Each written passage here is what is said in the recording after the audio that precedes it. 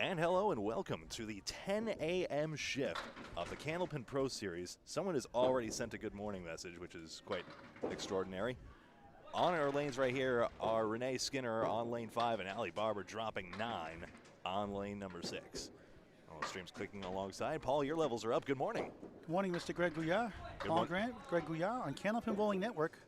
Pro Series mixed doubles. Allie Barber starts over the spare. Renee Skinner missed left that time. 1, 3, 5, 10. Great to be with you again. 30 strings in less than 2 days. Awesome. Effectively 60. We decided to cover 2 at a time. That's right. The more the merrier. 6 for Renee. 6 for Renee, that's right. Sometimes it's hard to see that sleeper pin in the back. From our angle, but no problem. Great to see you all. So this is the third shift. We had a 2 p.m. and a 6 p.m. shift yesterday and a 10 a.m. shift today, and all the shifts are being considered together. And the highest 10-string total for the mixed doubles partnership is the winner. Another 9 drop for Allie Barber. That's on a spare. 19 through 1. Just had a baby recently. With her husband Dave Barber bowling together. And just missed that time. She won the Lakeside Lanes. High triple last season, 391. That was the whole season record, including the summer league as well. So it's not just a fall winter league, it's also a summer all year round. That's pretty good for the ladies. Faye Sawyer won the singles at 160. She gets a 10, 29 through 2, missed the second, made the third. That's a Paul Grant special. Renee hits the head pin for a 7. We'll go over her standings in just a moment, but I'm going to wait for some more people on the live to file in before we do that. 13 through 2, teaming up with Corrado Pani, alias C-.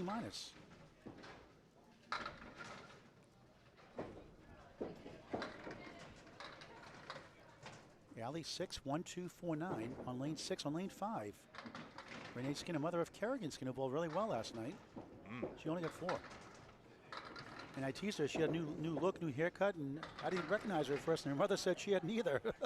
Who's a stranger in my house? Nice ball. Won't get to the 6 though. Heck of a try. Cheater national runner-up in 2021. To eventual champion Miss Hawaii, Lori Lewis, won it 2 years in a row. The only 2 years they had it. Hope to see that brought back by Michael Chichi again. Lori is blocked by this first. Allie Barber at 10. 39 through 3. Perfect so far. Nice 10 for Renee Skinner. 23 through 3. Craig. Checking my levels here.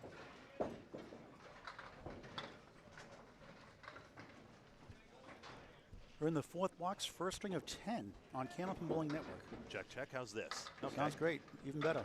Fantastic. Here you better now. Allie 3-2 split on the head pin. 3-6-10 right, 4-7 left. Renee with just 3. Check out the 2-4-7. We are here at 1710 Bowling and Entertainment Center in Augusta, Maine. Nice bid by Allie. Can't get the 7 to go. She's throwing a great ball. Fantastic host all weekend long. Yes, she is. Mark Carrier, Samantha Bryant, Colby Carrier, Mona Lamar, Nate Venture.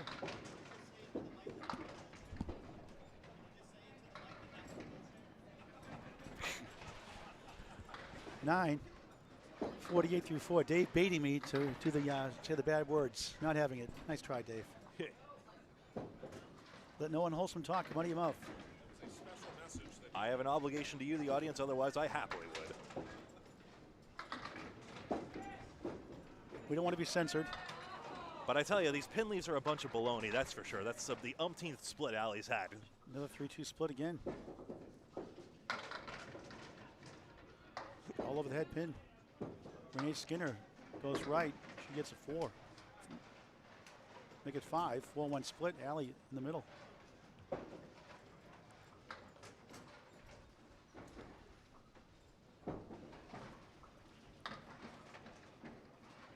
Allie at 108. Best season average. Tough 5 that time. On the head pin 3 times, you could say. 53 half. Decent half. Goes on Lakeside Lanes, Manchester, New Hampshire. Renee Skinner now in Oxford, Maine. Richard from Scarborough, Maine, home with Big 20. 104 current bowl at 110, her best year. More on them next time up. The teams bowl the same lane, all 10 boxes. They move 1 lane to the right, then eventually they'll come back to lane 1. As we're starting on lanes 3 today. We're on lanes 5 and 6. How about Nick Norcross yesterday? 201. 201, 5 strikes in a row, and almost got a 6-1 with an 8 drop. That's right. So I understand from one of the employees who works here, Nathan, I believe his name was. Yep. So 207 is Mark Ritchie's house record. This is Dave Barber taking out the 4-pin on the first ball. Gouillart Pani on lane 5 takes out the 6 and 3, so the 2 and 4 will stay put for a spare leave. Dave got that famous 4-pin in that first ball. Precisely. Pani should have this. He's gone too far on the cap, unfortunately, and does not. And he takes a tough 5. Gouillart Pani gets a 10. So Nick Norcross now also has the highest lane record as it happens. 1710 has this distinction of keeping individual records for each lane. Actually, a few of those records fell as well, but no one had a single lane record over 200. When Mark Ritchie rolled 207, he did it on multiple lanes the way the format was. Well, you bowl left 5 boxes, the other side 5 boxes. This format you bowl on the same side. So in a sense, it's an asterisk because anyone who's watched the Atlanta Candlepin single story knows exactly what we mean by that, of course. Dave Barber, 3-5-10. He's with to the left, and he got it. Nice bounce back from that 5 box. Corrado 6-10, spare. Nothing a spare can't repair. Yeah, that sounds like a rhyme. Precisely. Nipsey Russell, the old TV game show in the 70s, Rhyme or Reason. You're too young to know that one. I saw a more obscure pilot he hosted once. Yes, I subscribe to Wink Martindale on YouTube. This is Corrado 20 in the ball through 2. Yeah. Burying that a bit. Both on spares. Early in the first or 10. Yeah. Multiple lane records fell. Tim Douglas's 184. I misrepresented the score a bit, but 184 is tops on lane 4. Dave's. I found out that J.B. Gauthier, sorry. Go ahead, Greg. Go ahead. Both get 6 in their spares. Go ahead, Greg. And J.B. Gauthier, had quite a possible record. He did very well on lane 10, I believe it was. But then Nathan realized there might have been a 200 score. Say it. Say it. Say it, says Dave over and over again. That is a bunch of bunk. 9. That was Dave on the other hand.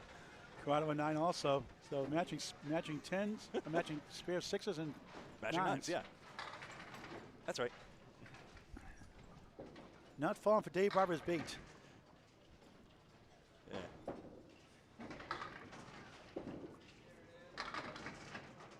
We'll go over the Pro Series standings coming into this tournament in a little bit. Greg will have that for you. And the top 10 get paid over the 3 shifts. Corrado spread eagle. Dave 4 in that first ball also. Tough leave. And all but the head pin. Corrado, great bid. Gets 4 of the 6. Not bad. 2 in the 4 for a 10. Corrado 116 league bowler. Dave around 120. 10-40 through 4. Corrado 10-45 through 4. Corrado has a high single again of 192. High triple 444. High 5 is 695. Did that in Millis and Ryan's. High 10 here at 1710, 1238. And Dave, 129 is best season in the average. Pro high single of 208. 475 high triple. High 5 771. His high 10 1406. Just missed left. 1-6-10. Corrado 5-1 split. Just got the head pin, but couldn't get the corner pins. A little more inside, it may have gone. Next string of Sonia Johnson won the Candlepins for Kansas Ladies roll-off, season 2, ladder 1. And didn't even know she won. Watch that on Candlepin Bowling Network on YouTube. Team up with Danny Harris, the fireballer. Dave a 7, 47 half, Corrado a 9, 55 half. Update from the Soothing Sounds of Greg Gouillart. Here I am. So let's go over the leaderboard as it stands right now. So the top 10 places will be paid for this event. And that's currently Brittany Underwood and Tim Douglas with 2,479, 2479, so about a 124 average or so. Then Amanda Carroll and Nick Zuffalato, 2454. Maddie Riva and Bob Whitcomb, 2401 is third. And following that, Laura Dorfler, John Winchell, fourth. Fifth place is Mario Johnson and Nick Norcross. Sixth place is the Aarons, Aaron Merrill and Aaron St. Cyr, so to speak. And Vanessa Huff and Mark Weber in 7th. Glennis McKinley and Joe Smith in 8th. Jenna Ward, Jason J.B. Gauthier in 9th. And Kaylin Zaleski and Jonathan Boudreau currently in the most vulnerable spot, 10th on the leaderboard. Jonathan hoping to hang on that 10th spot. He doesn't have high hopes for it, regrettably, but... Yeah, tough first and tough 10 string. They bowl well otherwise. Riley at 8, Renee at 10. First to 10 strings. So the 10th place score by Zaleski and Boudreau is 23-12. So about a 115 average, 116 average somewhat. Allie Barber's high single 166, high triple 405, has a high 5 of 629. She has a Pro Series doubles title this year with Sonia Rossi. Oh, nice ball again. That won't go. Renee has that one pin for a spare. Seen a lot of these yesterday. And she's right on it. On the board. First mark, 61 on the ball. In the 7th, Allie Barber 9, 70 through 7. That's right, as we have it. We are playing for Pro Series points today. Sorry, no, you were about to say something. That's all right. Allie Barber, just because she's blowing the last string here. New Hampshire Handicap States title.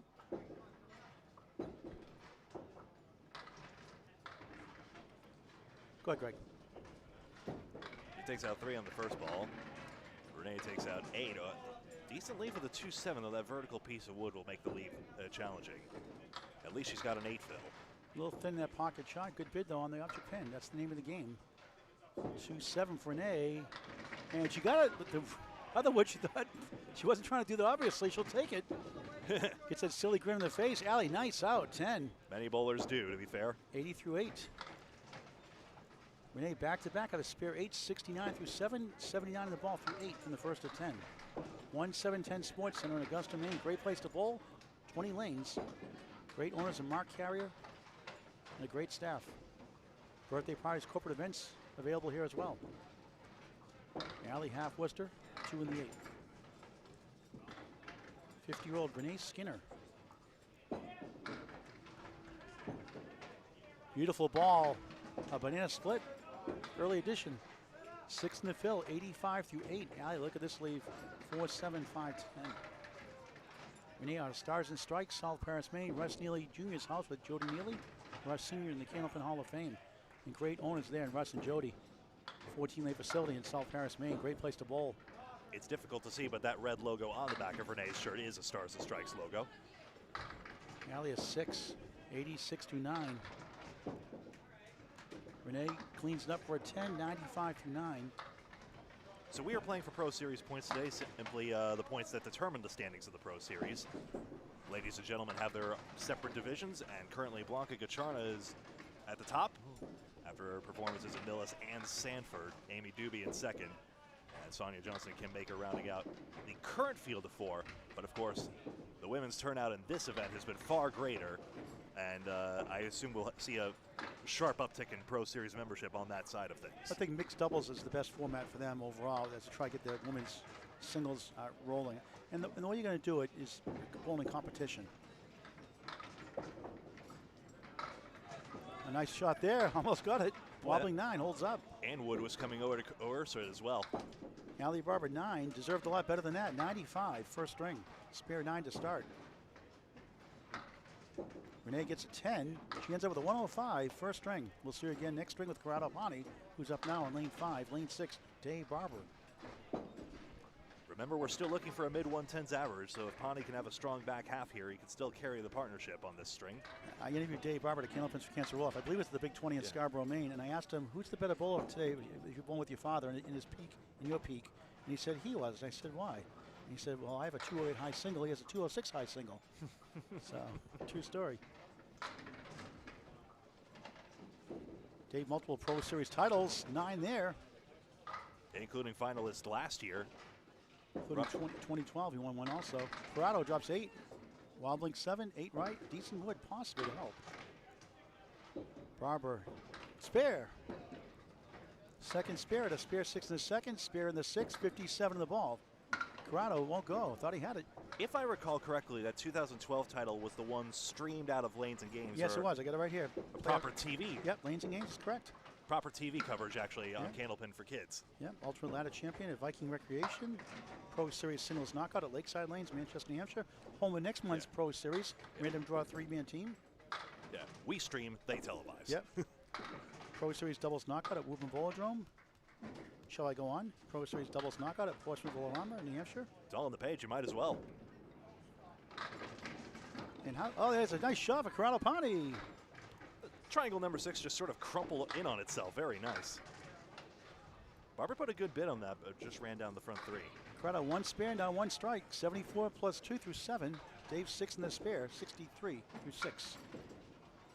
Good pinning, a great pinner. 10, 73 through 7 on Candlepin Bowling Network. How can we get Candlepin Bowling Network for our friends watching? Well, the way you're watching it right now, just do keep in mind we are on both Facebook and YouTube with several different broadcasts. Sometimes the broadcasts are only on one or the other. Generally, Facebook tends to have more live and YouTube tends to have more archive, but we are increasingly trying to stream events in both places as much as possible. So follow us in both places and you'll always be in the know either way. Second 9 drop for Dave, both times the 6-pin standing. Corrado 4 in that first ball in the strike. The postman.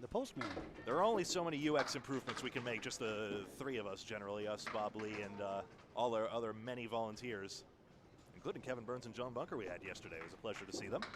Dave gets it again. Got a PhD in the 6-pin. 83 in a ball through 8. Corrado 7 in the strike, 81 through 7. I love this sport, but that sounds like a ridiculous college seminar. Corrado gets a 9, 90 through 8. They've also won the NBA All Events Championship. That's Massachusetts Bowling Association, 2009 and 2018. 4 NBA Open team events, an Open NBA Open singles event, Open doubles event title, New Hampshire CBA Open teams event. 7 there on the fill, 90 through 8. 13 television appearances on Comcast. On Candlepin Dollars 5 times. Nice shot, spare. Off the wood, 6, 7, 10. Nice shot. Back to back, 3 out of 4. 100 in the ball through 9. Corrado Pani gets another spare. 100 in the ball in the 9th. Normally would want to put it between the 1 and 3, but that's a very good shot nonetheless. On the head pin, down it goes. Dave also on Candlepins for Dollars, going 4-1 in 5 events. His father, Jim Barber, in the Candlepin Hall of Fame, threw 4 strikes famously on Channel 5. You can watch it on YouTube, I believe, on Alley Chat. Can be seen at Metro Bowl as well, and nice coincidence it popped up on my own social media feed. He does a great job running the Pro Series events in the world. There's a strike for Corrado and spare. I was wondering, you just need a strong back half from Pani, and it puts him and Renee right off to the hot start. What a shot by Dave. Just missed 3 in a row. 7 in the fill, 107 through 9, trying to get to 117. Yes, thank you. Corrado 110 through 9, 120 plus 2 in the 10th. Dave, another good single pin for a 10. Yeah. 117, opening string. Interestingly, Barber is demonstrating the average spare fill of 6.5. He actually had literally that. As per the statistics that Bob Lee compiled somewhat anecdotally just by watching extensive matches. So Corrado could get to 140 with a triple strike. We saw 5 strikes by Nick Norcross in this cinch yesterday. Off to our right in lane 8, we're on 5 and 6. 201, 5 strikes in a row. A thriller. Corrado, another good ball, just missed the pocket. 6 in that first one. Now he can get to 130 with a spare on strike. 9 strings after this to wrap up the 3-day 10-string tournament. Notice the balance hand is just tucked it by his chest. And he does. Nice. A big 20 bucks, 130 for Corrado Pani. Very good. So remember, this is a big field event right here, as we have 10 lanes in use right now. So actually, this is a delight. We'll see everyone in this third shift. Right now, we wait for the rest of the field to finish up. We got spoiled last time. Usually, we were the last pair of lanes to finish, so we could just plunge straight into the action. This time, we'll wait on the rest here. All bowlers drew their lanes by lots, and will shift down 1 lane to the right after each string. Looks as though just about everyone is on their 10th box at this time, so I expect the delay will be fairly minimal at this point. Well, you're in for a treat next string. You get the Fireball of Danny Harris and Candlepins for Cancer Women's Championship just a week removed, Sonia Johnson. Was that 2 weeks ago? 2 weeks ago now. I feel like it was 2 weeks ago. Yeah, 2 weeks ago. Time flies. Doing so many matches. 2 weeks ago now. Time's flying. 2 weeks in a day.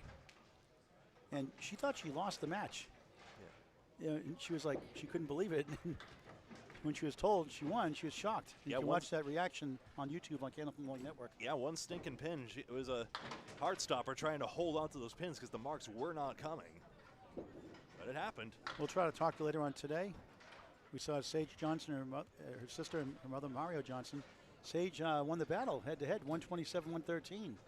So a lot of trash talking there, as usual. All in good fun, of course. So we'll say so long for now to Allie Barber, Dave Barber. We might catch him later on, possibly. Not sure if we will. Let me think this through, because I feel like... May not get him to the last string. Maybe the last string. We'll see. Well, they'll be off to our left anyway by then. And 1, 2, 3, 4, 5. Oh, no. They have to wrap around There's only 10 teams today, right? So right, so they would wrap around. Yeah, we'll get them the last string. Yeah. 10 lanes. If they shift down to the right. Yeah, we should get them the last string then.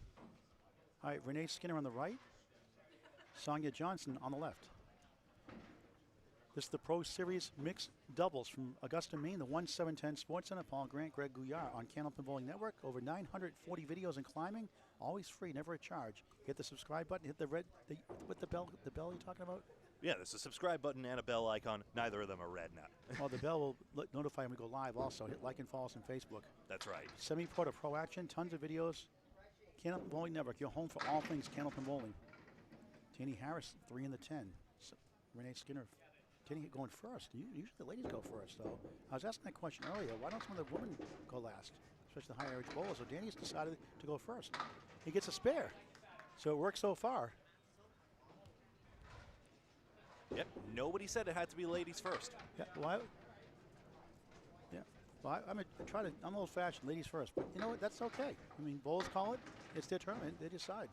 I'm okay with that.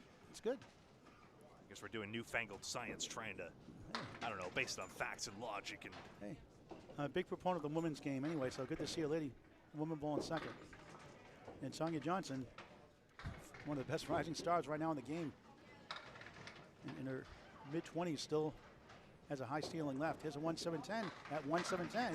Harris, another spare after a 4-fill. Now 24 and a ball through 2. Really tough to get that 6-pin cluster to go. Very nice. Wow, what a try by Renee Skinner.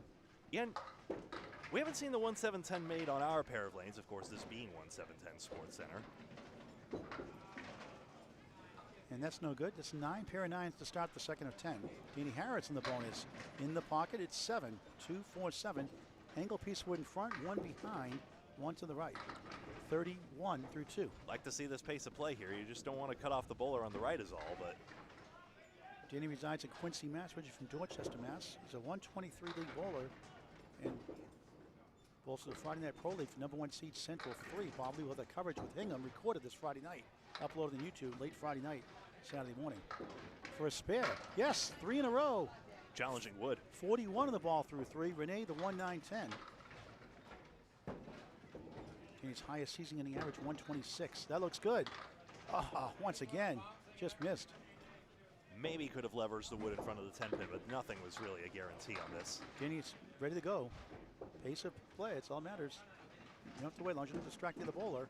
But that one got away. And lucky to get a bunch. You got 6, 7. Maybe it's 6. Wobbling 4 horsemen.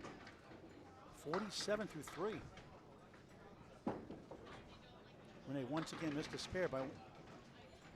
Danny Harris, anchor the ICC champion year before last, Academy Lanes. Oh, comes back, but you got it. Rebound shot, it counts. Danny Harris tonight 4 in a row. So Renee does get a 10 out of that, 28 through 3. Yeah, had the 1-9-10, then pared it down.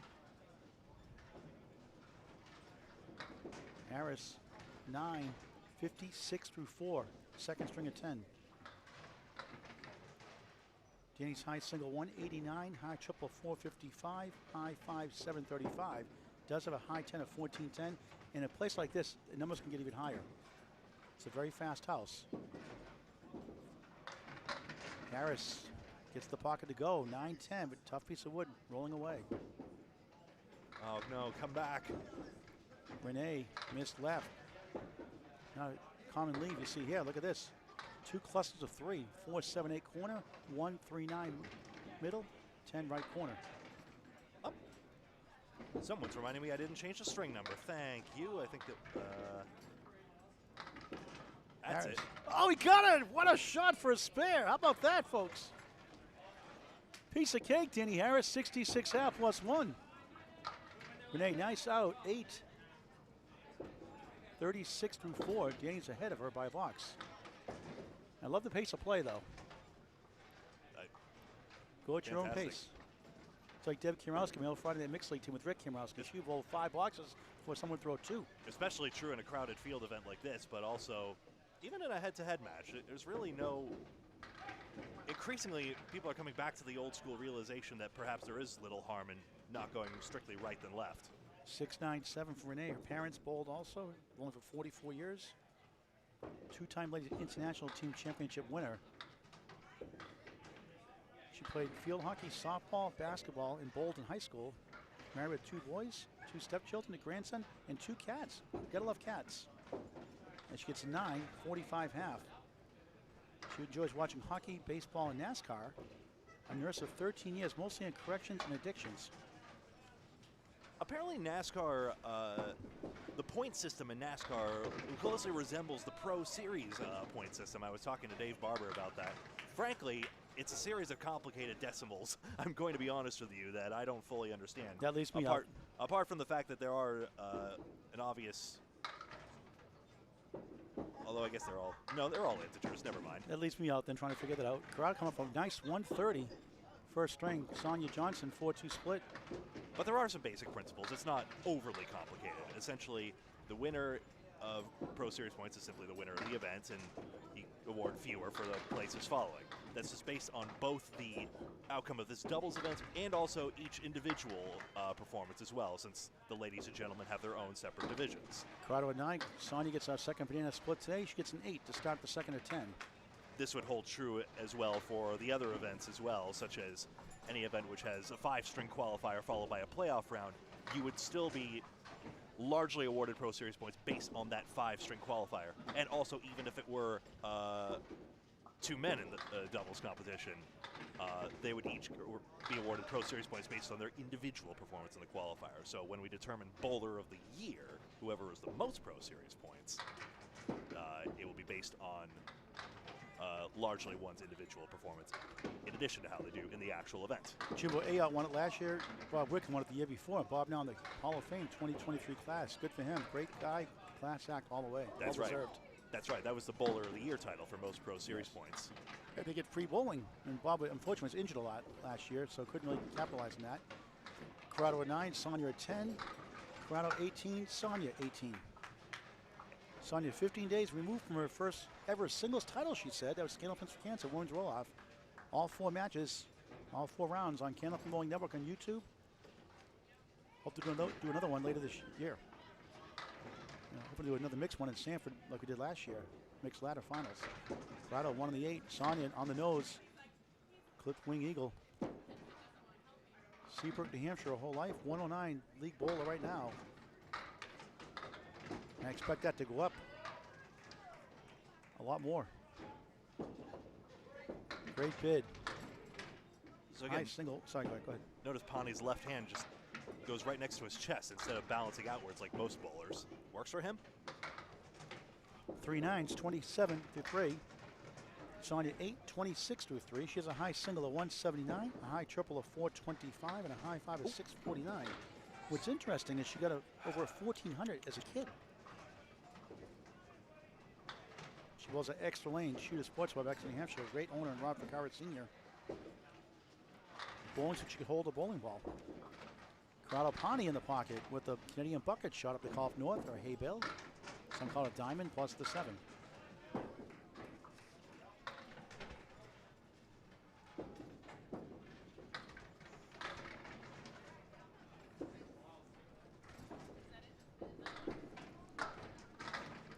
Sonia, good bid on that. The wood tips the wrong way.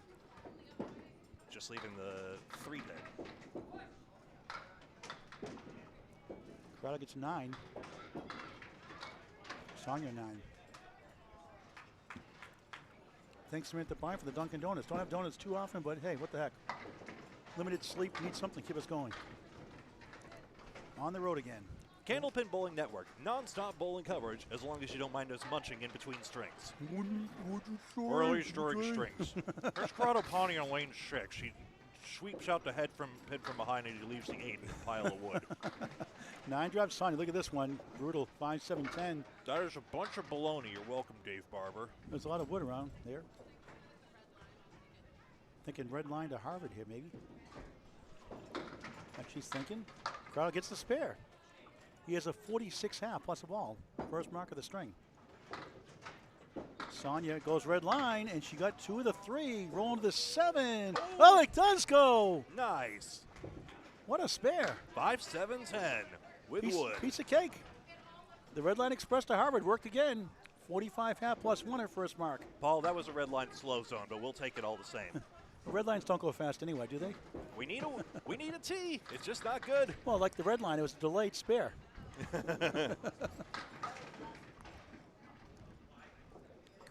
Danny Harris, great half.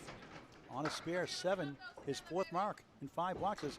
No surprise, 73 half. Red line on the tee referred to the MBTA, the Boston, Massachusetts area, Massachusetts Bay Transportation Authority, public transit. That one got away. 1 in the 7. Renee Skinner on the right at a 45 half. Nice bid there, won't go. Hit the object pin, name of the game. It works, sometimes it does, sometimes it doesn't. Harris gets a 10. Just the 9 boxes, only pin left in the deck in that 4th box. He's at 83 through 6. Renee at 9, 54 through 6 on Candlepin Bowling Network. Friday Night Pro League game of the week this Friday night. 1 live, 1 recorded. Hopefully Greg will be joining me at Central Park Lanes, East Boston, Mass. No pressure, Greg. 7:30 start. Academy 1, 7th seat takes an 11th seat. Central 1, Central Park Lanes, East Boston, Mass. Live on Candlepin Bowling Network, on Facebook and or on YouTube. Renee 1, 3, 9, 10.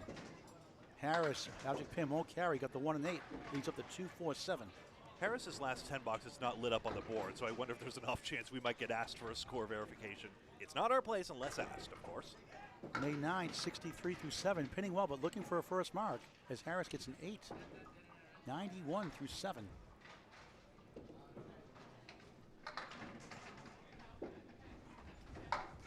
Danny remembers, of course, consummate pro he is. 91 through 7. We got Renee's husband, Zach, here. Zach. How's it going? Good, how are you? You're going to be working with your wife as a security guard, huh? Yeah, it's going to be nice. We'll have our afternoons back again. And, personal care too, right? Yes. Talk about your bowling and about, how you guys met.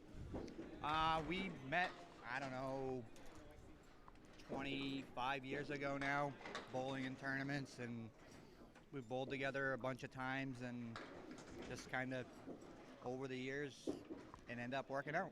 And you're good luck. You got a first spare of the string since you started the interview. Hey, whatever works. You know? Got to stay here the rest of the shift. Whatever makes the pins go. We may have to move our cameras and equipment all the way down to the right. Nice shot. Wobbling 7, wobbling 10, no luck. 81 through 8 in the second of 10 on lane 6. How you playing the wood here, Zach? I'm probably going for the 7.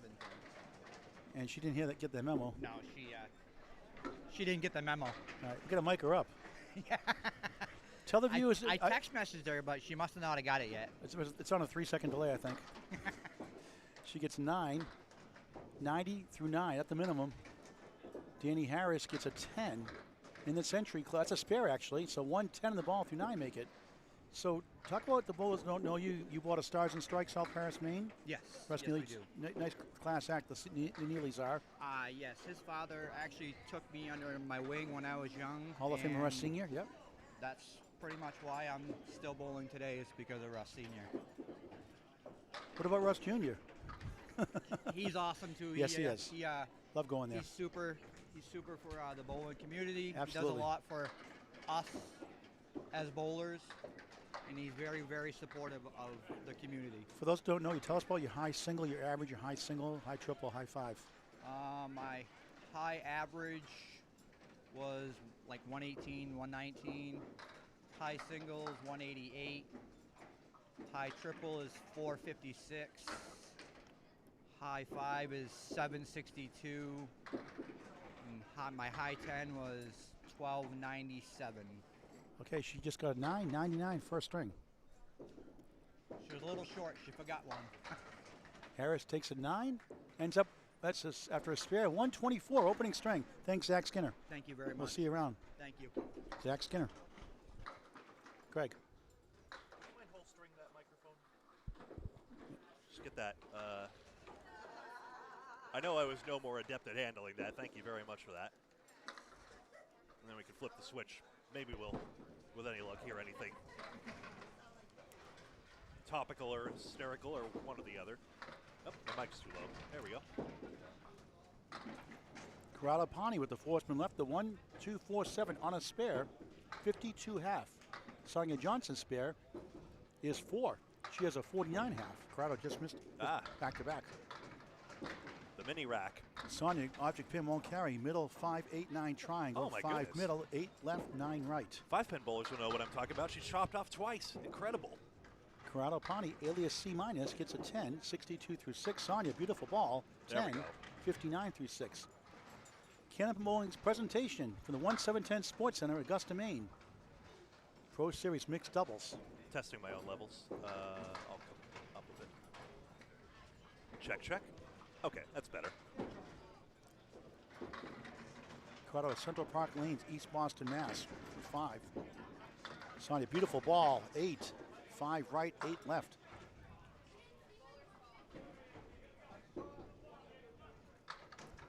Corrado almost got it. Sonia missed that chance. No, the pesky 2-pinner Greg Gouillart likes to call him.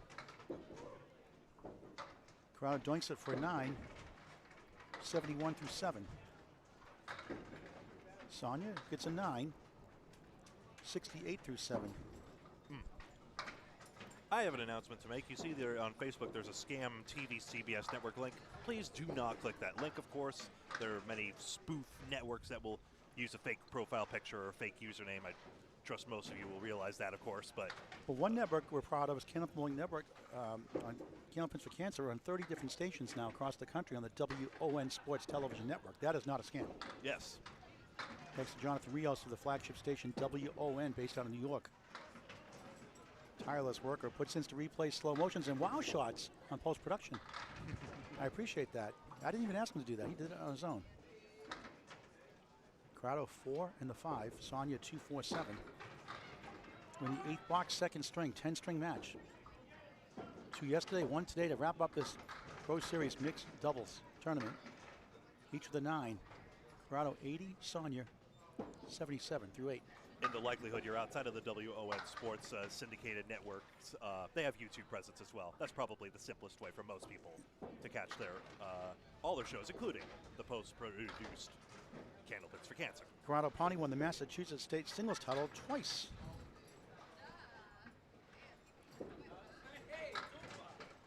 His favorite bowling moment was winning a $3,000 jackpot by throwing four strikes in a row at the old Pilgrim Lanes in Haverhill, Mass. Nice. He's a big fan of Jim Barber and Joe Tavernese, 2 Hall of Famers. He's into softball and flag football. 2 bowlers closely associated with Metro Bowl and Peabody as well. The letter carrier for the U.S. Postal Service. Joins Candlepin Bowling and hockey hobbies. He likes that TV show on Netflix, Cobra Kai. Big fan of Three's Company also. Classic TV show growing up. Cobra Kai is a great series too. It's a continuation of basically the Karate Kid, the original one. Ah. Really good episodes there. Another season coming up. They're older, obviously. Same characters play it as well. And Corrado gets a 10. That was a 10. Yeah. Yep. Okay, so 90 through 9. 8 for Sonia. 85 through 9. 8 strings to go after this. We have Sonia Johnson, Danny Harris again next string. Sonia on the nose, clipped wing eagle. Corrado goes left, steals 8, 6 right, 9 left. Second time he's swept a head pin out.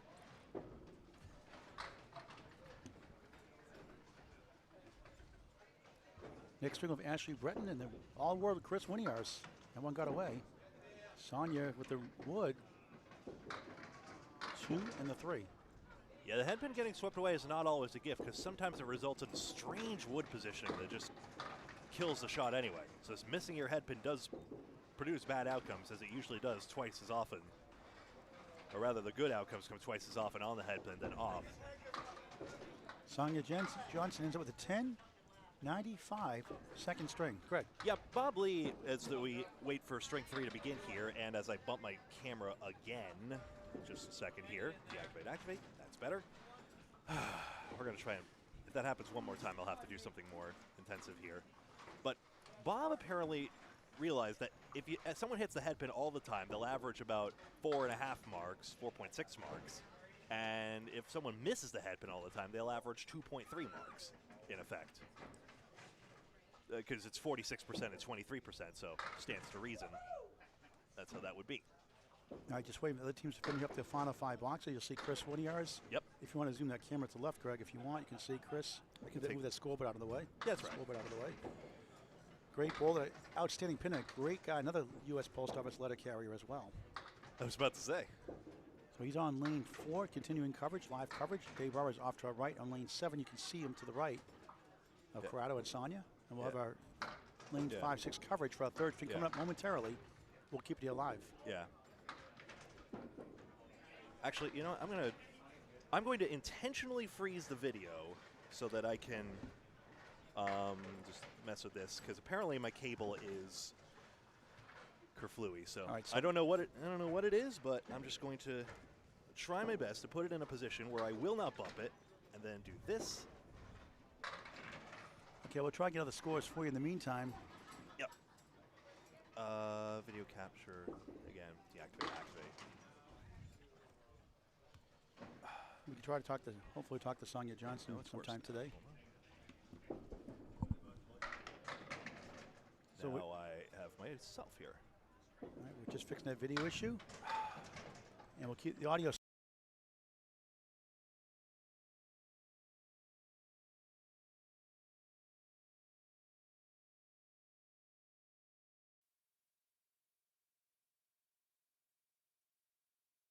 Black shirt, our coverage. Yeah. They're finishing off their second string. We're on 5 and 6 all day long. Brutal. Nobody wanted to see my ugly face today. There we go. I think your wife would beg to disagree on that one. Yeah, that's true. Chris gets a 9.83 through 7 on Candlepin Bowling Network. How about the Tornado? Tim Douglas, 184 yesterday. Nick Norcross, 201. Some big scores yesterday. And the ladies also. We'll go over some of those Pro Series results again from yesterday for those who just tuned in. Coming into today, Brittany Underwood, Tim Douglas. Brittany threw an 11-11 yesterday. Her new high 10. They had 24.79 combined. Number 1 coming in today. Amanda Carroll averaged a 122 yesterday with Nick Cefaletto. They had a 24.54 in second. Third, the duo of Madison River, Bob Wickham, 24.01. Laura Dorfler, John Winchell, 4th, 23.88. Mario Johnson, Nick Norcross, 23.58 in 5th. Aaron Merrill, Aaron St. Cyr, the rock star, 23.50. Vanessa Huff, Mark Weber, 23.39. Glennis McKinley, Joe Smith, 23.37. Jenna Wood, Jason Gauthier Jr., JB from Western Mass, 23.26. In 10th, trying to hang on, Caitlin Zaleski and Jonathan Woodrow at 23.12. Just on the outside was Sarah Simmons, Chris Merrill at 23.06. So they cannot get in the top 10 prize money. So again, a mid-110s average would take 10th place as it stands, presuming nobody else in the shift overtakes. And the defending Pro Series champion we mentioned earlier is Jimbo Ayotte. Season ago is Bob Wickham. Later on, we'll have Stephen Botti here with Blanca Gachana, Central Park Lane, Boston Bowlers. He's Boston, Mass. Chris just got a strike. And I can see that. Is it 106, Greg? I can't see that scoreboard from here. I showed possibly 98, so now 108 through and a couple through so 9. It's 98 through 8, 108 plus 2 in the 9th. Okay, it's a little bit off to our left, so we're just going to extended coverage while I wait for them to finish up. as each team moves 1 lane to the right after each string. Which means, of course, that we are on their last frame, and then string 3 will begin in just a matter of time. We're going to cover all the balls at least twice today. 2 strings at least. Looks that way, most of them anyway. Actually, we'll get them all at least twice. Maybe 1 3 times. Chris 6 on that first ball. 6, 9, 10 trying. 7 left. Stephen Botti in the green shirt on lane 3 has a 9 pin for a spare. Gouillart trying to kick it over. What a try. 9 in the strike. 107 is it? 117. 117 through 9. Don't worry about Trying this. to get to 127. Steve missed that spare chance. And Chris gets a 10. Nice string. 127 for All World, the Wizard, Chris Gouillart of Lakeside Lanes, Manchester, New Hampshire. Last year's #1 seed in the Atlantic Candlepin Singles Tour Northern Conference. And Steve Botti got a 10. Can't see his score from here. I think it's 96. But anyway, we're back to our live coverage here. Paul Grant, Greg Gouillart, Candlepin Bowling Network's presentation of the Pro Series mixed doubles from the 1710 Sports Center in Augusta, Maine. 2 matches yesterday, 10 strings each, 10 strings today. Before we head back to Massachusetts. And Danny Harris leading off for the string. And usually you don't see this too often for mixed doubles. Usually the women go first, lady before gentlemen, but Danny Harris elected to go first. And it worked out pretty good. What did he have last string? 1 second. He's ready to go. He's not wasting any time. Very rhythm bowler. 1, 2, 10. Third string underway. 124. 124 for a string. Ashley Breton leads off. Also Ryan Zamillis. Another good young bowler in the rise. Atlantic Candlepin Singles Tour. Goes to the same foot and the same hand. 1, 3, 6, 8 and back. We'll see the next 2 strings. Harris picks it up. Should be for a 10. Yep. Ashley for a spare. Oh, good try. Just missed the 9. 8 rather. 8 left up. No, it is a spare. I beg your pardon. Ashley, good pinning. 10. That's a good sign when you get single pins like that. A lot of bowlers struggle with single pins. A lot of it's mental because 68 to 72% is the average pro range for single pins without wood, and yet single pins seem to be a lot less for a lot of bowlers. It's a tiny toothpick 60 feet away. It's much harder than it looks for certain. Danny Harris, our third banana split of the day in our coverage. Ashley goes right, and she gets 5. Make it 6 maybe. It's 5. Pins slide a lot here, but they move really well if you're in the pocket.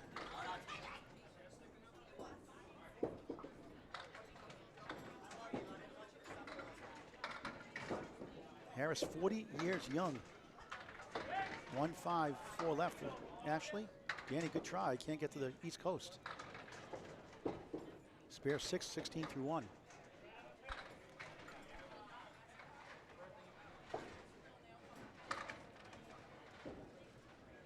Harris takes 9, 25 through 2. String number 3 of 10. Ashley in the middle for a 7. 17 through 2. Candlepins for Cancer. Final 2 rounds this Saturday, February 3rd, 12 p.m. and 3 p.m. Your final chance to get a chance to win $2,000 first place prize. Top 5 make the live show February 10th. Butwell's Bowling Center, Concord, New Hampshire, the qualifiers and the top 5 live show.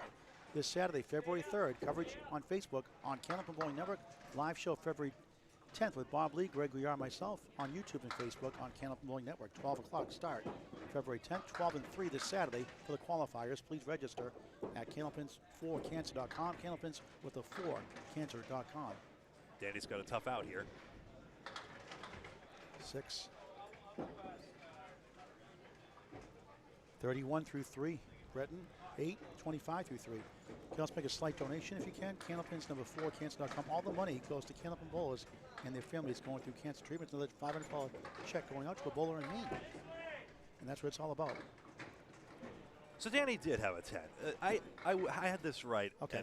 And, it did light up on the scoreboard as a spare, but then it was changed to a 10. Okay, so 10, 9, 6 officially, 25 through 3. I was right. You're always right, Greg. You're always right.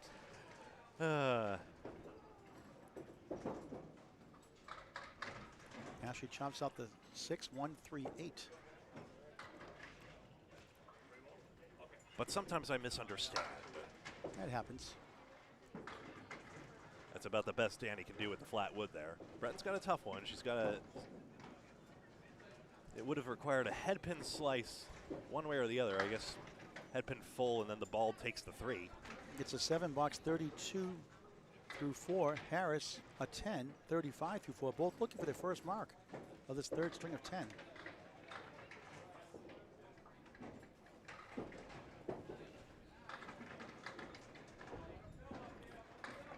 Thanks to Ed on YouTube, who's providing a lot of technical assistance with this. Really appreciate you. Harris, strike. Nice. 45 plus 2. Ashley, 2 in that first ball. Kenny leading off. Sonia Johnson to follow. And talk about rhythm bowlers. She bowls fast. Ashley missed left, almost stole it. He's up number 1. Open half, no marks. Try and get to 42 through 5 in string number 3.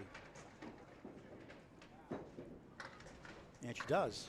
Good in that single pin again for the second time. 42 through 5. Sonia Johnson on the right. Chris Winiarz. Chris with a K. Winiarz. Win. W-I-N-A-I-R-Z. Winiarz. Great guy. Great haircut, too. Sporting that new look. Sonia Johnson breaks the diamond and the triangle. Now it's the 2 left, 5 right. Smooth ball by Winiarz, just missed right. In Maine, we call it the Christy Hapworth special here. She bowled last night. She had a 120 final string against our coverage. One of the strings we covered with her. Sonia missed that chance for the spare. Winiarz, beautiful ball, but 2 full, 2-4-7. Sonia Johnson is 26 years young. It's a 10.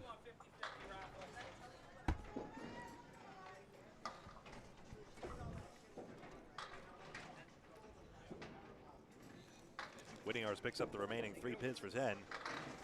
Freshie doing the raffles today, Freshie. How you doing? Hanging in there, pal, you know? Now, Freshie, you gonna pick the winning ticket today for me? I'm gonna try to, buddy. That's for sure. Try well, it. actually, they're all winners until one gets picked. Then that's the real winner. All right. You're gonna put $1 for Canvas for Cancer if I don't win, okay? Like a lemon drop. You know, if you recall, my first ball of the tournament was a lemon drop. Dave Barber got one today also. The Oh, first he did? ball. Yeah. You can I- tease him. You can tease him later on. Yeah, oh, of course I'm gonna. It was, I'll it put was, some money in later. it was his first, We too. don't take Monopoly money though. Oh well, then Or I gotta hit or an the game, ATM. or the game of life. Yeah, then I gotta hit an ATM. All right, thanks, Freshie. Such a character, Nick Cefaletto, Freshie.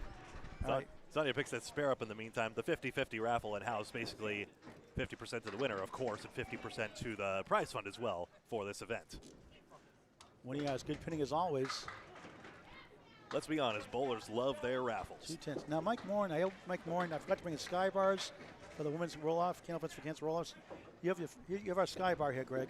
Oh, You got to show it to our viewers if you can with the sky. These youngsters don't know what sky bars I'm are. not going to. Very popular. No. Cameras for the bowlers. Market basket. They already saw my face earlier, remember? I'm not turning it around again. Sonia, 7 to fill, 27 through 2. Can't connect in that one, 2 in the 10. 109 average. Comment, tell Freshie to please stop yelling. A little late, sorry. Oh, what a shot for a spare. That wood sort of stood up on end. Wow. 2 10s and a spare. Perfect so far. 30 in a ball through 3. Sonia Johnson, 9. After a spare 7, 36 through 3. She's 109 right now, her average, but 115 was the best season ending average. 179 high single. Out of Excellent Shooter Sports Club, Exeter, New Hampshire. Beautiful ball for a strike, 9. It's the queen pin for the ladies, the 5. Great piece of wood to help. Won kids state titles in the past. Winiarz missed left, comes back maybe. One Weebles and Wobbles, won't go. Another Christy Hapworth special up here in Maine. 5 in the fill, 35 through 3. Sonia Johnson, second spare in the last 3. 46 in the ball through 4. Winiarz wooden back to help, but just missed inside. 1 in the 8. Sonia also won the ladies international title with her mother, Marion, or we call her Mario Johnson, and Kim Baker. Now, Both the mother with Brian Fuller Jr. also in the 2021 U.S. Invitational during COVID when Canada couldn't come down. Hence the U.S. Invitational. And she loves when she beats her mother. They have such fun spirited matches. A lot of trash talking, but they love competition. Chris, 9:44 through 4.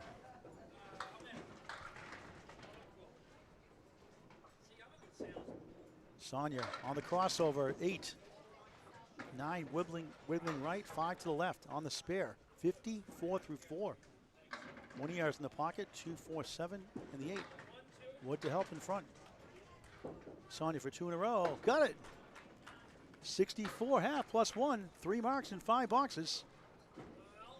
Good fill, 7 and 8 above the average pro rank of 6.5. Stats by Canopy Bowling Network. Gouillart can't get the spare on the 2 and the 8.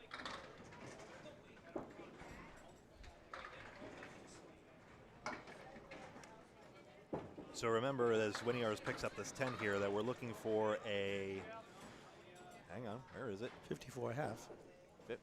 That's right. 24.79 is the top score. So Brittany Underwood and Tim Douglas, 24.79, so about a 124 average.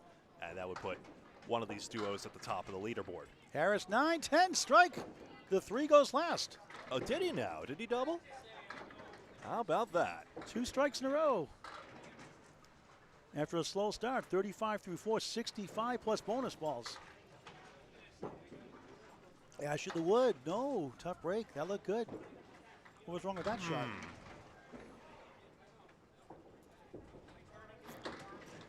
But she practiced a lot. She's going to get really good. I mean, she's got good mechanic, good cadence and lanes.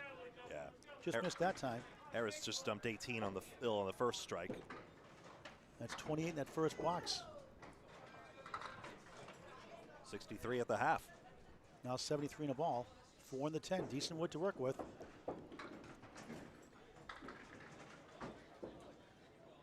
Wow.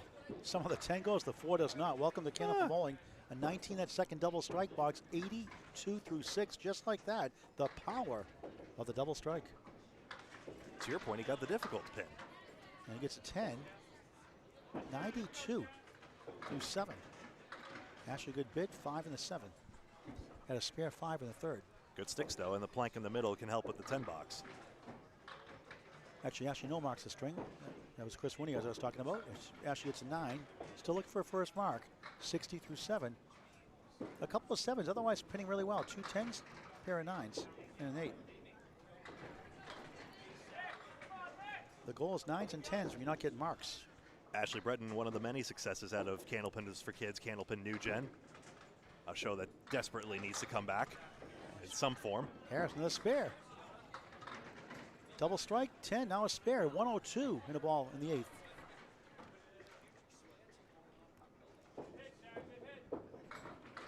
Ashley, 3-6-10 on lane 5. Danny Harris on TV a few times, has won back-to-back Friday Night Pro League championships. And his team is number 1 right now. Ashley gets to the go this time. And that's a spare. Yeah, the wood wasn't entirely convincing. She negotiated it very well. 70 in a ball through 8. Jenny Harris born on Veterans Day. A salute to Danny Harris. Ashley in the bonus. Beautiful ball, a little full. 2-4 left, 6-10 right on the bonus. 76 through 8. Harris, another one. 8 in the fill, 110 through 8. Spare in the 9th, 120 in a ball.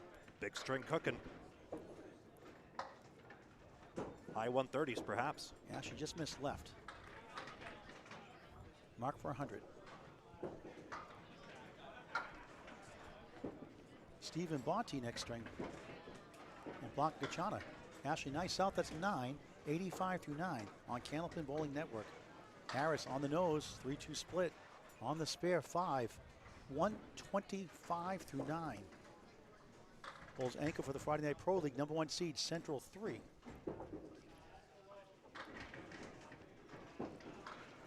Ashley, nice ball there. And tough leave, look at this. 4-7 left, 5 middle. Ouch, ouch, ouch. Harris, oh, he got it. How about that one? 3 in a row, 5 out of 6. Double strike, 10, 3 marks in a row. 135 in a ball in the 10th, trying to get to 145. with a strike on spare. Now she trying to get these 2.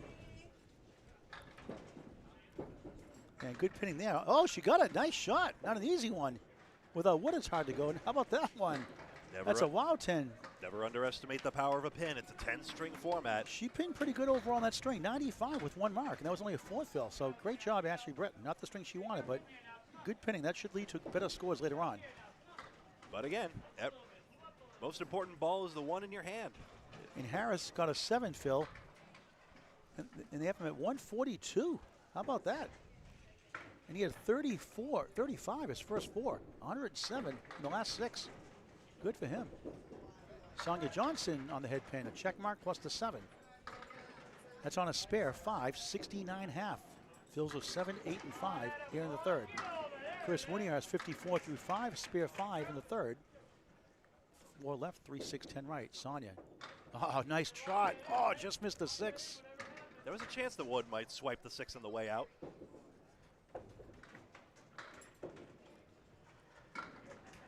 Winiar's good ball, and the object again won't carry to the 4, but nothing wrong with that shot. Sonia just missed for a 9, 78 through 6 in the 3rd of 10. 3rd match of the weekend. Pro Series mixed doubles, Augusta, Maine, 1710 Sports Center. Winiar's 10 as usual. 64 through 6, back-to-back 10s, 3 in the string. Make it 4 in the string, or is it 3? 3. 4. It is 4 because the first one doesn't have an X mark. Okay, well, 4. Exactly, because X is 10 in Roman numerals. You're the last person to have to explain this to, Paul. I thought X was Twitter. Also true. It shouldn't be. It's such a stupid name, but it is. Winiar's for a strike, 9. 6 pin left up. Sonia 2, 4, 10. X also makes the SH sound in certain languages, like Mandarin. So. Oh, what a shot! Oh, Weeble in the 10 won't go. Some people riff on that. 2 close calls, won't go. Yeah, that 10 was wiggling. X marks the spot was a good expression growing up too. That could come back into When vogue. you got spare. 74 on the ball through 7. Sonia gets the 10. 88 through 7 on Candlepin Bowling Network. Maybe Vogue could come back into vogue.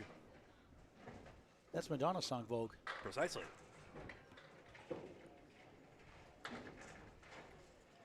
Chris Bones was just 5 years old. He was on Candlepin for Kids, 2-time runner-up. Sonia drops 9. Boy, it's just going to be good to see her going through the ranks. Chris off to the right, 4 in that fill. 78 through 7. Sonia in front of the mark. Yes. 4th spare of the 3rd. 98 already. 98 in the ball through 8.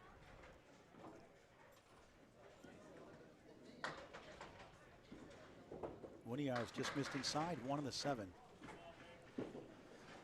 Chris is just such a good mentally focused bowler too. Bowls anchor for their Friday Night Pro League Central 2 overall. Yeah. Field goal that time for an 8. 86 through 8. But a great guy to having a team, any team. High character, great chemistry. Like the team he's on now, Team Hatchetman, as he takes a seat momentarily, perhaps to recollect himself. Sonia 7 in the spare, goes from 98 to 105. That's the Rich Lamoni captain squad. Through 8. Winnie has a beautiful ball on the crossover, the Canadian bucket shot up north, they call it. Sonia, good try. Oh, she got it! How about that one? Back to back, 5 spares in the 3rd. It's a perfectly placed shot. 115 in a ball in the 9th. Her highest season average was 115. You have to know the conditions of the place as well. The pin plate does slide a little bit more, so you do have more of a chance instead of a crazy wall shot. Oh, look at that shot by Chris Winiar, sweeping spare. To make shots like that as well, and just leverage the fact that the pins will travel farther on the pin deck. Right to left, back to right again. 2 great shots, 2 great spares. 2 great Great examples bowlers. of that. Chris, 3 spares. Yeah, sorry about that. Go ahead, Greg, sorry. No, I'm good now.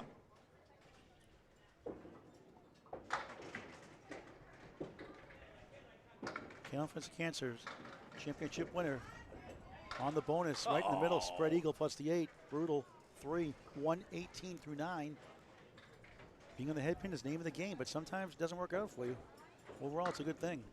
Winiar's in the pocket, takes down 6, maybe 7, make it 8, make it 9. We should call Candlepin Hit the Pin. What a great idea. 9 in the fill. 105 through 9. Sonia 2-4-7-8. Trying to get to 128 after that spare 3. 118 through 9. We should just call Candlepin Bowling, but that's a story for another day. 2 for an 8 box. Another fine string. 126 with Sonia Johnson from Seabrook, New Hampshire. What a duet that is. Winnie has 10, 115. Partnership total 210 on the blue side as I have the scoreboard. And for Danny Harris and Sonia Johnson, Chris, 260, excuse me, Paul, 268 wow. for a 134 average. Remember, mid-120s is all it takes to be number 1. We're up on a scoreboard for Chris Winnie. He's got the box to go somehow, so we have a scoring area here, so we'll get that fixed. Excuse me. So we'll fix that for you at home. Our apologies. Because he had a spare, and it's a 10th box fill. I missed a spare. I'm sorry. That's okay. Things happen. Live streaming. We don't have the quality, the time to edit and things like that. I beg your pardon. 9 fill. You get the real deal here. Real deal. So 9 that final box. After a spare, which was 9, I believe, right? Yes, so he gets a 124. So even better. 9 pins higher. They'll take that. So Sonia 126, Chris a 124. The combination for Ashley Britton. Yep. Chris Winnie has 223. So, our lack of understanding aside, the power of 19 boxes there, one after the other, and suddenly a string that was hovering about at the 10 a box par level rockets into the pro tier level of 124. I was worried about those earlier spare fills. Winniear's rebounded very well. 7 strings to go. That's Stephen Botti you see on lane number 4. Stephen Botti. Blanca Gachana next. Blanca Gachana, number 1 on the ladies' division of the Pro Series. I should go over the gentleman's side now. Joey Lister is at the top. I know that one offhand. Followed by Craig Holbrook second. Hang on. Paul took my levels out. Joey Lister first, Craig Holbrook second, Chris Merrill third, Scott LaPierre fourth, Sean Baker fifth, Jimbo Ayotte, Bowler of the Year and Pro Series champion last season, sixth, Aaron St. Cyr seventh, and Tim Douglas eighth. And then 9 through 24, I'll just rattle them off. Danny Harris, Tim Soucy, John Winchell, Ed Woodside, Jonathan Boudreau, Dave Barber, Austin Barnes, Dan Allard, Scott Douglas, Mike McIntosh, Nick Norcross, Bob Whitcomb, Josh Daly, Russ Neely Jr., Corey Alisi, and Pete Rischitelli. Is the top 8 that will, the top 24 will make it to the Pro Series playoffs at the end, and the top 8 will get a first round bye in that single elimination bracket that will take place then. String 4 set to begin soon. Just a heads up, Paul, you took my levels out last time. Oh, I'm sorry. I'm on 3, you're on 4. Oh, I changed it, okay. You're number 4. All right, I thought you were on You 1 were no, you were number 4 yesterday. Okay, I don't keep track of this stuff. No disrespect meant, of course, as ever. I don't have the technology like you do. Yeah. I also just do a lot of things and don't explain it. I thought you were number 1. I'll take the scoreboard away. Ashley Britton, half Worcester, start the 4th of 10. Blanca Gachana, Women's Pro Series leaderboard this season. Spread eagle. Ashley, another half Worcester. Blanca on the archer pin gets 3. Good job there. 2-4-7 for a 10. Ashley, tough 4. That's a Paul Grant shot. I need 2 4 boxes like that in my career.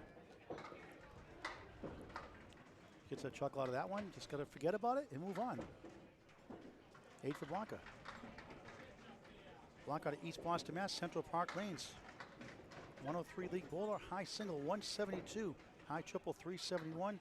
High 5 582. Bowler Stephen Botti. Another great guy. Ashley better leave this time. 3-5-6 triangle. Blanca sweeps down the head pin. And the 7 is the 2 and 4. Spare chance.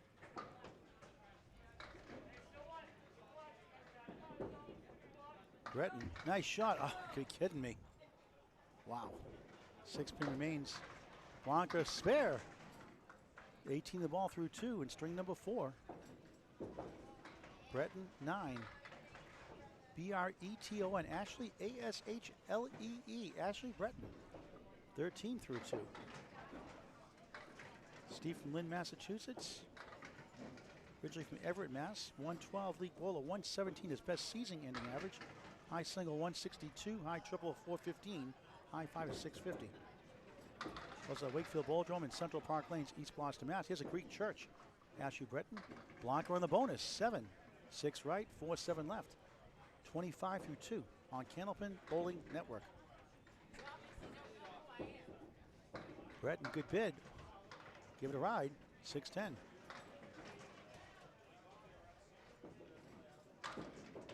Blanca, oh, what a try. It's such a pity that wood was too deep in the middle there. Otherwise, Blanca could have run that down. It almost came out of the channel back, but it held its ground. Ashley gets a 9, 22 through 3. Good pinning right in the nose. 10 for Blanca Gachana, 35 through 3. A big family of bowlers. Yeah, we find ourselves referring to Blanca by first name, but consider we have Fernando, Luis, Lou Gachana, of course, then Blanca, and I believe Carla's here, is in the field today. Yeah, Carla K with a K. Yeah. And, of course, their lovely parents. And Fernando Gachano won the Atlantic Candlepin Single Star against Danny Finn, the ACST commissioner. Thrilling match. Yeah. On Candlepin Bowling Network. And Danny won that overtime match against Jordan Britton in the conference finals. And, of course, their lovely parents also named Blanca and their late father, Fernando, who was also a longtime Central Park Lanes bowler, and I believe they named an award after him at that house. Ashley gets a spare. 32 and a ball through 4. Blanca 10 pin for a 10.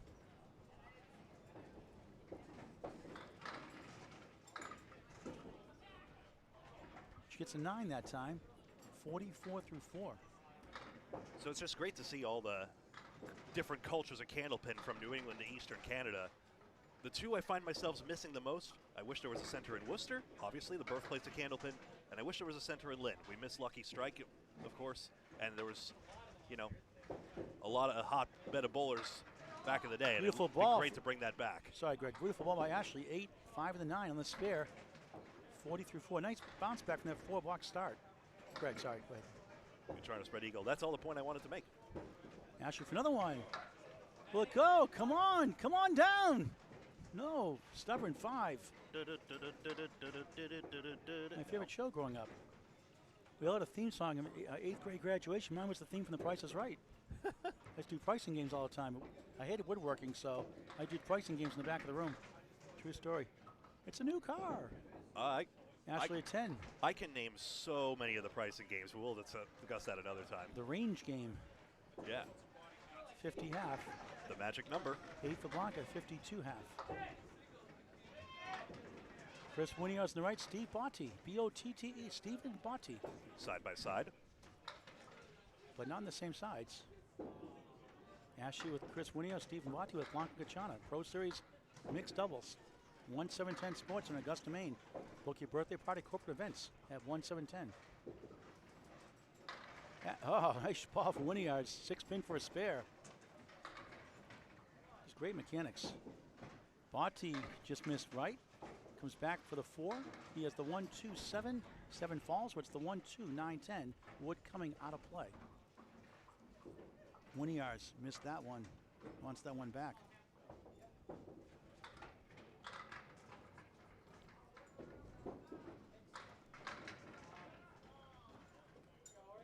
And you have to that wood removed on lane 5. There's a deadwood line 2 feet in front of the pin plate, as all our loyal fans know. Any pins that are this way of the line or touching it even have to be removed. But Chris has some of his highs in like 3 different houses, which is pretty good. The high single 188 in the now defunct Park Place Lanes in Wyndham, New Hampshire. High triple 449 down here at the 1-7-10 Sports in Augusta, Maine. High 5 back at Park Place Lanes, 705. High 10, 1307 at his home house, Lakeside Lanes, Manchester, New Hampshire. Tim Lipke's Hall of Fame house. And they benefited from the Park Place Lanes closing. Lakeside Lanes, so good for Tim Lipke and Shane Lipke. Great ambassadors for the game, class acts. Winiar's missed again for a 9 to start this 4th string. Botte in the channel for an 8.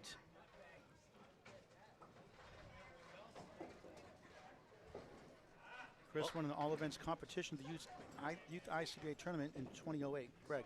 If you've got a bit of pocket change, come over to Splitter's Pub here at 1-7-10 Sports Center. Great selection of food and drink and great atmosphere before, during, and after bowling strings. Yes. Just a great addition to this great bowling center and great arcade as well here in Augusta, Maine. Yeah, Splitter's name of the restaurant.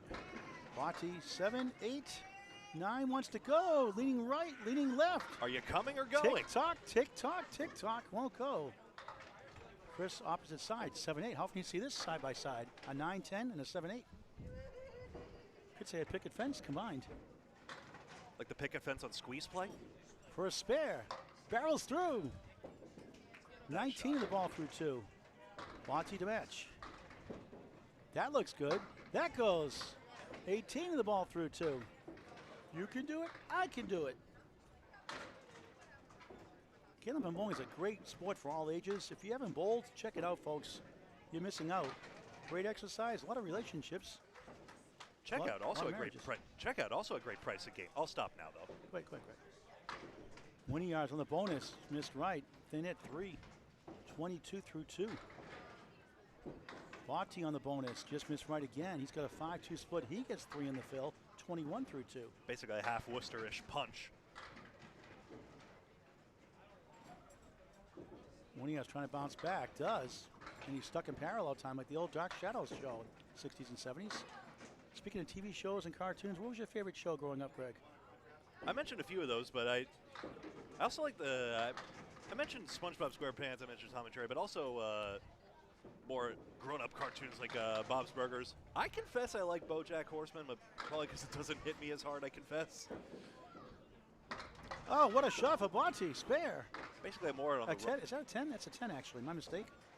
Yeah, he had a 3 in the fill, so it couldn't be a spare. Well, those pins might still matter, yes. We're still waking up. 31 through 3. Winning yards 7. 29 through 3. The pins might be, it would be better if it was a spare, of course, but the pins are consequential. It's a 10-string format. Consider the duo rolls 20 strings, and that adds up over time. In fact, it really is like the value of 3 marks, just a single pin, if you consider that each spare is 6.5, and if you gain a pin every string, that's 20 pins, so that's why I say that's 3 marks worth. Next 2 strings are Justin Scally, captain of the Friday Night Pro League team. Academy 1 will see him Friday night, 7:30 against Central 1 at East Boston, Mass. On the Candlepin Bowling Network Game of the Week on Candlepin Bowling Network, 7:30. Monty can't get the 1 to go. Follow with Sharon Britton. 2 times the Women's Candlepins for Cancer Finals, the last 2 rounds. Scally just got a strike on spare. All fired up. Munoz and Bati knock him down. Each with 10s. 39 for Chris, 41 for Steven. Greg, great to work with you again. A pleasure, Paul. On fumes today. We had to sort out our lodging situation late suddenly. Apparently, the motel wasn't as 24/7 as I thought, but we found another, and all was well. Kind of like a late flight getting in. Red eye. We found a way. Uh-oh. Steven, that dreaded 4-pin, I'm not going to say it, what it is, but you know what I'm talking about. Winning ours is wood in front. He's got a banana split. Yep. Casey McCool loves banana splits, right, Casey? Looking a little more at the 6-10. Oh, what a shot. He got it. Yeah, so the ball takes the 4-7. Nice shot. Perfectly placed. 49 half plus 1, second spare of the 4th. Steven 1, 2, 5, 7 on lane 5. He goes left and takes 3 for a 9. 50 half. Steven's got some of the best tattoos in the game. I think the absolute best probably belong to Brittany Underwood, who's incidentally top of the shop with Tim Douglas on the leaderboard.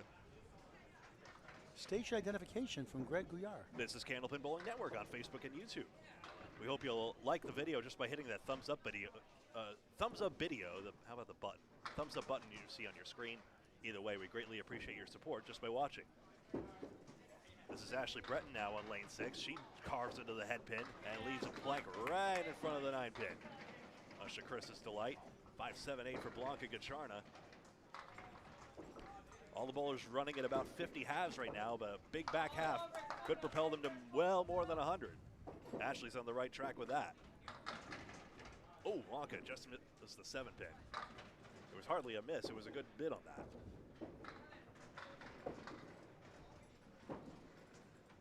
And the third ball results in a 9 box. Blanca made a TV appearance in her 20s. She won the Outrun the Bear with her brother Luca Chana. Prior year, she came in 2nd place. of Central Park Lanes, East Boston, Massachusetts. It's a great community there. Chuck Vizzella's house. Chuck multiple 200s in his career, bowling career, the owner of Central Park Lanes. 3 Friday Night Pro League teams there this year. Ashley, bundle of 5.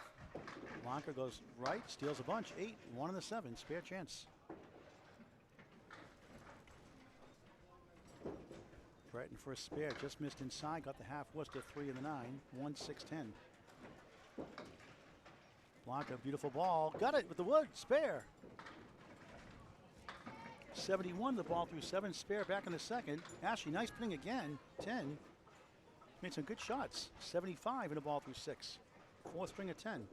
Completely leaving that first box in the rear view mirror. Oh, Shard just made a 3-1 split to our left, 2, 4, 7 into the 6. I saw that. The wood spun in. Blanca saw it too, you see. We'll see the next 2 strings. Her father, coach Lane Britton, here watching. Her mother, Lynn. Daughter, Caitlin. Her sister, Caitlin, for her. Ashley Britton, rather, 2, correction, 4 left, 10 right. 1, 3, 7 for Gachana, 78 through 7 after the spare 7. Ashley, good try, won't go. A little more right. I was curious about the junction of the pins. Yeah, Chris is aiming to the right, he said afterwards, but she was trying to do that, obviously. I see. In the middle for 8. 83 through 8. Blanca, nice 10. 88 through 8. 8's a wild. For Blanca, B-L-A-N-C-A, Gachana. 3-7s are much easier when you have like wood guide in the back. Of course, there are wrong ways to hit it. It's a nice shot.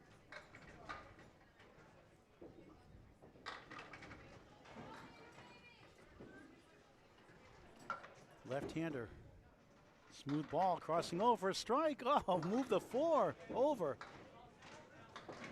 Yeah, sometimes when the pins slide, unfortunately, they sometimes slide on the end. Mike McIntosh had a particularly wacky instance of this happen on lane 4. It was caught on stream, where it just sort of disappeared off the back upright. Ashley gets the spare. Third spare. That was when Mike McIntosh was on lane 4. Blanca a little too thin. 93 to ball for Ashley. To your point, ball on the rise here. And chance to go into the 110s. Blanca, good pitting again. Another 10, back to back. 3rd in the string. 98. Is that right? Yep, 98 through 9. Ashley trying to finish off strong. Would love a strike. Fills at 8-5 so far. After a 4 box to start, nice rebound. Crossing over, 8, make it 9 again. 2 pin for another one. 102 through 9. Blanca goes left. 5-1 split. And we saw this with Corrado Pania a string or 2 ago, where a couple big marks on the end. And Chris Winiar's this last string could have sent it into the pro tier. Too bad about that shot, though. Actually, not happy with that shot. Too far left. Trying to get to 112. A fine string, though, either way. And again, nice bounce back. And that's a Paul Grant special. Missed the second, make the third. Never a good time for that. 10, 112. 4th string for Ashley Bretton. Yeah, 112 is still job done for her. Well done. And that was 106 in a sense. 108 in her last 9 boxes. Blanca in 8 box. She ends up with a 106. 4th string. Stephen Botti on the left. Chris Winiar's on the right.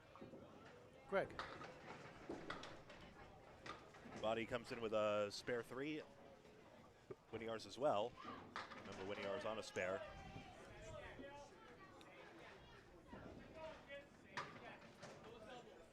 Remember, this is the 3rd of 3 shifts, the string 4 of this 3rd shift.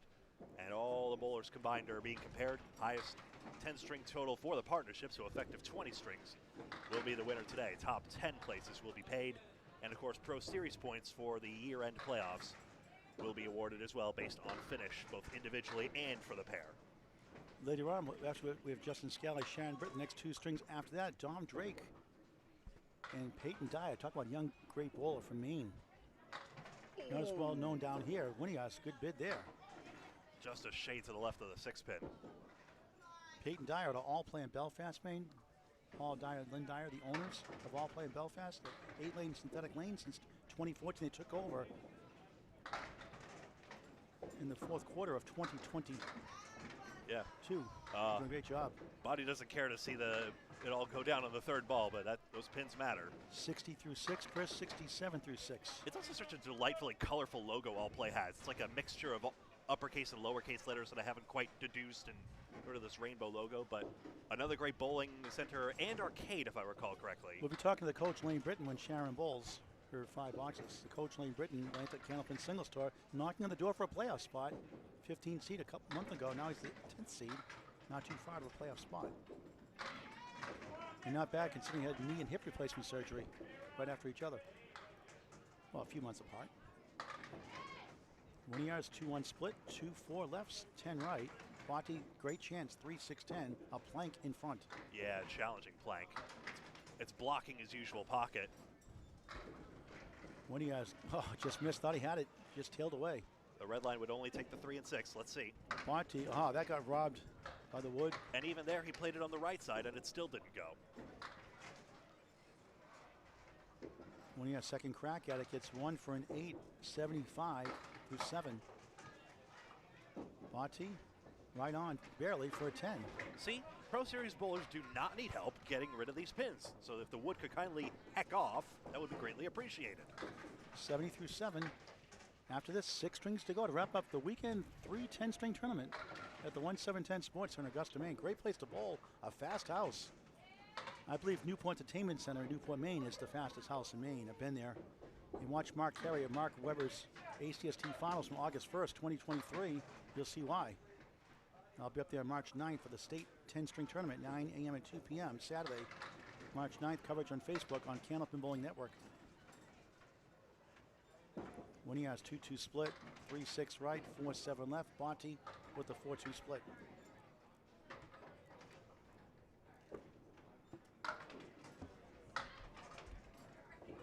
Gouillart's good bid. Botti, half Worcester. 1-6 right, 4-7 left.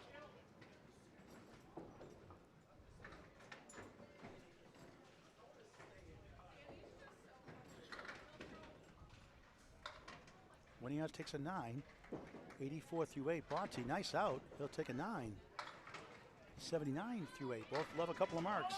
Another great rescue for Steven right here. He's only got the spare 3 working as profit right now, but with great pinning overall, he's rescued it on the third ball a few times, lots of 10s and 9s, and just the 1-8 in there. So with just one more mark, he can reach triple digits. Gouillart digs in.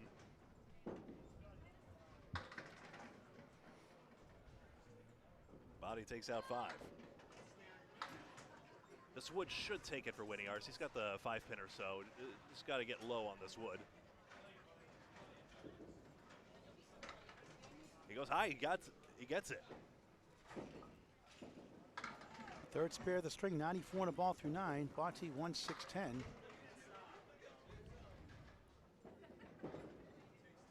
And gets all 3. Nice. Oh no, the 10 doesn't go. It moves close to the 9. That's a 9 box. Sheesh. 88 through 9. 9s are fine though. Talking to the mechanic here, worked here for 35 years. He said that, they have steel plates. You have to put them on, a lot of stuff on to keep them, getting rusty. So it can get stuff in your hands, but the pins move fast. They can slide also, though. 6 in the fill for Chris. Third spare fill, 3, 9, and 6. With a hop, skip, and a jump, I like that. 100 through 9. Stephen Botti with a 3-2 split. 1, 2, 4. The 4 goes. Actually, the 2 goes. So it's the 1-4. Right side, 6-10. Like Botti, Gouillart's also bowls on a Central Park Lanes team. Hatchetman and Central 2, both of them Rich Limoni captain squads. Hatchetman being an ICC squad. Botti just missed. Chris punched the object pin, the 2. Trying to get 2 to get to 109. And got missed for a 7. 107, 4th string. Botti dunks it for a 9. 97, 4th string. 6 more to go. I see guess it's time to look at comments, and I see a comment from Wayne, one of our good fans. He says, anyone know what's up with the new bowling center supposedly being built in Worcester? I felt like that was news from a few months ago. Of course, development takes some time. I haven't heard any of the latest on that. I know Al Johnson's trying to put the Hall of Fame in there also, next exhibit in there also. It'd be very apt, of course. They're working on that. That's not official. They're working on it. That's not guaranteed, but negotiations not going on right now. The International Candlepin Bowling Association's Hall of Fame is online-only presence right now, but it is a great way to see the best of the best in Candlepin. That's www.candlepin.org to reach the ICBA's website. We've got the coach, Lane Britton, here. We'll bring on Lane right now as we get ready to start our 5th string, the middle string of our 10-string, third 10-string match this weekend. Lane, the coach, Britton. How you doing?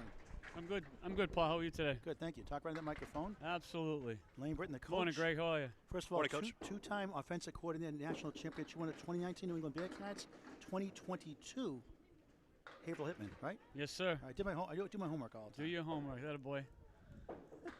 I appreciate you having me in. Thank you, guys. Talk about your daughter, Sharon. This is her first 10-stringer ever, so it's in her first Pro Series event. So she's not nervous at all. You know, she's got good composure as always. Did she get that from you? No, not at all. I didn't think so. The funny thing, early she's not struggling, but she's having trouble holding on the ball. It's just been too slick for her. She's working it out. She wearing bring a cloth down there, a tablecloth. Tablecloth there. Yeah, Big she cloth? does. Yep. Could use tablecloth. Good bid there. Good bid. Lock No, the Sharon time is. right. Sharon is. She was excited to come up here. Justin asked her a while ago, and originally she was supposed to bowl yesterday, but we had tickets to a show in Boston that she got us for Christmas. So What'd you see for a show? we saw Jeff Dunham. Okay. Really, really good. We had seen it last year, and I thought last night's show was better than when we saw last year. Can you do his act better? Oh, no way. His daughter gets a 10, Blanca a 9. Second box, 5th string. Blanca crossing over, parallel time. Sharon Britton in the pocket, off the wall, 8, There we go. 4, 7, There's a spare breakup. chance. Lane, do you try to split the uprights? Do you try to go outside? When you bowl, do you go for the outside? I'd go the outside because the way my ball turns. I don't want to be in the middle of them. Oh, just the way she drew it up. Don't think how she planned it the way, folks. Look at that face. That'll tell you it all. Was that a Coach Britton play there? Was that a trick play? Clip that one, Greg. Huh? They're expecting a pass play, you know. Fake play. We took the run play off and we went for the wide out. Britton But bonus, 20 in a ball through 2. She'll take it. She needs that break. She's had a tough couple boxes in a game earlier. So. You know, people complain, oh, you got lucky, but how many times you get robbed? You get robbed more times you get luck like that, too. And that's what this game does. I mean, even these pros will tell you that, you know, everything looks so easy, and then all of a sudden it just doesn't go because the alley's the way it holds it. On the bonus, only 3 that time, 23 through 2. She held the ball too long on that one. Block a 19 through 2, 3 right, 7 left. Talking to Sharon Britton's father, Lane, the coach, Britton. And to be clear, Coach, you were saying the ball is coming out too late or too early, or are you noticing one or the other? It's sticky to her, and she has a problem with one of her fingers that if it gets too dry, it starts cracking on her, and it's just a cosmetic thing that she's got to work through it as time goes on. But they're coming back a little slick. Nice if 10. that makes sense to you, Greg. Yeah. So I told her she just got to keep wiping them off, and it's hard because it's not a normal thing for her. She usually doesn't struggle with that. So again, it's just, you know, different things that are used on different alleys. So this is good experience for her. You know, she'll feel through it. And we have been mentioning that the pin plates have the silicone on it. So Yeah. to your point, that might be one of the materials on the balls. Yeah, of it's course. definitely not a knock on the house. It's just, you know, that's what they treat their lanes with. It's, you know, and you have to. That's There's a the ball. strike. There we go. Wow! And the difference That's is right. I told her last Wait, string. hold on, was that a trick? Was that a trick play there? That was no trick play. That was straightforward. We talked just before the string started. I told her, stop thinking up there. Just throw the ball and have fun. Nice shot for Blanca. She gets a spare. 1, 2, 4, 10. It's tough with Sharon. Sometimes if she gets down too low and puts too much overspin on the ball, that's when it starts sliding on her. So she's got to stay upright more. Well, a lot of balls she has she has scoliosis, right? Back in Yeah, 2013. she had scoliosis. She now has 2 titanium rods in her back. They're approximately about 8 inches long on each side of her spine. That was a 10-hour surgery that she went through when she was 13 years old. Fully recovered now, too. Yep, fully recovered, and this is what she chose to build her life on because her doctor told her that she couldn't play any contact sports of any kind. Blanca 3 in the spare. Trying another one. Tough leave. I'd like to see Sharon make this one. She needs a big up. Second ball on the strike. Too much. So watch the way she holds the ball. Sometimes you see it cup too much in her wrist. That's the problem. She holds it too long. 7 on the strike. Blanca trying to clean it up. It's As a you 9. say, Paul, 17's bigger than 10, right? Yep, the optimist would say. 50 out for Blanca Gachana. Sharon an 8. She ends up 56, 58, 58 half. There Not it is. Bad. Yep. Not bad. She's been right around the 50. She had one tough game in game 3. She had an 89, and she wasn't catching a break at all. But like I said, it's the nature of the game, and she's trying to pace herself, this being her first 10-stringer. and she's twice to the finals. Women's Candlepin Kansas at the end of last season, and Exeter now in Riverwalk Lanes. Mark Ritchie's mentor. Yes, sir. She can't take things for granted. I keep explaining that to her, that she's just, to her first 2 times getting in that and being 1 and 2, I'm just trying to keep her grounded. Stephen Botti to the right, Justin Scally, Sharon's teammate. Speaking of getting low and curling it a lot, There's 9 for a strike, almost. Pushing the 4. love that form so much. Talk to Coach Lane Britton in just a moment. Botti trying to get a spare. Good try, wraps around the 6. Just a great piece of wood. Should be tailor-made spare, but he missed it. Wants that one back, Coach. Scal's been throwing a good ball since he walked in the door. He just made a little adjustment in the last game, and he's more in the pocket where he should be. He knows already he's missed a lot of singles, so he's trying not to press on it, but that right there is a kick in the pants when you do something like that. What's that shot called there, Lane, by the way? That's a pro read right there, playing the wood. The second shot, make the third. Oh, that's the Paul Grant special. One of my favorites. I love that when I tell myself I can't miss the second shot because then I'm going to have to talk about the Paul Grant special. I missed so many shots by a smidge and making the third ball. Too much thinking in my game. Yeah. Scally comes back for the 1, 2, 4, 7. Good piece of wood. Steven, 1, 3, 10. These to me can be tough because if you go too low in that wood, you're going to leave something. Steve, can't go again. Wraps on the 3 this time. Scally for a spare. This time he There gets we it. go, right on the 20 in the line. ball through 2 and the 5th of 10. I just personally want to thank you guys for taking your time this weekend, and it was enjoyable to watch this yesterday. Our pleasure. And you guys go out of your way and do what you do, and it's great to see this. And again, just as an average bowler, I appreciate you, and when you show up to matches and so forth. So keep up the good work, guys. Thank you. Now your daughter, she bowled Sonia Johnson. Sonia thought she lost by 1 pin at the end. That was great because I don't think Sonia was paying attention too much. Obviously, when she turned around, she congratulated Sharon, and Sharon's like, "What do you mean? You just won by 1." So and Sonia had a tough box that last box because she cherried her first ball and she had a weird leave, and then she plucked 1 pin, and I think she needed two for the tie and she 3 missed for the the second one. Yeah. She missed the second shot, actually. Yeah. Botti, So- spare. Scally 7 on the spare, 27 through 2. 1, 2, 8 for another one. Got it. Yes. Attaboy. Back to back. Could have had 3 in a row. Had to 37 avoid the that. ball through 3. Had to avoid that dangerous front wood as well. Could have deflected it. Yeah, you had a cap that was right in the middle there. If you're on it, we all know what's going to happen. So you had to be on that head stick so you drive it through. Steven 28 in the ball through 3, both on spares. We'll talk to the coach after this bonus ball. 2 Central Park Lanes shirts. Nice to see. East Boston, Massachusetts. On the crossover, There's a strike. hammer. Big 20. 38 through 3, 48 plus 2 through 4. Scally Come on, with come on. 9 again. Bunch of wood in front.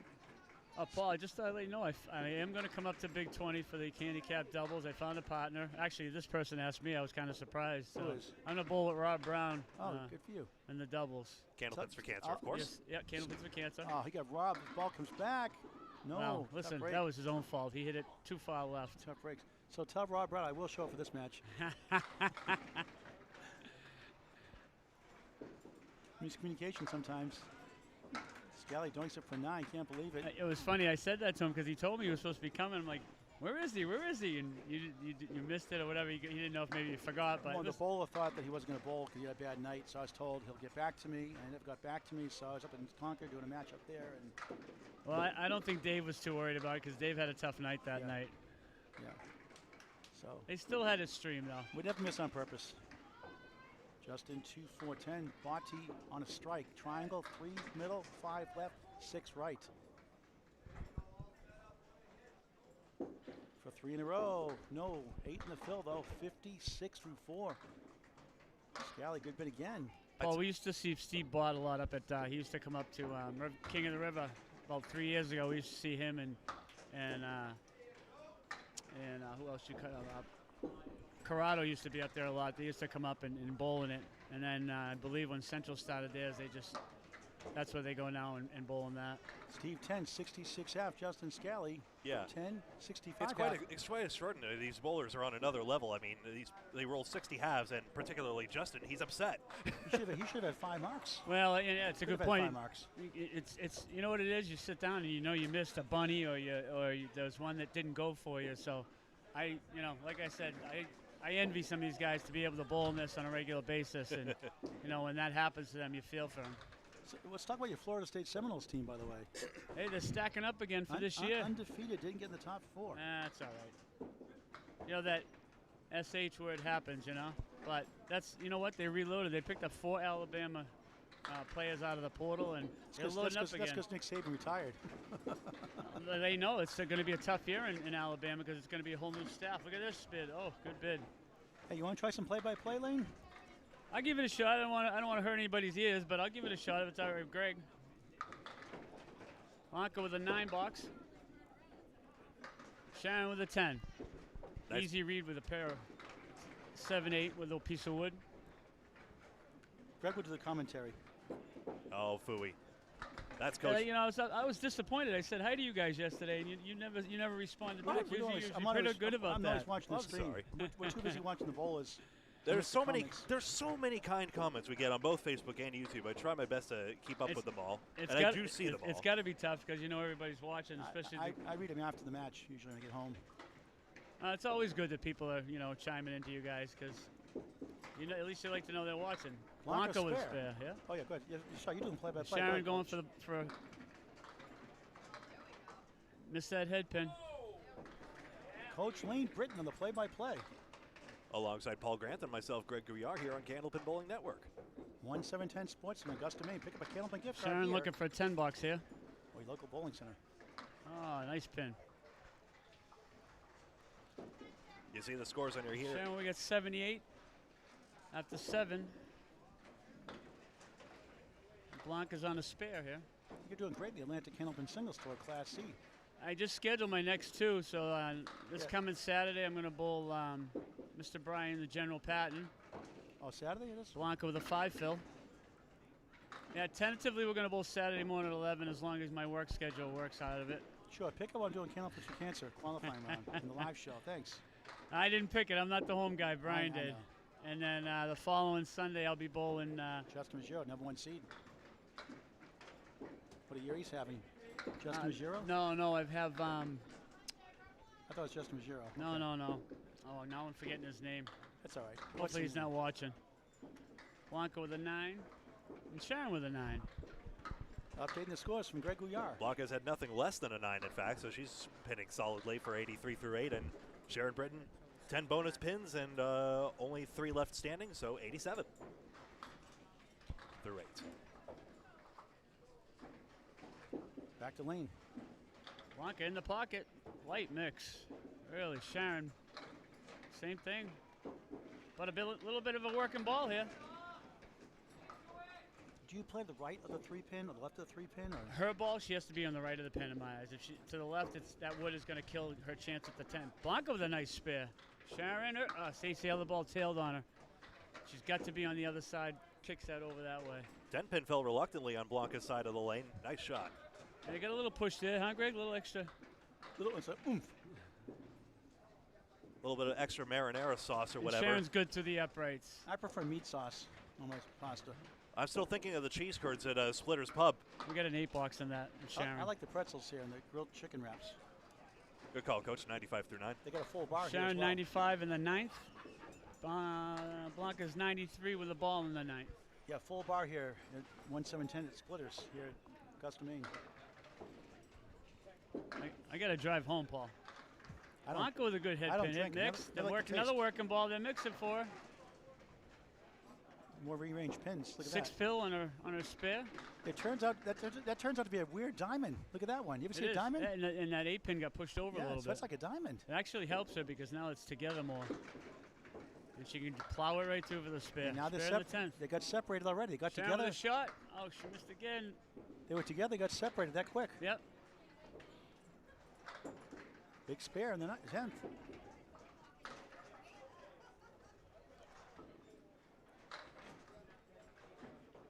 Sharon for a 10 box and a 105. Nice shot.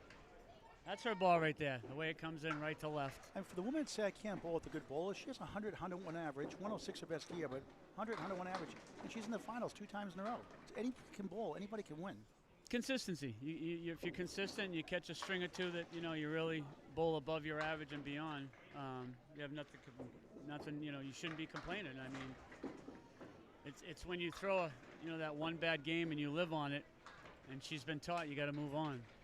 Block of 5, Phil. Nice string, 114.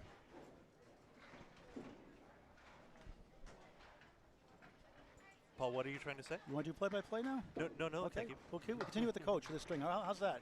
Coach is struggling. No, I'm just trying to stay consistent and be talking to who we're talking. No, We've both got open boxes here. nah, the vibe is chill, man. It's all good. Sometimes people say I talk too much, so I'm just trying to be careful. Scally, a big pocket hit. Third 9 drop the string. 9-pin drop. That's where he needs to be. He's got that big arm swing, and if he crosses over into Brooklyn, that's what Steve with a Columbia, and we missed too far right. Scally for a spare. Right on it. Missed a couple earlier. 1 no fault of his own, the roadblock. Fine string, 75 in the ball through 6. Bonte at 10, 76 through 6 lane. I remember a few years ago, Scally had a shoulder problem, and the way he winds up, and then that big come across the body. It's amazing sometimes that he isn't hurt more, but I think he's taken a little bit off his release point, so he's not trying to throw it through the back wall, and it's allowing his ball to get into the pocket with more mix for him. This is amazing. Every ball has a different style. Some are, close, but it's just like human beings. Everybody looks different. They do, but there are bowlers, the good ones, that change on a dime. Scally moves 7. Hit the 3-pin, got some good action again. That ball powers through, so that's a plus for him. It's 82 a 7 through fill. 6. Steve for Couple of ones you just missed. skipped it off the foul line. He's saying slow down. Yeah, he was too fast That's to the my line. problem too. You get all amped up sometimes. Yeah, well he was too fast to the line. Steve for a 10. That's a Paul Grant special, my friend. Look at Scally. Say no, Scally didn't get the Paul Grant special. I didn't put you up to that, by the way. I say it all the time. Let it be known. I did not put you up to that. Greg, last Monday I'm bowling Anthony Karen up at Lakeside, new matinee match against, and every time I turn around and I miss a second, I make it on the third. I'm saying Paul Grant special, and all I can hear is Paul chuckling. And it's the best part about it. Scally with a bomb. Get over. It's his Nothing. 4th 9 drop of the string. And like I said earlier, that's when he was kicking himself because he knew he's missing a lot of singles. Oh, Steve pushed it right through. that's a pity. Body was pinned perfect through the past 5. Now it's nigh impossible unless he And you decides think to go that's going to aggressive. carry the way he hit it. And Scally with a spare. 2 for 4 now. Made his last 2 singles. Should have had 3. 1 was not his fault. But you see Steve drive that through, and that's sometimes you want to take a little off your ball, and that's what happened.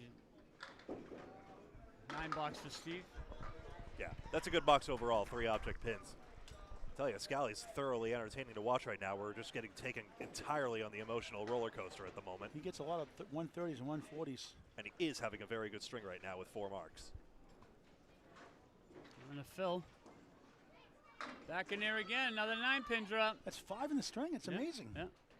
Good. Well, Too bad it wasn't a 9-pin tournament. There's Strikes. one of my mentors that I really, has helped me with my game, John Winchell, said this game is not about strikes. It's about making those spares, 9-pin drops or 2-pinners with wood. Here he is on it. There you go, Scal with another one. But, when John preached that to me years ago, that's what's made my pinning game a lot better. I feel my third ball can be my best ball because I focus on the pinning aspect. And that's the thing I've been trying to teach Sharon. Earlier in her first string, she tried to make a shot. Instead of going for the 2-pin, she had the 1-4-7. And I just had to refresh your memory. Listen, pinning is important in this type of Pro Series event.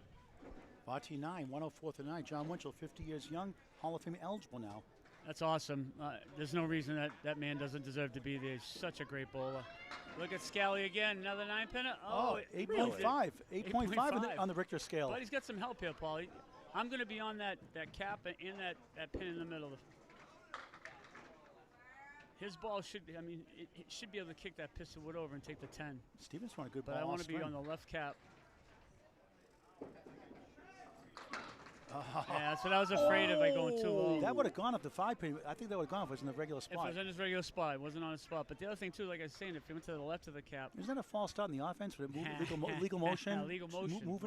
You're an offensive coordinator, right? That's an illegal shift, isn't it? That's an illegal shift. Legal shift, 5-yard penalty? But that said, 5-pin, you were hit. 5-pin, you should have been down, right, Greg? Steve missed another spare. He could have been a lot higher than his score shows. What a string Scale that with is. a nice finish, 137. That's been overdue for him because, and watching all the first 4 of his games, he could have easily had a couple of those. Steve 9, 113 swing. Justin threw a 155 in the Stanford qualifiers and was the number 3 seed with Amanda Carroll. Made it to the finals and lost to eventual champion Madison River and John Blaze. And I've been fortunate enough to see him bowl for, I don't know, a good 10 years now. We used to bowl on Tuesday nights on the Speed League at Academy. So 242 for Britton and Scally, so that's a 121 average. We consider that a mid-120s average will probably go all the way to the top, so that's a good trajectory right there. And that's where these two guys need to, Sharon and Justin need to be. They need to be in that 225, 230 area on a regular basis, and they'll have plenty of opportunities. It's nice to see my daughter smiling because it's just, she's got to have fun out there. Bowling is a game to be enjoyed, of course. Blanca Gatrana, Stephen Body, a sum total of 227.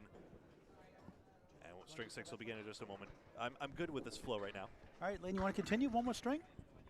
Sure, I'll stay around if you're okay with me. This is Lane, the coach, Britain, 2-time national championship. Done some slight announcing with me in the past, here and there. So, Coach, take it away. Paul, I'm up. There's nothing to talk about. I'm actually coaching basketball right now. And you're an umpire too, right? Yes, sir. So you like calling strikes, right? I like calling strikes. So when Sean gets a strike, you go strike. I got a hard strike call. I don't know if these guys want to hear it just yet, but I'm coaching middle school basketball up in Kingston, New Hampshire, and we just finished the season 10-3. We are the number 2 seed. Going into they do a tournament bracket type style. They don't do a quote-unquote playoff. They call it a tournament. 8 teams, I believe. I think it's 8 teams make the playoffs. So we're number 2 seed. They're back-to-back. They're 2-time champions, this middle school team that I'm coaching. So it's... You're from Fayetteville, North Carolina. I don't hear the southern twang. Well, it's not that I'm from there, but that's where I was born. I know, I was born on the base down there in Fayetteville at Fort Bragg. My father was in the service at the time, so that's where we were when I was born. So I wasn't down there long, maybe 5 years, right? No, I wasn't even down there that long. It was like a year and a half. Okay. And then me and my mom came back. But I love the southern accent though. Many people have said that to me. Apple pie and milk. Apple pie and milk. It's fun to be able to say that to people. They look at me and they go, "You don't sound it," and I go, "Well, I didn't live down there long enough to really catch on." What did you play for sports growing up? Not that you're competitive at all.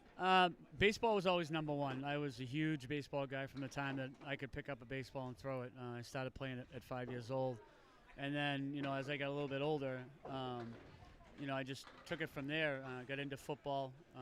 Didn't really get into football until I was late in What position 13, 14. What did you play for positions? When I played baseball, I did some. I was mostly a first baseman, a little third, and I tried catching, but it wasn't me. And that's what surprised me when Jordan took up catching and he stayed with it forever. But and then in football, I played O-line, D-line.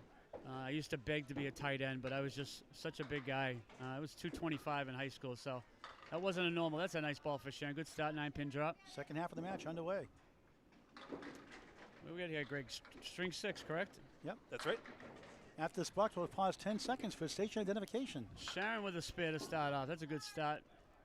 And then Dom Drake, and I'm not personally familiar, but I believe this is Peyton Dyer, if I've got the names Peyton correct. Dyer, yep. Good. Yeah, Peyton Dyer, great young bowler, all playing Belfast, Maine. Watch out for her. She's she's been bowling around Sharon most of the morning. She's a very consistent bowler. She's got a nice first ball. Well, I could calm down. I think your wife's calling you here, so priorities here, Lane. Yeah, she wanted me to know if I wanted some food. I don't need to eat. I don't want to put weight back on again, Paul. Sharon on a fill here. Oh, yeah, we do our station identification next box now. On the head pin, Mixon. Sharon's left a 3, 5, 7, 9, and 10. 15 through 1 in the sixth With 2 swing pieces 10. of wood. But Paul, this is one of those shots where she's got to be on that front object pin to drive everything through. And if I'm worried about something going, it's a 7 pin if she hits it right. She's on the front pin. Got it. That's it. Kicked it over there. 2 in a row for Sharon. Oh, great try by Peyton Dyer. I love how Peyton Dyer is so calm on the lanes. I wish I could be as calm as her. It's interesting, Paul, to see some of these young ladies coming up that they're staying calm.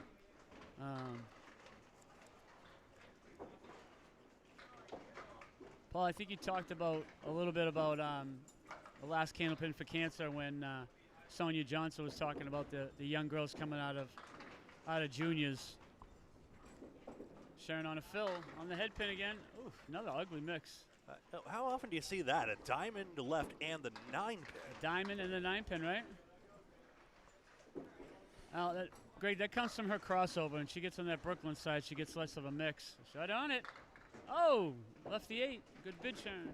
Yeah, ball tails away, though. That time she hit her pocket, so to speak, and still left the back pin anyway. Yep. Would you believe Peyton Dyer's only 15 years old? She's 15 years old. She Holy fought cow. for junior eligibility. Sharon 10. Sharon 10 box. She's 40 after 3. It's a good start. We need that start out of her. Peyton's 25 after 3. She's from Belfast, Maine. Her father, Paul Dyer, Lynn Dyer, own all play in Belfast. 8-lane synthetic house since 2014. They're renting it for a couple of years. They bought it about a year and a half ago.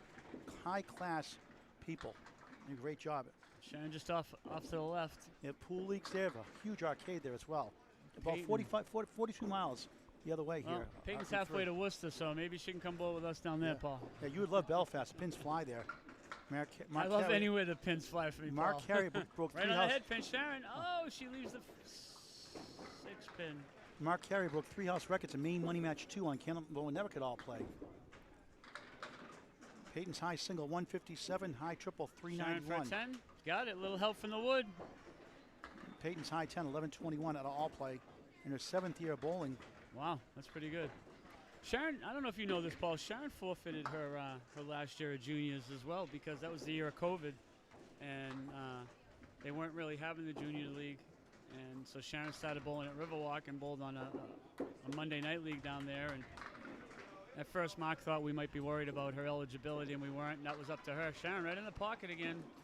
Ooh, Greg, you see what I mean about that crossover when her ball crosses into that Brooklyn side? The splash isn't as big. Look at that smooth ball by Peyton Dyer in lane 5. Nice leave too, right? She's quiet, but she trash talks Mark Webber. She beat Mark Webber one time in a string. Head to Oh, head. Sharon, what a big! What a shot! Sits on a spear. Peyton with a spear. 2 young ladies are having some fun up there finally. Sharon sits with 60 in a ball, and Peyton is 40 in a ball. It's another one of those 60-plus halves that could have been even a lot higher. But the positive for me as her father is to see her attitude, that she's not walking off, shaking her head and with a bad demeanor. Don Drake from Brewer, Maine, home of the World Tournament this year, Brewer, Maine, at Bangor Brewer Lanes. That is not. Did you wear your hair like that, Lane, growing up? When I was in high school, I did, Paul. Absolutely. You have pictures? I don't want to embarrass myself. Dom, I met Dom a few years ago bowling in the Maine Bowlers Choice League that they had. It was a travel league from house to house in Maine, and I bowled with him one of the tournaments. Really nice kid, and his bowling just keeps getting better and better. I haven't seen him in a while. Today, again, he's another one that's been around Sharon, so he's been throwing a good ball. Here's funny in his first 2 strings. Scally for a spear? 10. A 10 box, I'm sorry. He left a lot of 7 pins and 10 pins up, and he kept saying to himself, and he was saying to Peyton, I can't believe this every time. He's like, I what? Yeah. What? Well, he'd be in the pocket, and he'd either leave the 7 or the 10, and it was frustrating. I don't blame him. When that starts happening, you lose faith in yourself. He played basketball at Maine Maritime. I believe it. I believe he's a good point guard. Dr. J Jr. With that throw, Yeah, absolutely. Scally in the pocket, off to the Give him, left. give him basketball. Some of the best hair in the game, I'd say. Yeah. What are you trying to say, Greg? No, not mutually exclusive. I'm still sorry about mussing your hair Well, with the these headset headsets, from last broadcast. My hair looked horrible, like a bad hair day. Oh, that I'm so interview. sorry, Paul. I'll stick them in the back and all messy in Oh. front. Paul, I'm gonna have to give you the Lane Britton haircut. It was Shave rainy, it right and windy, off. rainy and windy that day at the Women's Candle Pens for Cancer show too. So Then you won't have to worry about those headsets. I need ruining a your hair. makeup artist.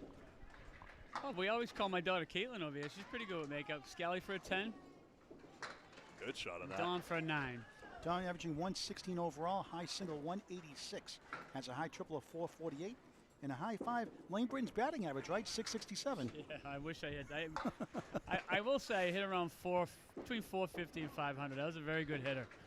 Not to pat myself on the back, but here's Scally with a.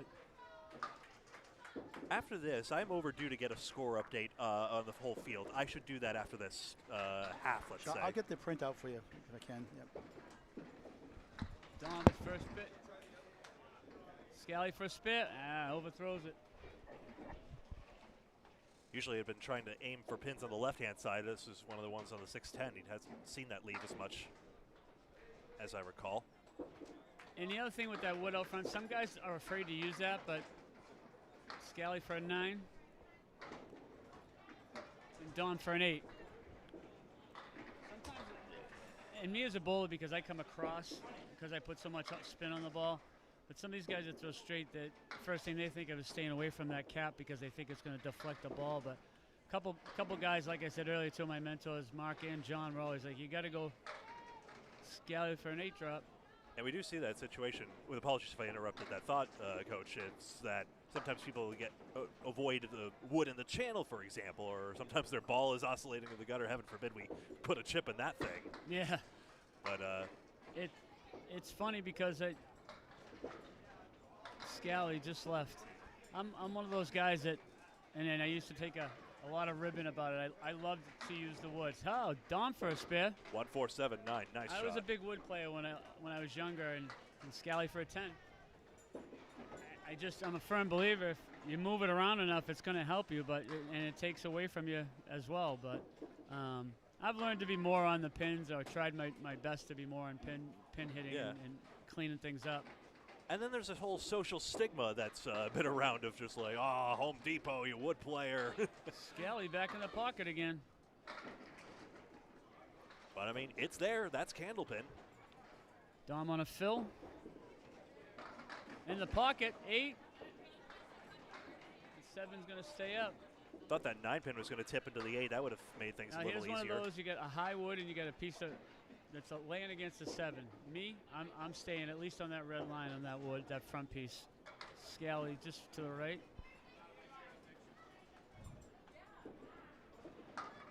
Ooh, goodness. That totally surprised me because of the way the wood that was leaning up against the 7 didn't go. And the ball went near the 7 as well. Yep. Scally for a 9. Dom with a 10. All right, Fresh will get a printout after the 6th string. Justin Excellent. Scally, 48 after 5. Dom Drake, 55 after 5. I have, I think it was no less, yeah, it was Mark. Sharon's on a fill here. It was Mark Weber actually asking for the update on that. Yeah, so. Brittany Underwood and Tim Douglas, or Tornado, they're in first place coming into the shift today after 2 rounds. Sharon on a 6 fill. And talk about good young bowlers. How about Brittany Underwood out of Webster Timberlanes, Abington, Mass, doing great overall. Sharon for a spare. Oh, it didn't carry for her. Peyton, same thing. Oh, they both hit it. I mean, you cannot hit that any better, Greg, in your eyes and mine, right? Would have been easier if this was the 4 horsemen right side. Then with the pocket, it would have been a little Sharon for a easier. 9. As it is, they have to almost go outside on all 4 pins, which is tougher to carry. Peyton for a 10. Sharon's high single 157, high triple 452, the high 586. She did in the Candlepins for Cancer qualifying round in 2023 at Exeter Lane Shooter Sports Club, ex-New Hampshire. Great owner, Ron Ficarra Sr. Well, her high 10 will be her first no high 10, Paul, after today. I'll have to get that updated to you. I never did a 5-stringer or a 10-stringer before. I did one TV roll-off once. came in third place, but didn't go to the finals. Which You know, show? Came up in bowling. I went for a roll-off one time. Channel 5, okay. I had no shot. Those guys are bowling 750s next day. I had to work anyway. I want a local roll-off. But again, it's like Kevin Burns was saying earlier, you know, he took part in the Pro Series. He knew he wasn't going to win, but, you know, it's the experience. It's that competitive experience that Sharon really back in the pocket. makes anyone a better bowler. Oh, boy. Good sticks for her, at least. Sharon's education, early childhood education. Big student. Her big fan, Mark Ritchie of Riverwalk Lanes, Amesbury, Mass. World record holder for 3 strings at 5:19. Sharon with a 9, and Peyton with an 8. Talk about Mark Ritchie, what he's done for Sharon Britton, your daughter. Oh, you know, we talk about it a lot for obvious reasons. It's a big factor that people need to know. This man started with her. Like I said, she gave up her junior year of bowling, her last year. Came to Riverwalk, and she was having a lot of trouble with lobbing the ball. So that was the very first thing that Mark worked on her with is lobbing the ball. And the funniest thing that he did was he put a shoe out on the lob line. He put a bowling shoe out on the lob line so she would get that ball in front of it and not hit the shoe. And it worked. After about a nice ball for Sharon, can't carry that 8-pin. And that was her first experience of Mark, you know, teaching her something. And she just built it from there. And he carried Sharon for a 10 box. And she just carried it into Greg, where each week he would start watching, you know, first and foremost her lob, and then how she would approach the line and release the ball, and just kept picking away at her little by little. And I mean, when I say pick, I don't mean it in a bad way. I mean, you know, Of course. You know, changing her form a little bit. Sharon back on the head pin. We have seen Mark Ritchie mentioned by a number of bowlers as just a great development coach, you know, a great proprietor of Riverwalk Lanes, which Sharon's wearing the shirt of course. That's the Mixed Worlds team. Sidebar, Mark Ritchie also still only just holds the house record. What happened? That 4-pin got buzzed, didn't it?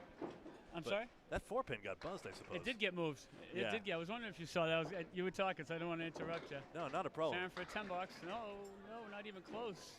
Wow. Tough 6. Yeah, I thought the wood would behave better. Peyton with a 7. Same goes for Peyton. And he has the house record Sharon here. 100 in the 9th. Peyton 79. I'd like to see Sharon throw one more up on the board here. She needs it going into that next string. Guys that built the foundation for it. Mark Ritchie has a 207 high single here. Nick Norcross just yesterday threw a 201. I just happened to tune in at the right time because I Yes. started to hear the first couple strikes, and I was like, oh, something's going on. Yeah. And then both you and Paul started talking about it. Yeah, it was on lane number 8. It was visible. It was towards the end of that shift. Yeah, you could see, you know, as they went down. Yeah. It was, you just didn't know who it was until you guys started talking about it. Yeah, I'm sad we couldn't see Nick Norcross's reactions, but the pinfall was visible. Yeah, that's something. Keeping in mind You that know, he rolled second. everybody thrives to get. Sharon 489 box with a 109. Peyton an 8 box. I got my high single at 169 at Candlepin Lanes in Salem, Mass. Going up. Just bowled once a week, didn't bowl a lot. You feel like you're dreaming when you're up there. You're in the zone. I had 4 strikes, four separate strikes, 4 different spares. You just get in that zone like you can't miss. And it's a dreaming. And I had like a 95 average at the time, something like that, 90 average time. And believe, in my opinion, it's, you know, the people around you, you know, they help you with that because they're pumped for you, and that adrenaline just keeps going when you hear the people behind you. You And know, out of rooting you 32, on. out of 32 teams, I won the high single that year too. All pro Wow. bowlers too. Wow. I was very, very proud of that. And to be fair, when you have Mario Johnson as the one behind you yelling on your 5-bagger, that's got to be something very special. Well, she's got the biggest cheerleader experience around here. She does it well. She's always, any teammate, any team that she's on, you always know Mario's in the house because she supports everybody. Teammate cheering is an art form. Unlucky for Dom that 4 just slid in front of the 10. It is an art form, and Mario's mastered it. All right, back to Lane Britton. Justin with a 7 box, Dom with a 10. You know, and Greg, we were just talking about Mark and what he's done for Sharon, and so it carried on every week, every day, and you know he built her confidence. He taught her, you know, press the button, next ball, next box, got to move on. Scally back on the head pin, drops 8, and it's a huge situation for her. And as well, Paul Grant has been a big supporter of her, as much as he's with everybody. Scally Right. just missed to the right. When you have people like that constantly, cheering you on and making you feel good and boosting you. And she must say the same about you, to be fair, right? I mean, you were there at Candlepins for Cancer when she was at the final and among many other events, including this, of course. Nobody cannot hear me, Greg. Even when I have this mic in my hand, nobody cannot hear me. I'm one of the loudest to support any of my kids when they're bowling. Yeah. I want the best for them for obvious reasons. But when it comes to the game that she's really getting into, and we continually talk about her age at 21. She's still got a long way to go. So I'm glad she's being noticed the way she is, and to be asked to do different things. I know she's going out to, I think next month, she's going out to Timberlake. She was asked to bowl with, I believe, Tim Douglas. It's her and Alana Brown, Tim Douglas, and I forgot who the fourth one was. And then again, people are taking notice of her rise up. I mean, Justin Scally included. I'm not sure who reached out to whom in this case, but it's great to see. Oh, Drake Nice just shot, made that. Drake. Dominique Drake with a 2-4-7, and then the 6 into 3. Fantastic. Scally with an 8 box.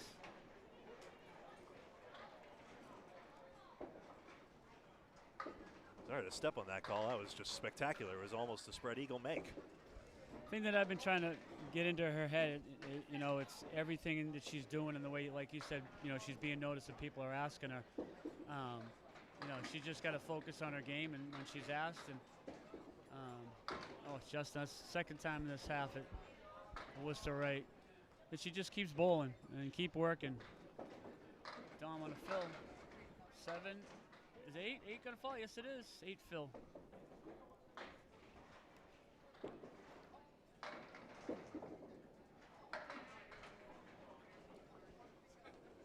Scally on the head pin, get it? Does he get it? Oh, Ooh, that 10 pin. he almost made it to there. Worcester. Don for a spare, got it. It is Scally interesting. on a 10 box here. Ooh. So we'll get a 9 for 82. It is also nice this the community aspect of bowling, and there's just a lot of the bowlers here are family people, so it's really nice to see, and I guess it just relates to just the general positivity, and there are a lot of great fathers here, great mothers here as well, so it's just it really creates a nice supportive atmosphere, I found generally, and it's just one of the many reasons I really like bowling centers as community centers in general. Oh, Scally right through the middle again. Well, Sharon was, she came up to me afterwards, before we went home that afternoon after the last women's roll-off that she was in. And Mr. Baker came over to her and complimented her. And she was really caught by surprise in that and made her feel really good, as well as Sean McKinley did the same thing. So for those guys to step up and introduce themselves to Sharon and pay her a compliment, it goes a long way with the Britons. We appreciate that. Wrapping up the 6th string here, Scally's got a side saddle triangle. Drake will go ahead here. That's a tough one. This is his one bad. I know he doesn't want to be there in that bad situation, but put 20 on in here and hopefully break. You want to put 20 on the end and carry that into a bigger game, but Every box matters. Struggle with a 91. Mercy, did you see that? Look at that piece of wood. It could have just demolished the 2-pin, but it just missed it. Now instead it's a deadwood run. So 91, 6th string for Justin Scally. Coach Lane Britton, thanks for stopping by.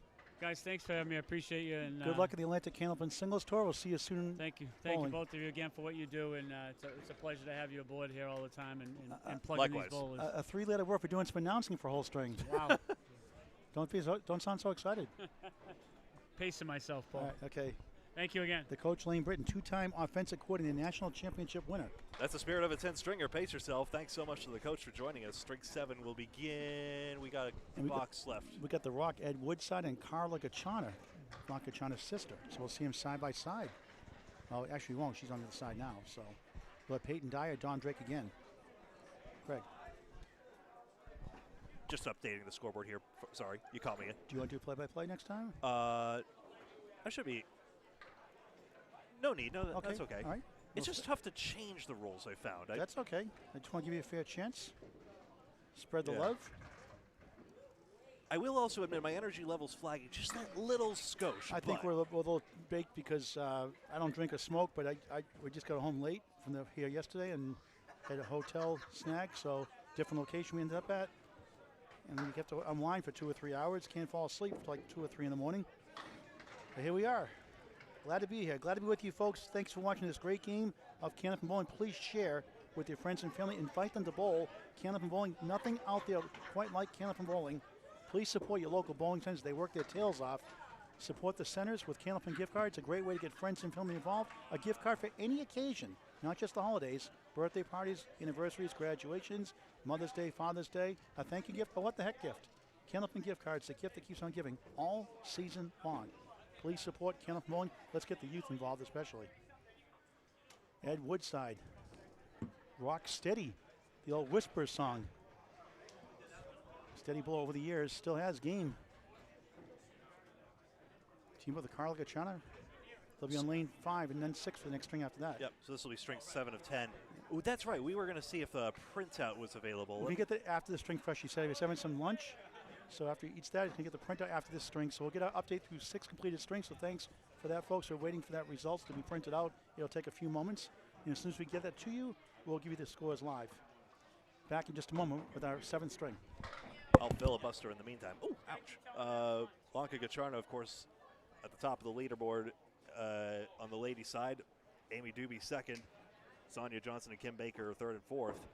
For the gentlemen, Joey Lister is first, and that's in the Pro Series standings, which will determine both Bowler of the Year and seeding for the playoffs at the end of the year. Joey Lister is first, Craig Holbrook second. Then Chris Merrill, then Scott LaPierre. And then Sean Baker fifth, Jimbo Ayotte sixth, Aaron St. Cyr seventh, and Tim Douglas eighth. I'm rattling off Pro Series standings, apologies. Okay, that's fine. And then 9 through 24. Oh, excuse me, we're underway here. All right, Peyton Dyer with a half Worcester. Carla with a K, K-A-R-L-A, Carla Gachana on lane 5. Another family of bowlers, the Gachana family, out of East Boston, Mass, Central Park lanes. A lot of great bowlers out of that house, including Alicia Calley we saw yesterday. Peyton Dyer at the wood. Doinkse gets to the unconventional way for a 9 to start string number 7 of 10. Carla matches. Carla, a 100 league average. Only listed here as a high triple of 347.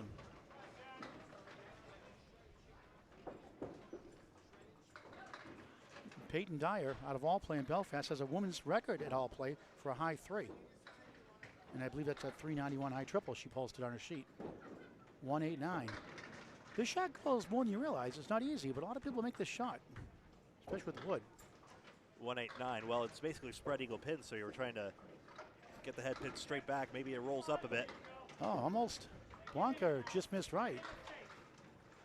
Carla, remember? I said Blanca, Carla. You knew. I know it's Carla. I just say the wrong thing, just like the pin numbers. Of course. I know the pin numbers. And each with a 9. Both of 18s. Both pair of 9s.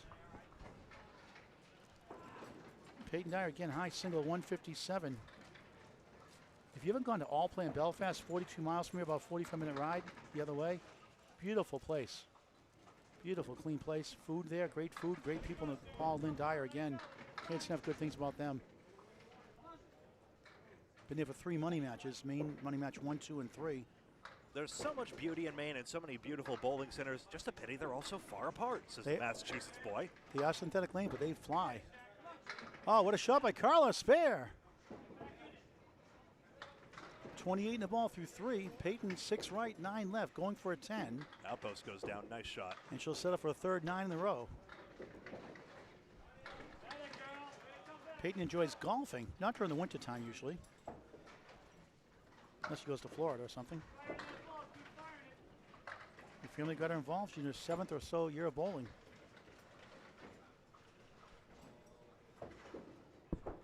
Peyton. P-E-Y-T-O-N, like Peyton Manning. 1-8, right side, 6-10. Blanca 7. Not Blanca again. Here we go, Paul. Carla Gachana. 4-7 left, 6 to the right. 35 through 3. Yep. Got a lot of people who check in from Florida. I mean, it's a populous state, of course, but still proportionately, you could easily start a Candlepin Center in Florida. What a great cut that was. Almost made it. Peyton tough 6 that time, 33 through 4. Blanca after the spare, 35 through 3, trying to get to 45 through 4. The 4 and 6 are parallel. I think Carla was making the 4-7-10 with that shot. She gets the 10. Appreciate comments online? Yeah. My apologies. Someone said hello from the United Arab Emirates, and I did not acknowledge it. I apologize, and thank you for joining. And yeah, Evan River's talking about when he goes down there with Madison River. They're married this past year or so. They're going to try to get a bowling center down there in Florida, possibly. They're trying to get old lanes that close down and some mini lanes. We'll see what happens. That'd be awesome. We're still waiting, Mark Weber, for the sheets of the printout from the staff up front.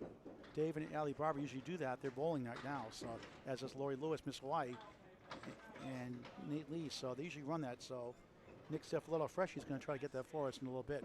Just as soon as he can figure out how the printer works. I kid. I have that same problem. Turn the power button on, Paul. Plug it in. Strange concept. Although he is actively working on it. You may have seen him on camera just then. Peyton Dye, 8:41 half. Blanca, nice half, 9:54. And a nice out to preserve that on the third ball. Dom Drake now on lane 6. Ed Woodside on lane 5. Ed is a high single of 189, a 117 league bowler, 501 high triple, not bad. High 5, 735. The world record for triple is 519 by Mark Ritchie. His high 10 is 1325 out of Saugus, Massachusetts. Ritchie from East Boston, Mass. Bowling for over 51 years now.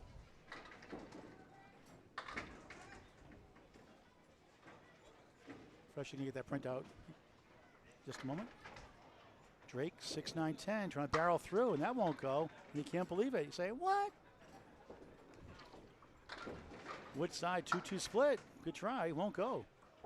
4 left, 6 right. Drake gets 2 for a 9 to start his number 7th string. Woodside dunks it for an 8. In Atlantic Candlepin singles tour match a couple of seasons ago, Ed Woodside had a 157 and a 156 string in that match.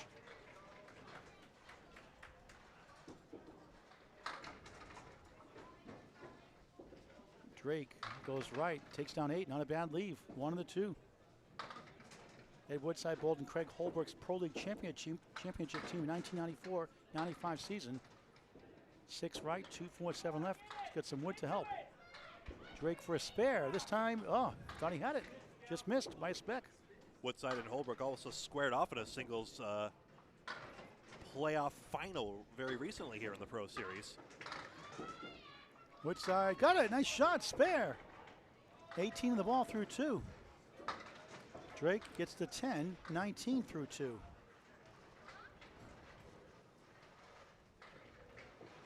No, an X, buddy. There we go. Ed won a 10 stringer Pro Series back in 2015 with a score of 13.01. That's a 130 average. Not bad.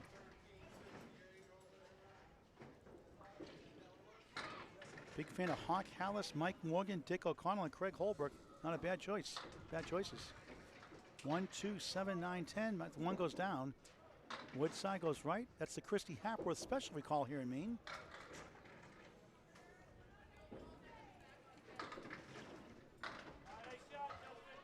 Dom Drake also wearing an ACST shirt from the main division that I believe just didn't get enough just 1 year turnout this time. Well, I say all the time, if you didn't see that main final, you got to watch. It's a must-see match. A match. Oh, what a shot for a spare for Woodside. Back-to-back after a spare 5. 33 in the ball through 3. Drake an 8, 27 through 3 on Candlepin Bowling Network. Don't cry because it ended. Smile because it happened. Dr. Seuss, of course. Bet a lot of people know that chestnut, but it's still a good one. Drake on the nose, 3-2 split.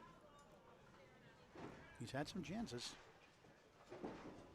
Woodside, beautiful ball. He's got the split broken up as the 6 goes down. 2-4-7, chance for 3 in a row. Yes, 40 through 3. Yep, pin got tripped up from behind. Drake missed the entrepin. The wood took it. 6 right, 4 left. That's the benefit of bowling in a fast house. You get rewarded just that little bit more often when you're on the head pin like that. Woodside for another one. He got it. 50 in the ball through 4. Look at him go. That pin nearly slid on Ed. That was close. The youngster on lane 5.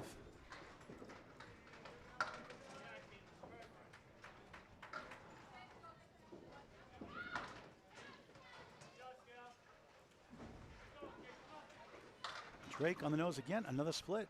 This time it's the 4-7, 6 to the right. Woodside takes down 8 more. Wobbling 6 right, 7 left. Same thing as Drake. He's got the 4 also. Good effort. Woodside with the 8 fill, 40, make that 58 through 4. Fills the 5, 7, and 8 on your screen.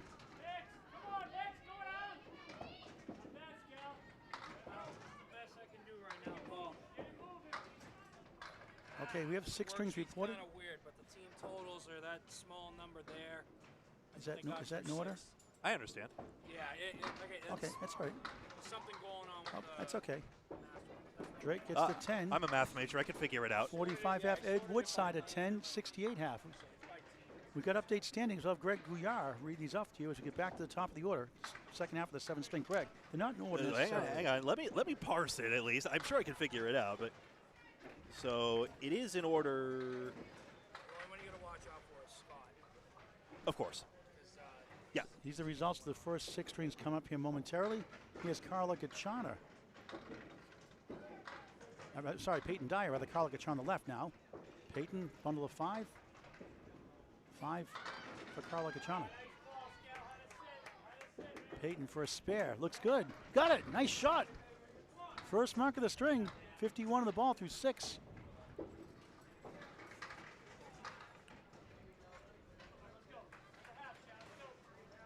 Live coverage of the Pro Series mixed doubles from Augusta, Maine. 1-7-10 Sports Center on Candlepin Bowling Network. Paul Grant, Greg Gouillart with you live. Tough 6 for Carla Gachana. 60 through 6 at the minimum. Had a spare 7 back in the third. Peyton, another split. 2-4-7, 6-10 right. Boy, can't wait to see what she's like 5 years from now. She's that good. Nice ball for Carla. 9, almost a strike. The queen pin holds up the 5. Peyton on the object won't carry to the 7, 6-10 right.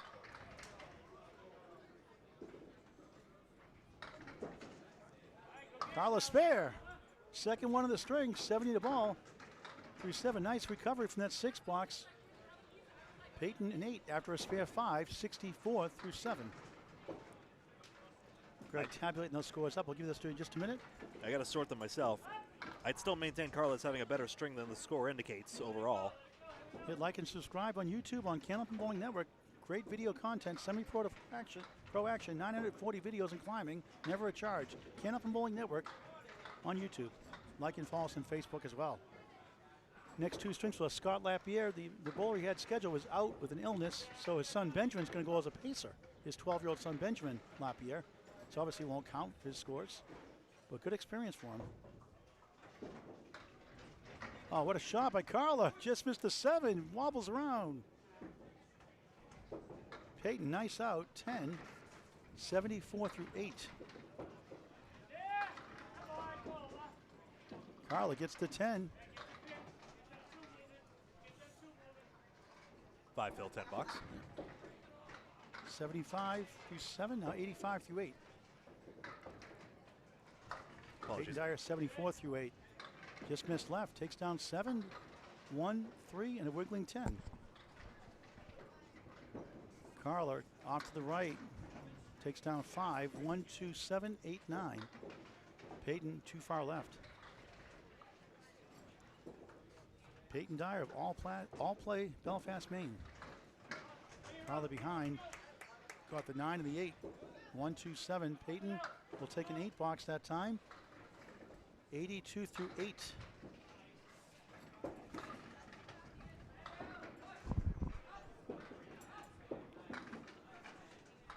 Nice out for Carla. She's got the 1, 2, 7 out. And Peyton Dyer's got the 108 average already in a career. 95 for Carla, the 9th. Dyer, beautiful ball, 2 full. Spread eagle, -1. Call the clip wing eagle.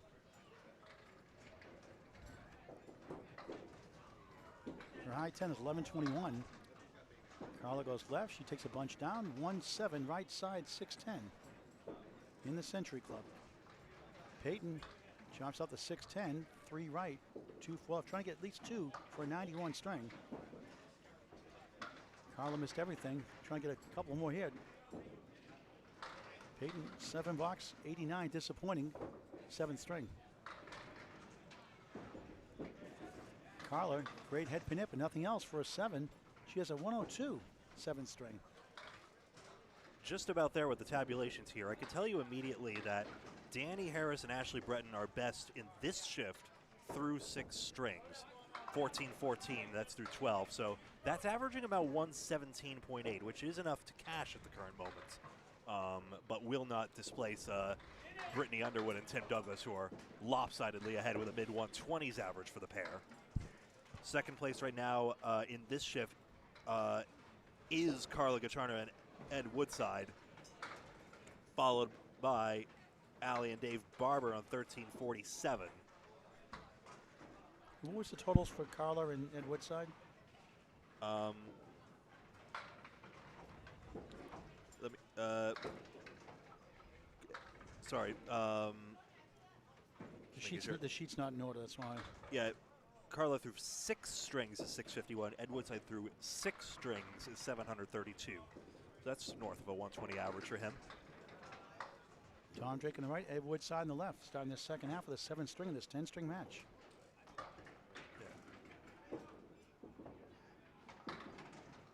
Look at this leaf. So, oh, excuse me. I'm sorry. I've read a nonsensical thing. Sonia Johnson and Danny Harris, of course. That's the partnership that's out front.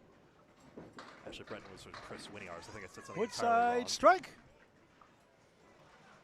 4th mark in 5 boxes. 78 plus 2 through 6. Drake, what a shot. He got it. Sweeps back for the 5. On the board, 55 and a ball through 6. 3 Lonely Islands, another great make by Drake. Finally gets a break.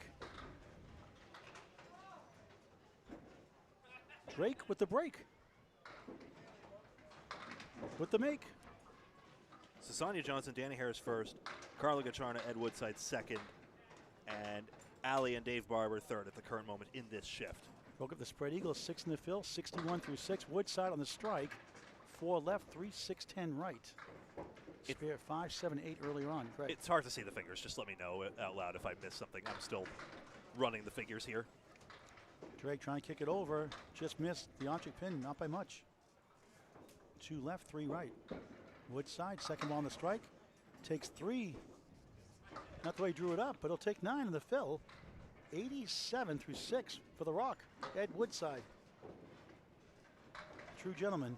Drake field goal for an 8 box, 69 through 7. And Woodside with a 9.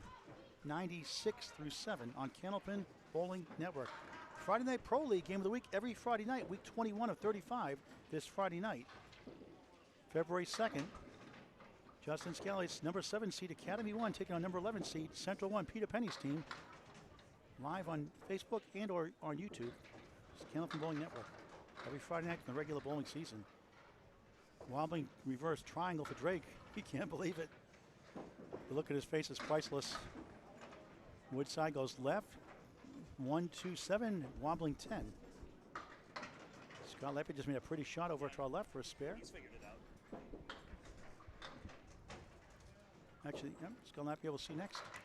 Great ball out of Sanford Bolorama, Sanford, Maine. We'll have Nate Lees and Lori Lewis, Miss Hawaii, later on too. Drake, good try, won't carry. Woodside, tough shot. Almost pulled it off. Tom gets the 10, 79 through 8. Woodside in the channel, no good. Hit the wood first, does not count. Can hit the wood if it hits the pin first. So that's a 9, 105 through 8. 3 strings after this to wrap up the 2-day, 3-string match. All 10 stringers. Tom Drake, half Worcester, 2 in the 8.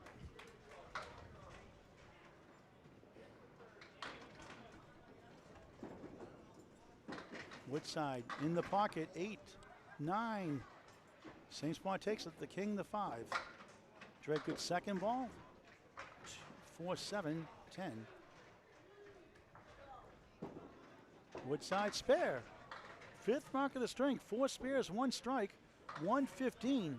And a ball through 9, Drake at 10, the second time in a row. 4th in the string, 89 through 9. And that was a nice split conversion too. So Celestia and Boudreaux were in the vulnerable spot with 10th place. Currently, it looks as though only Sonia Johnson and Danny Harris are ahead of that average. Carla Gachana and Ed Woodside right now are slightly behind that pace at the moment, but they have plenty of strings to catch up with. Look at this lead for Don Drake again. It's like the second time we see this string. We just can't believe it. But just keep in mind that the pins for anyone, but especially Carla and Ed, are going to be magnified here. Ed's thrown tons of 170s in his career. And what a shot, what a spare, wow! After a spare 4, a spare in the 10th. Yeah. 129 of the ball. Yeah, that might matter when the standings are this close for them right now. 5 spares, 1 strike. Who is this guy? Trying to fight their way into the money, maybe higher. There's still time. Don Drake 9, 98. 98, 7th string. 89 for Peyton Dyer. Oh, a tough half twister. 12 beats a 10, 131, 7th string for Ed Woodside. 6 marks, 131. Partnership total of 233. Now this is interesting. That puts him at an average of 116 and a half. So technically, Carla and Ed are working their way up there. You got Benjamin Lapierre and Scott Lapierre next. That's right. Again, an ineligible duo, but it's going to be a delight to see them nonetheless. Well, Scott's scores are eligible, I believe, for his points, but not. Yes. But they can't win. Obviously, they can't cash. They can't win the double. Yeah, they can't cash. They can't win unless the doubles. Scott doubles the scores. He might average 207 like his high single, which you can watch on YouTube. Scott Lapierre 207 on YouTube. He's up to 124 average at Sanford Bolorama, 121. Between 121 and 24 throughout his career. High triple 460, high 5 727 with a high 10 of 1314. Next on Candlepin Bowling Network. The executive producer of Candlepin Bowling Network is Bob Lee. Now, should I post a scoreboard for Benjamin? I feel like I should just post Scott's because that's the only one that'll count officially. But I mean, you could put him on there, just a pacer. We'll just make a note. No, it's up to you. We can skip it if you want. He's a pacer, so his scores don't count anyway, so probably not. Maybe we won't make a big fuss about it, but I mean, if there's a strike, I'm going to find that very hard to ignore. Yeah, let's give him the love. We'll put it up there. Just won't count officially. Just I have an idea. I have an idea, Howard. So if you see a 75 or an 80, don't pick on Ben. Yeah. 12 years young, 73 average. Yeah, and remember, it's Carla Gacharna. Yeah, I know. I said Blanca twice. Hey, I said Jesus called Simon Peter and Saul Paul. I'm a good company. I had the patent to that one. Ben has a high single at 136, high triple at 315. Hit a 1-7-10 without wood once.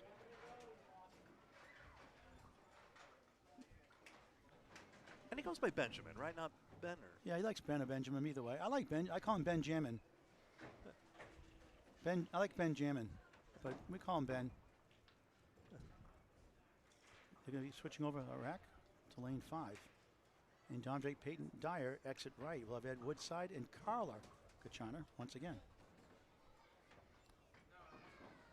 And then for our 9th string, we'll have Lori Lewis, Miss Hawaii, and Nate Leeds. The reason I call that, they had a delay on a teacher. Summertime, the teacher doubles, and they couldn't make it back. She didn't make it back and had to delay it, and then she crushed it in the finals, and she killed her counterpart, Nate Leeds, which we always tease about, but she carried him, so I call him Miss Hawaii. on the trip back from our 50th state, I'm assuming. Yep, business trip. And then we'll have Dave Barber and Allie Barber. A bookend string. We have them the first, we'll have them the 10th also. Yeah. It's a great way to finish out this tournament. There's Benjamin's name on screen. All right. Benjamin Lapierre. Not bowling for money, so he's still junior eligible. He's just bowling for the experience. And the pacer, as I mentioned earlier, Scott Lapierre's partner, out sick today. Yeah. I like his form, though. But that one too far right. And look at this. 9 already. Coming back for a steal.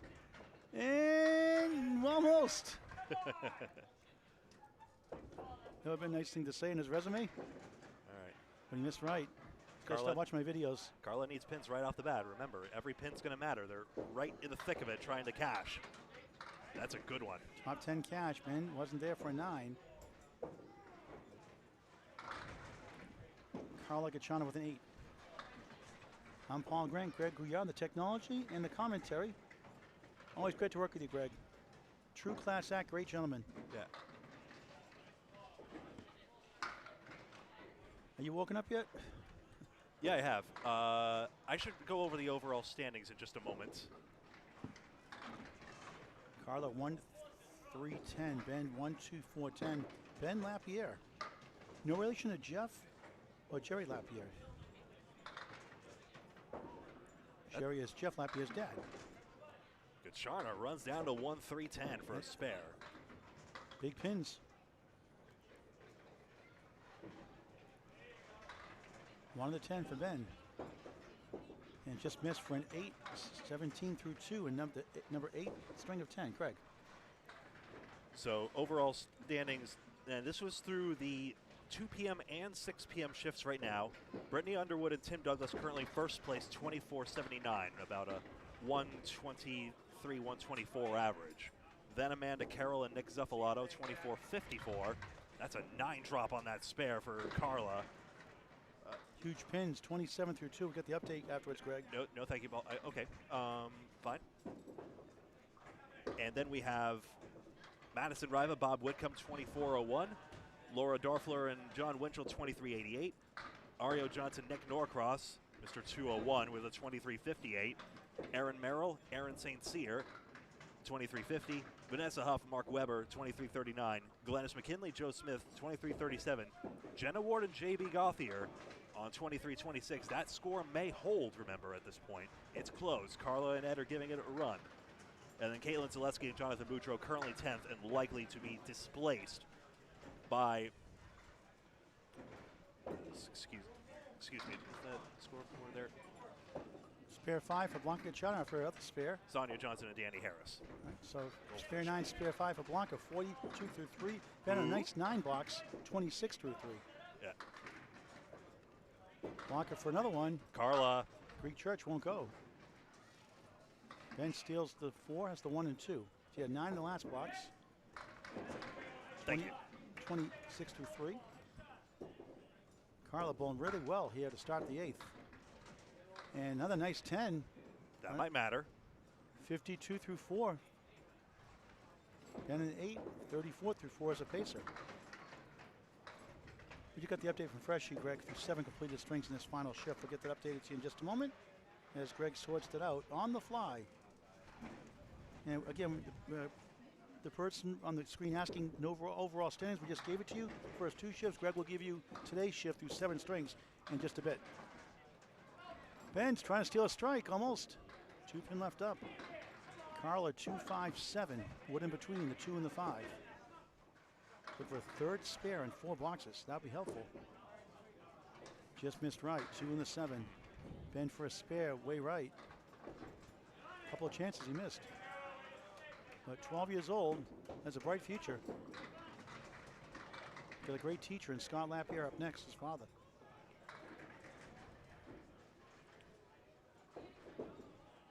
Carla, nice pinning, 9. 61 half, good for her, 100 average bowler. Great half. Ben 9, 43 half for a 73 league bowler, both over their averages. Greg.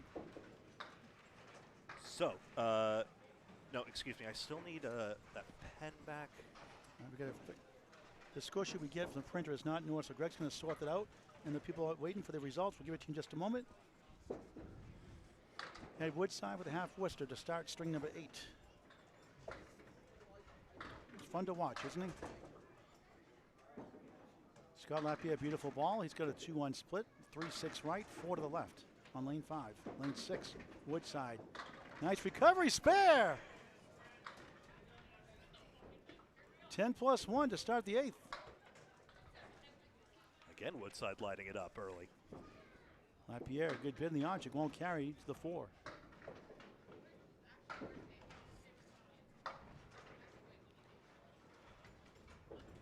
Scott, 10.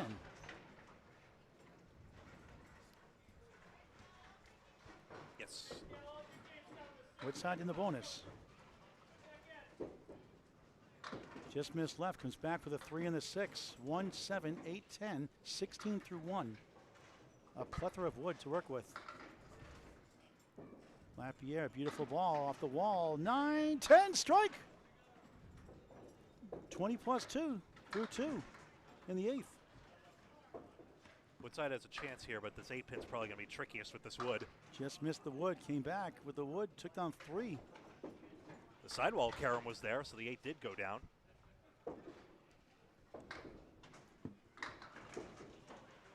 Had missed that time, a rare miss. 9, 25 through 2 on Candlepin Bowling Network. Greg. And again, Gacharna and Woodside are involved in a question of pins. They're now on 115.4, which again is lagging slightly behind the current 9th place, and which is JB Gauthier and Jenna Ward.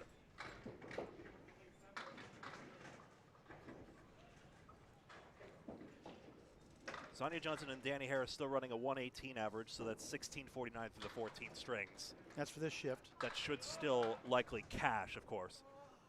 But most of the top seeds from prior shifts. Oh, strike, almost. Sorry, Greg. Wow, almost a double. Sorry, Yeah, Greg. I thought that was going to.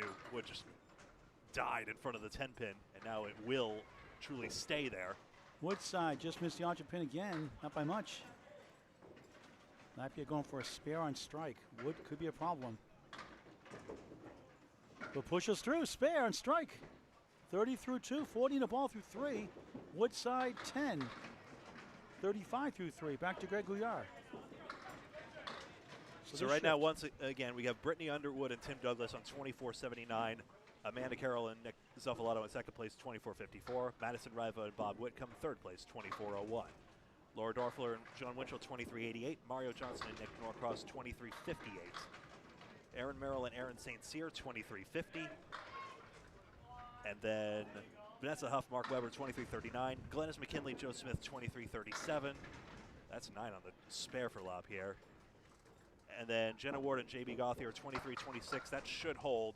And Jonathan Boudreau and Caitlin Zaleski currently in 10th place, but that is not favored to hold right now, as Sonia Johnson and Danny Harris are likely to do better. LaPierre gets 9 in another. 3 marks in a row, strike 2 spares. 59 in the ball through 4. Woodside 10, 45 through 4. I could have let you have that call, I'm sorry. It's okay, Greg.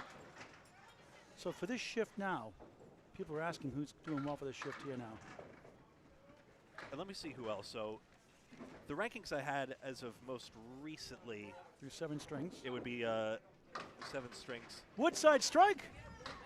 55 half plus 2. 1 pin left in the deck, a 9 in the second. Scott Lapierre in a spare. Let's figure this math out first. Ooh. 3-6 right, 7 left. Decent wood behind the 3-6. 66 through 4.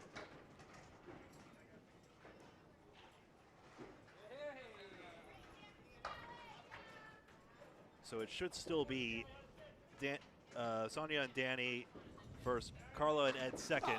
Wow, another spare. Wow. 3-6-7 that was? Mercy. Well, he wants you to read the scores up. Grab to read the scores up. He gets to the mark. 76 half plus 1. Perfect. Wow, 10 and strike 3 spares. And then Allie and Dave Barber should be in third place the way I see it here. Ashley Breton and Chris Winiar is currently running fourth at the moment. Then we have Peyton Dyer, Dom Drake, we saw moments ago, 15-23. Followed by Sharon Britton, Justin Scally on 15-20. And then followed by, I want to make sure I don't want to miss anyone. Blanca Gacharna, Stephen Body, Lori Lewis, Nate Lees, and Renee Skinner Karatapani. All right, thanks, Greg. That should have been everyone. I apologize if not. Blanca Chandra, another mark. 71 in the ball through 6. Third spare of the 8th. Benjamin Lapierre filling in as a pacer. A 10, 53 through 6. Without a mark, that's pretty darn good for a 12-year-older. So again, remember, Pro Series points are awarded for both individual performance and the doubles performance. So since Benjamin and Scott don't form a mixed double, of course, that's ineligible for that. But still, Scott competing for individual Pro Series points. Very significant towards determining bowler of the year.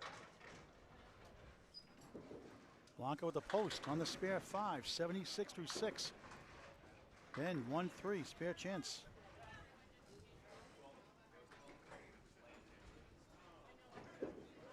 Carla, not Blanca. 7-10. Ben, spare. Split the upright, 63 in a ball. Through 7.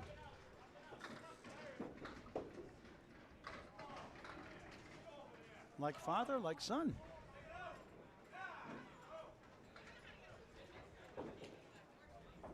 In this case, like son, like father in that shot. Good for him. 12 years young. His hobbies include hockey, video games. Has a PS4, likes basketball, game, and Fortnite.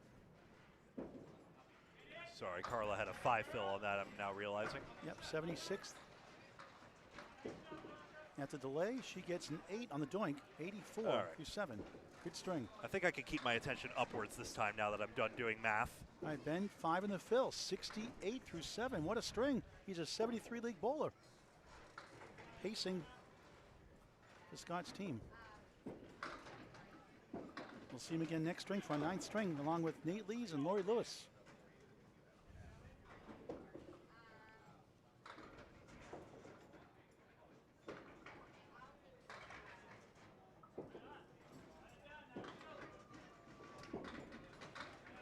Carly 84 through 8. Through 7. I'm sorry, 7. Thanks, Greg. Still waking up. I'm a little annoyed by the slightly illegible grid lines. I was trying to figure out a better way to do that, and I feel like I'm missing something very obvious, but alas. Ben, good bid, won't carry. Triangle, 6, 9, 10. 2 object hits in a row. Scott Lapierre Jr., you could say, in the wings.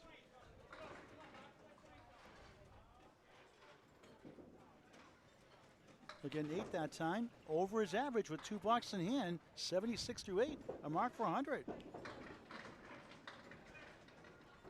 We need a strikeout to get his high single of 136. 136 pretty darn good when he was 11. Waiting for a ball to return here, I believe, on the score correction. On the screen, a slight delay here. Back with. Yeah. Carla had a spare 5 and 8, 84. Now, although I had it noted down as a spare 8 originally, but then I went by that. Yeah. Yes. Yeah. The block is a box behind. Sure, 3 frames remaining. I know that much. All right, so you deferred to us because they scoreboard error up there. They got it fixed. Yeah. So she has spare 5 in the 6th, 8 in the 7th box, 84.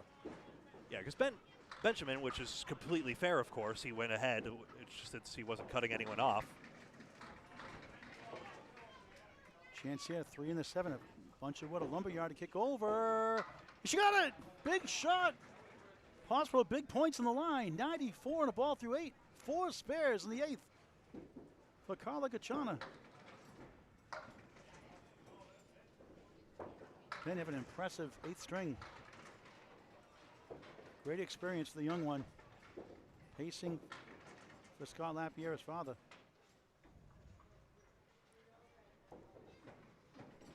Carla on a roll. Off to the left, just 4. 98. Already 98 through 8. Ben with 3, the 6, 9, 10. Carla just missed left again, nothing there. Score is correct.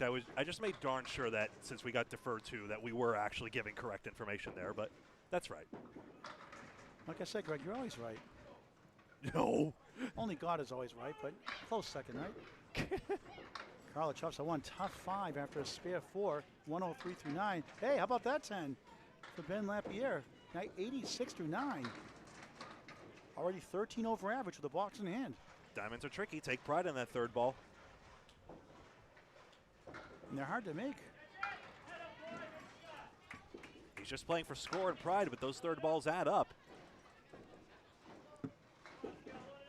Carla left again, 5-2 split. Ben, beautiful ball on the head pin, 8, 9. Wood pushed to 7, holds up, but a great chance here for a spare. Probably his best first ball. Carla trying to work out of it. Beautiful ball. Just missed the 4. Ooh. Ben, he got it. Curved in. Loaded up now. 96 in the ball. 4 for 100. Carla, 10. Nice string. 113. Story still holds, and it's probably going to hold for the last 3 strings. Every Carla- pin, Carla. Great job, Carla Cachana. 4 marks. Fills a 7, 5, 5, and 4. The 5 blocks lower to score, but good pinning overall. How about this, Phil? 7. How about 103 for 12-year-old Benjamin Lapierre? He's all fired up, pumping his fist. Yeah, we saw that. So happy for him. He'll punch his own spare 7 into the computer, and that'll bring up his father, Scott, How who's many having a tremendous half. How many 12-year-olds can say, I bowled in the Pro Series? Of course, Yeah. doesn't count. We'll have him again next string. Abe Woodside of lane 6 on a strike. Spins left, spins back for the 3 and the 6. 1, 7, 8, 10. 58 coming in, plus 2 bonus balls. Scott Lapierre on the nose. He's got a triangle, 3, 5, 6, 7 left. 2 pieces of wood. Woodside, nice shot. He got it! Wow! Incredible shot, spare on strike. The veteran comes through once again. 65 half, 75 in the ball through 6. A masterful shot. And Lapierre on the object. That won't carry somehow. 6 right, 7 left. What a shot by Woodside. A difficult shot. They call him Rock for a reason. Rock steady. Scott, 8.5. $8 officially. On the Richter scale. Our running joke for when the pin gets partially hit and it goes partially down. In 82 half, 90 through 6. Had 4 marks in a row. Woodside strike bid 9. 84 through 6. They're duking it out side by side. Lapierre, another good ball in the pocket. 8, 9, 9.5. Going. Still on. going. Not gone. Woodside spare. 3 marks in a row. They glued the pins down. I'm just kidding. I would never slander 1710 Bowling Center. They do a fantastic job, and Yes, they've they been do. fantastic hosts. 94 in a ball through 7. Going for the money. Lapierre for a spare. Yes. 5 marks in the last 6. 100 in the ball through 7. Look at them go. So good. We've seen a lot of 100 through 8s, mind you, but this is extraordinary. Fun to watch. It's not a Nick Norcross 201, but it's still exciting. Making a mental note, I think I say extraordinary as a verbal crutch a little too much. I'll keep that in mind. Woodside 7, 136. 136, chance for another one. 101 Yeah. through 7. Lapierre off the right, half west, a momentum killer. 2, 102 through 7. Still a great score. Still beating Ed. Not matches are not head-to-head. For another one. Yes, he got it. 4 in a row. 111 in a ball in the 8th. Chance to bust into 140 with a big fill. Lapierre, good bid. Spins around. Just the 5 left up. Very good pins, though. Great recovery from the half Worcester. What a string. Carla Gachana set the table for Ed with a 113. Benjamin 30 over his average of the 103. Scott, another spare. This should be 10. Oh, is that 10? Yeah, he had the half Worcester, remember. That's right. All right, forget about it. Still sleeping. 112 through 8. Still pinned very well, though. Woodside just missed left, takes up the 3. Probably better standing. 1-7, right side 610 on the spare. 117 through 8. Lapierre not on a spare. Gets 9. He has the 4 pin for a chance here. Scott Lapierre's average all day has been north of 120, so very much worth his while to bowl, even if he's ineligible for the doubles cash and Pro Series points on that side of things. Very steady ball. Great competitor. Woodside. Oh, he got it again! Unbelievable! 5 marks in a row. 127 and a ball through 9. Sizzling. Lapierre spare. 122 and a ball in the 9th. If Woodside goes 6 in a row, I think my sound mixer's going to burst. What a tremendous string. Hey, I call like you're on the team, like you're on their team. Of course. I always cheer for the bowlers like I'm on their team. This is so good. Fun to watch. Woodside on a roll. In the pocket, up the wall. 8 more. 135 through 9. Lapierre on the bonus. Goes left. Kick off the wall. Mix. 5.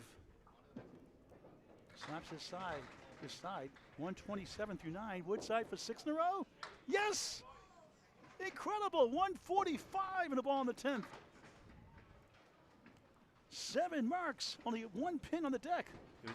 Lapierre missed the head pin. Trying to get to 137. Yes, and Woodside was only in the 130s last string. What's wrong with him? Scott 9. Great string. 136. His son Benjamin not eligible. 103. Could we see a strike for a 155? Yes, please. He gets 9. 154. Ed the Rock Woodside, what a performance. 6 marks in a row. Started out with a strike 7. Look at those black marks. Yep. 267 combined for Carlo Caccione, Ed Woodside. Thank goodness we don't have to score by hand. We'd be running out of ink by now. Fantastic. String number 9 is coming up soon, the penultimate string before we determine our winners, which are still favored to be Brittany Underwood and Tim Douglas at the current moment, but still a lot of quality bowling to come in these final 2 strings. First of all, I just wanted to take this time to thank you all for taking however much of your weekend to join us here virtually in 1710 Sports Center, Augusta, Maine, here on Candlepin Bowling Network.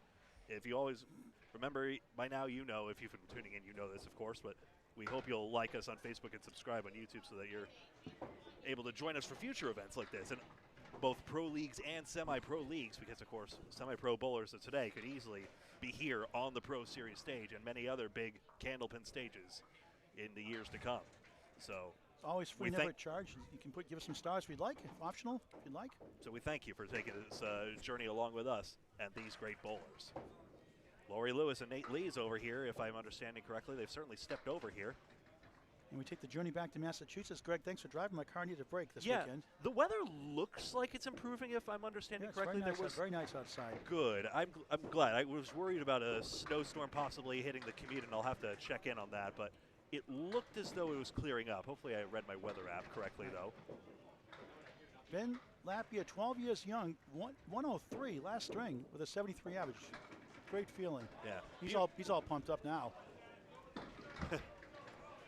Now he's getting some pin action. 1-2 the pins fly here. Some say it's the fastest house in Maine. It's up there in the top 2 or 3 with all play in Belfast, Maine, and Newport Entertainment Center, Newport, Maine.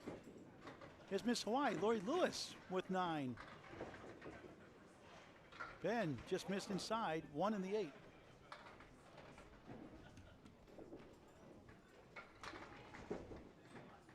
Miss Hawaii, spare. Ben takes a 9.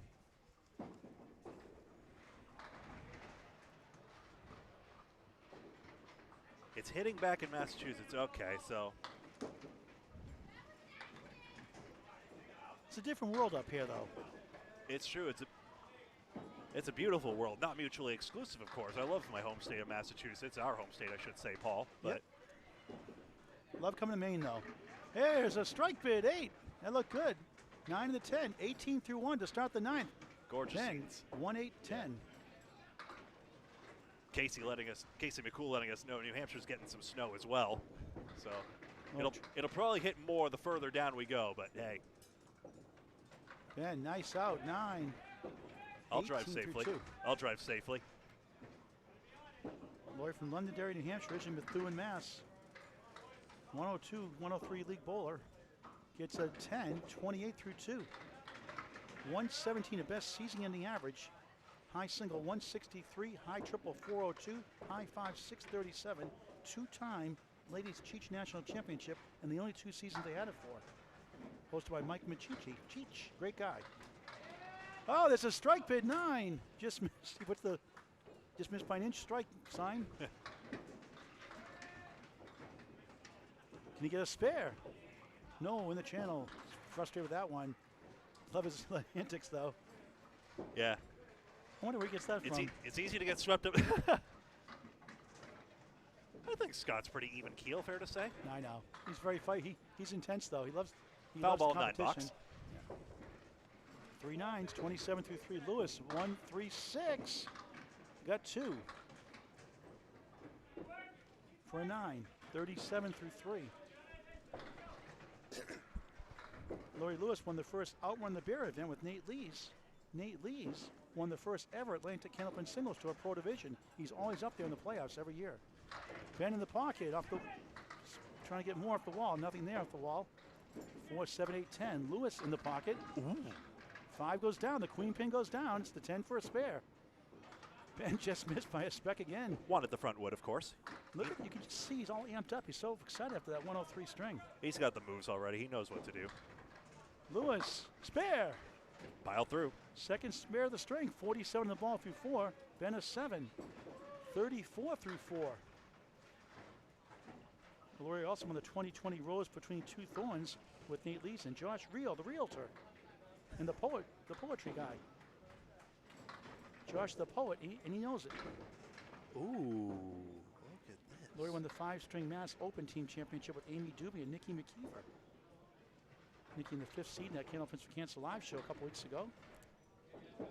Lori also won a 2022 Scratch State Tournament at Lakeside Lanes in Manchester, New Hampshire. Home of the next Pro Series, February. Also won a 2022 New Hampshire State Scratch Tournament with Mario Johnson, Madison Kelly then, now Madison River, and Sonia Rossi. Lane reset on lane 6. Gives me time to do some math here. So 8-string results just dropped, Paul.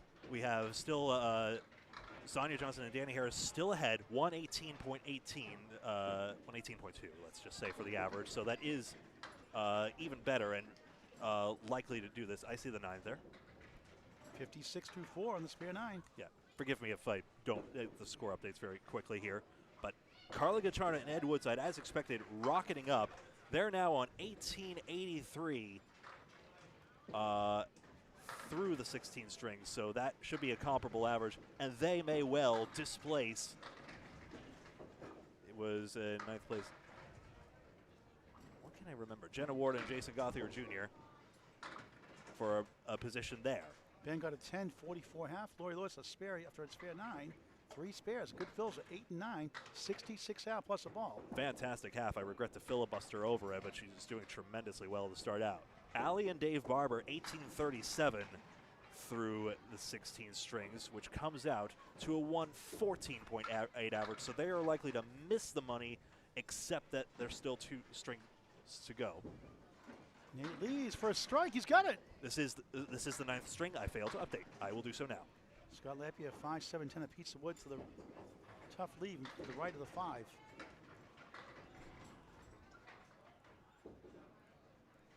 What a try. I'm just amazed how that you hit the pin in the middle, wood in the middle, and it goes to the left side or the right side. Dave Barber, Ali Fournier, our next string with Nate Lees and Lori Lewis to wrap up our coverage of this 3-day, 10-string event. Scott with an 8.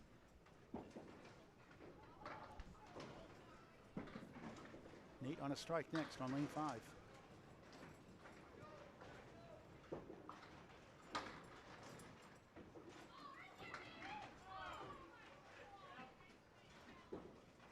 Scott, 4-2 split.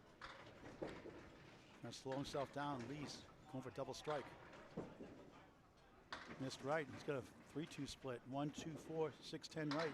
Seemed like a decent ball. It just didn't angle over. Now it'll be tough. He has to cross over to get a lot of pins out of this. Nate does. Tough lead for Lapierre. 2 full, right in the head pin. Nothing else. Tough break. Lees, 6 on the strike, 16 through 1. Candlepins for Cancer. Final 2 rounds next Saturday, February 3rd. Butwell's Bowling Center, Concord, New Hampshire, 12 p.m. and 3 p.m. Register Candlepins number 4 at cancer.com. Make a slight donation if you can also. Order roll off. Candlepins number 4 at cancer.com. Live show 1 week after, February 10th, with Greg Gouillart, Bob Lee, and myself. 12 p.m. Saturday, February 10th, 12 noon start. Top 5 ladder going for $2,000 first place prize. Live coverage on Candlepin Bowling Network on YouTube and Facebook. Qualifying rounds next Saturday on Facebook on Candlepin Bowling Networks. Register Candlepins number 4, cancer.com. Lapierre, a pair of 8s. Nate Lee strike 6 and 8 so far. 1, 2, 9, 10 for Scott. Nate with a 6, 9, 10. You can also look for the handicap bowlers out there. There's a tournament at Big 20 in Scarborough, Maine, February 28th, 29th, the leap year day, March 2nd and 3rd. Information on Candlepins number 4 at Cancer.com. The $60 entry fee per person, $120 a team. Any doubles, 2 men or 2 women, 1 man, 1 woman. Unlimited shifts allowed. Register Candlepins number 4 at Cancer.com. 95% handicap based on a 130 average. Average is based on January 31st, 2024. Big 20 Scarborough, Maine. Any doubles roll-offs. Candlepins number 4 at Cancer.com to roll off. Any questions? Message me, Paul Grant, on Facebook. Scott 9:25 through 3. Nate 9:33 through 3. Increasingly great turnout. It's wonderful to see. Here's Samantha Bryant, Mona Lamar, Nate Dementia, Colby Carrier, Mark Sun doing a wonderful job as always here. Always hosting tournaments. Scott Lapierre 4-7. High piece of wood in front. Leads, beautiful ball. Off the wall, he gets 8. 5 and the 7, decent wood.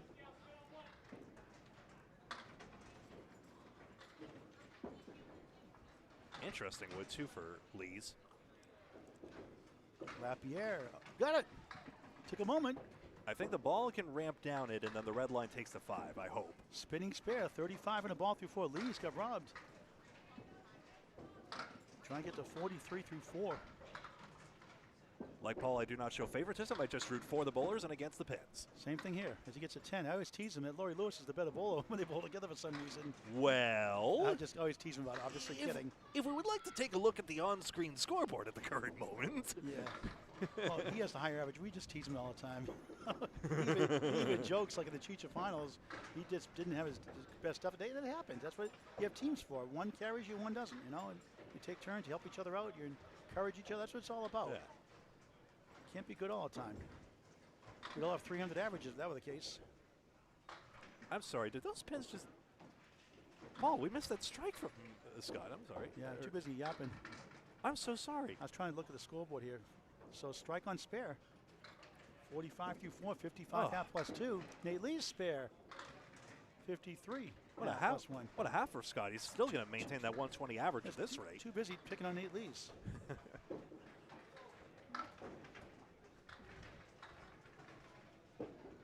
Sorry about that, folks. We were calling 600 boxes this weekend. I guess one was bound to slip through, but we hated it was that one.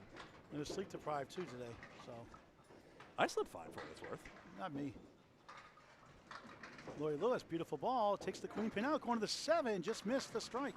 You do get genuinely amped up for these. I do too, of course, even though I can. A 9 fill, 75 half, back-to-back spare 9s, a spare 8 in the first.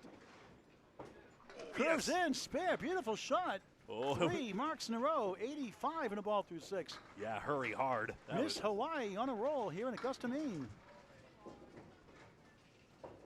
And one of the 8 for an 8. 52 through 6 pacing for Scott Lapierre. Remember, he's a 73 league bowler, 103 last string. Another mark, he could bust the triple digits again. And he'll only get stronger with time. Like that ball, curved away, 4-7-8. Lewis in the bonus, right in the pocket with strike, 9 more. Again? 3 spare 9s in a row. Wish it was a 9-pin tournament. Could be a strike. 94 through 6. Good for her. If that keeps up, she'd have 170 in theory. Every ball counts, needs a spare. For another one. Yeah. Missed that time. The wind took it. Close the doors. Yeah, they are closed. Yeah, it can get frigid if they're open. Not in Maine. Ben comes back. The 10. 62 through 7. Lewis, the Paul Grant special. Missed the second, make the third. 10, 9, make that 104 through 7. What a string. I'm more climate sensitive. Apologies. She always seems to step up in these tournaments. She just gets to another level. It's like she flips a switch. Not always, but a lot of times. Is that an ACST shirt she's wearing? I think it's the old first generation ACST, if I understand correctly. Of course, Nice ball there, but look at this leave. 3, 6, 10 right, 7, 8 left. Not sure about that, Greg. there was a women's only division of the ACST at one point. Yep, there was. Madison River, a record 215 and 37 record. What a surprise. Ben missed left. Try and get 3 more here. Lewis 1, 3, 7, 9. Tough leave. Right in the pocket, but too full. Got the 1 and 9, leaving up the 3 and the 7. And Ben gets a 7 box, 69 through 8. Fine string again. He's showing off at the TV lanes. Might as well, just playing for pride at this point. Lewis field goal for an 8 box. As he was when he walked in, I hasten to clarify. 112. 112 through 8.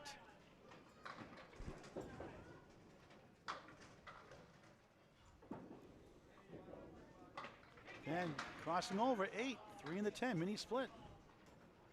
That was a great ball. Gettable. This will be something.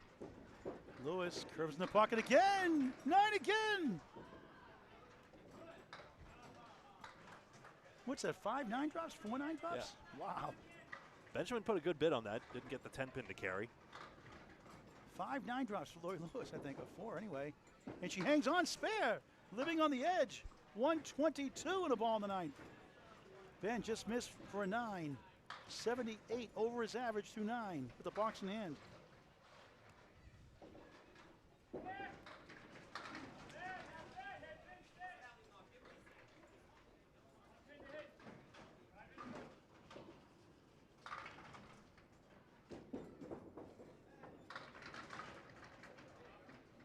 Benjamin's got a chance here, 127. Lori Lewis 2 days ago just celebrated her 38th birthday, having a great string on the nose. It's 8, 4 in the 10, 130, 130 through 9. Ben 127. Great fill, bad leave, unfortunately. Got the head pin. Nice shot. Oh, just missed a 7. Trying to get to 88 now. Lewis trying to kick it over right in the middle left. She can try to get a 140 with a 10 box. I hardly imagine she's going to try to be that aggressive, though. That's an 8 that time. Nothing wrong with a 138. 9th string for Miss Hawaii, Lori Lewis.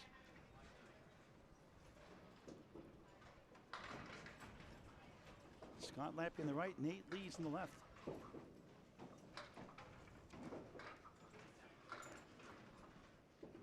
Can Scott LaPierre build on this great half he's got going? Nate Lees likewise with 2 marks as well. Last season, Scott Lampierre, the 5th seed in the Candlepins for Cancer round, won the ladder going from 5 to the top, winning $2,700 plus in prize money, drops 9. Almost a double strike. Really missed that shot that time. Leads parallel pins plus the 9 on the spare 5, 58 half, had a strike 6 to start. Scott going with 3 marks in a row. Spare, strike, spare. 65 half, 75 in a ball through 6. Lees, he got it. Basically like to throw a spread eagle ball. Good shot. Great shot, back to back. 68 in the ball through 6. He won the first Atlantic Candlepin Singles Tour Class A division.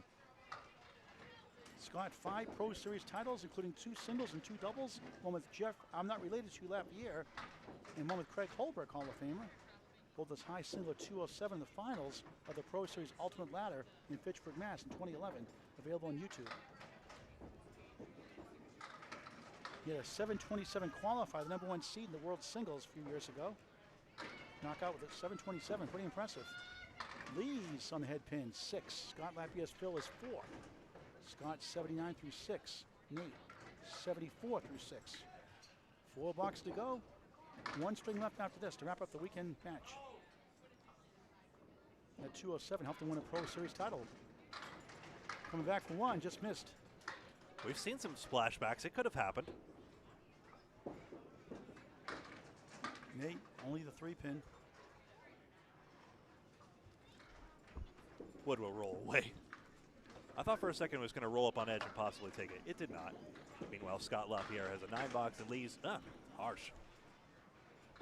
Dave Barber, Allie Barber to join Nate Lees and Lori Lewis, our final string. 2 object pin hits and an 8 box. Sorry, Paul.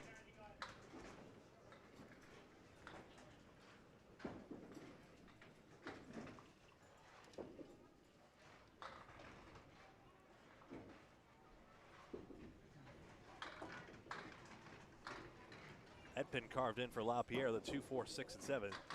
Lee's having a few of those balls where he throws it off to the right and then throws his hands up wondering what happened. And Diamond slightly shifting back the 5 pin.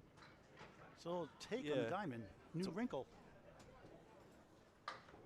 Hardly 24 karat. I guess no, that's gold. Silly. Ooh, Lapierre's gonna have the wood roll behind though. 14 karat, 2 karat, Is that what you give your wife? baby karat. Help me out here. Did you give your wife a 24 karat diamond? I don't think it was, but it was gorgeous. Lees picked it up, spare. 92 in a ball through 8. Scott Lapierre, 9. 97 through 8. Honestly, the moment she said the word filigree, I was like, I'm going to need your help on that one. Final 2 boxes, string 9. 1 string left.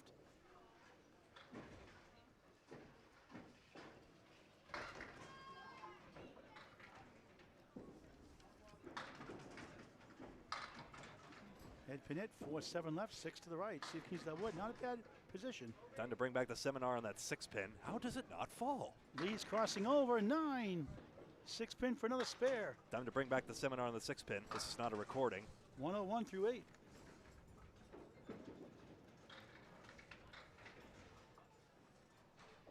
Lapierre trying to kick it over. He got it! What a shot! 107 to the ball in the 9th. Lee's spare. Going Laurie Lewis here. He gets spare 9. Now a spare. Laurie, 3 spare 9s in a row. 57 in those 3 boxes in the 4th, 5th, and 6th. And 2 spare 8s. Well, Great still likely pinning. to win. In that 138 string.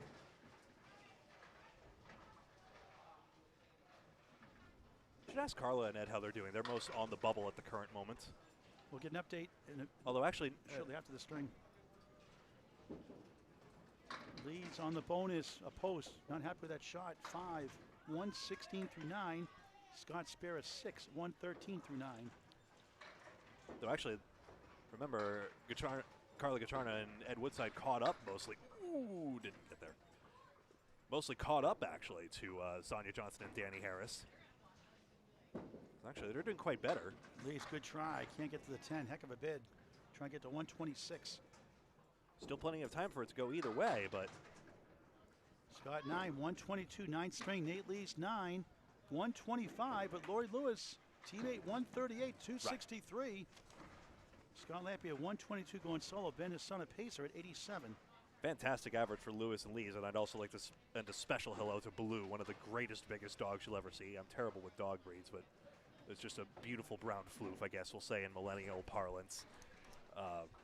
You're amazing. Lapierre dumps 122. Right now, we have the standings after 2 shifts were, as you may recall, Brittany Underwood and Tim Douglas 24-79. I would say the top 8 of these scores are generally safe to hold their standings at the current moment. Amanda Carroll and Nick Zuffalato 2nd place. Madison Riva and Bob Woodcomb 3rd. Laura Dorfler and John Winchell 4th. Mario Johnson and Nick Norcross 5th. Aaron Merrill, Aaron St. Cyr 6th. Vanessa Huff and Mark Weber 7th. Glennis McKinley and Joe Smith 8th. And then the 2 question marks at the current moment, Jenna Ward and J.B. Gauthier, Jason Gauthier Jr. In 9th place. And Caitlin Zaleski and Jonathan Boudreau currently in 10th. That was after 2 shifts. I just talked to that Woodside crowd. They just got a 188 combined, 89 and 99. So that's going to hurt their chances possibly now. We'll get the official results momentarily. We know they have a 188. Can they still cash? Top 10 get paid in 3 shifts. About 44 teams or so, Greg, I believe. So Top 10 teams will cash. That is just the actual cash, of we had course. 44 teams, was it, overall, something like that? Yes, by my count. It was You got 1 string left. 44. It was 44 coming in. I'll check the official number again. Once we get the official scores, we'll give it to you here. And I think it's fair to say we can, mention the Candlepin Pro Series does have its own Facebook page as well, where certain standings are posted as well. Yeah, and Dave Barber will put on Candlepin Chat later today, too, shortly after we're done. Next tournament edition will be at Lakeside Lanes, which is Manchester, the New Hampshire? Lakeside Lanes, Manchester, New Hampshire, Tim Lipke's house, and that should be the 3-man random draw teams, as I recall. Yes, it is. In a month's time. I think it's my birthday weekend, the last weekend of February. Does it mean you won't be there? No, I made a Pro Series event last time during my birthday. I think it was Woburn, if I recall correctly. They bring a cake out for you? What do you guys got updated for, please? we're waiting for Ed. We're waiting for the printout for the ninth Yeah. string. It takes a few minutes after they're done. We'll get that. They're going to bring it to us as soon as we're done. I'm most curious about Sonia Johnson and Danny Harris. You're running with them. Well, you need a 250 to get in the top 10, you think? Okay. Well, you can do it. All right. I'll bring it over to you when we get the sheet. All right, so stay tuned for our final string. Allie Barber, Lori Lewis will start, followed by Dave Barber and Nate Lees. Thank you for watching. If you were a trooper and watching 30 strings, 29 so far, 1 to go. Yeah. Maybe more. Oops. Let me take this behind-the-scenes view out of the way. Nick Norcross stole the show yesterday, last night, the second shift with a 201 5-strike-in-a-row finish. Lori Lewis starts with another 9-drop. Great piece of wood in front of the 4. Allie 3, 5, 9, 10. Wood behind to help the back row. Allie and Dave have been running third in this shift for the longest time. They probably need more pins to make the top 10. Lori crushed the pocket all 9th string. Starts the 10th with a spare. Allie, beautiful ball. She gets a spare as the 9 goes last. Great start to the final string. Allie, 108 season highest, best average, 108 season ending average, 166 high single, high triple 405, high 5 629 out of Lakeside Lanes, Manchester, New Hampshire. It's a Pro Series doubles title in her belt. Should say under her belt. Official terminology. Lori on the spare goes left that time, 5. A notch on her belt, I guess? Yeah, you know what I mean. We'll go with it. My wife's always correcting my grammar. It's you and me, not you and I. It's not you and I, it's you and me. Me and you. I get confused. Allie 8 in the spare, 18 through 1. Lori off to the right that time, 1 in the 8. Allie, oh, nice spare. Wood into the 5 to the 10. Back to back, 28 in the ball through 2. What a start. Lori comes back and gets it for a nice 10. 25 through 2. Hey, accurate shot. Sidewall helped, but it was an accurate shot. Let's pause 10 seconds for station identification. Oh, I have 10 seconds? Okay, now I have 6 seconds. This is Candlepin Bowling Network on Facebook and YouTube. Thank you very much for watching. Please hit the like button and follow and subscribe for more. You sound like me talking. Side effects may include heartburn, stomach burn, appendix burn. Lori, 6 right, 7 left, 3 pieces of wood. The bunch formation, you could say, on the wood. A post for Allie Barber on the spare 5. 33 through 2. Lori trying to sweep it over. No. Allie, good bid. 4, 7, 10. Probably sound like Art Fleming, the old Jeopardy host. Now I'm going to give you the final Jeopardy answer. You'll have 30 seconds. Lori missed right for 9, 34 through 3. Allie, object pin for 9, 42 through 3 on Candlepin Bowling Network.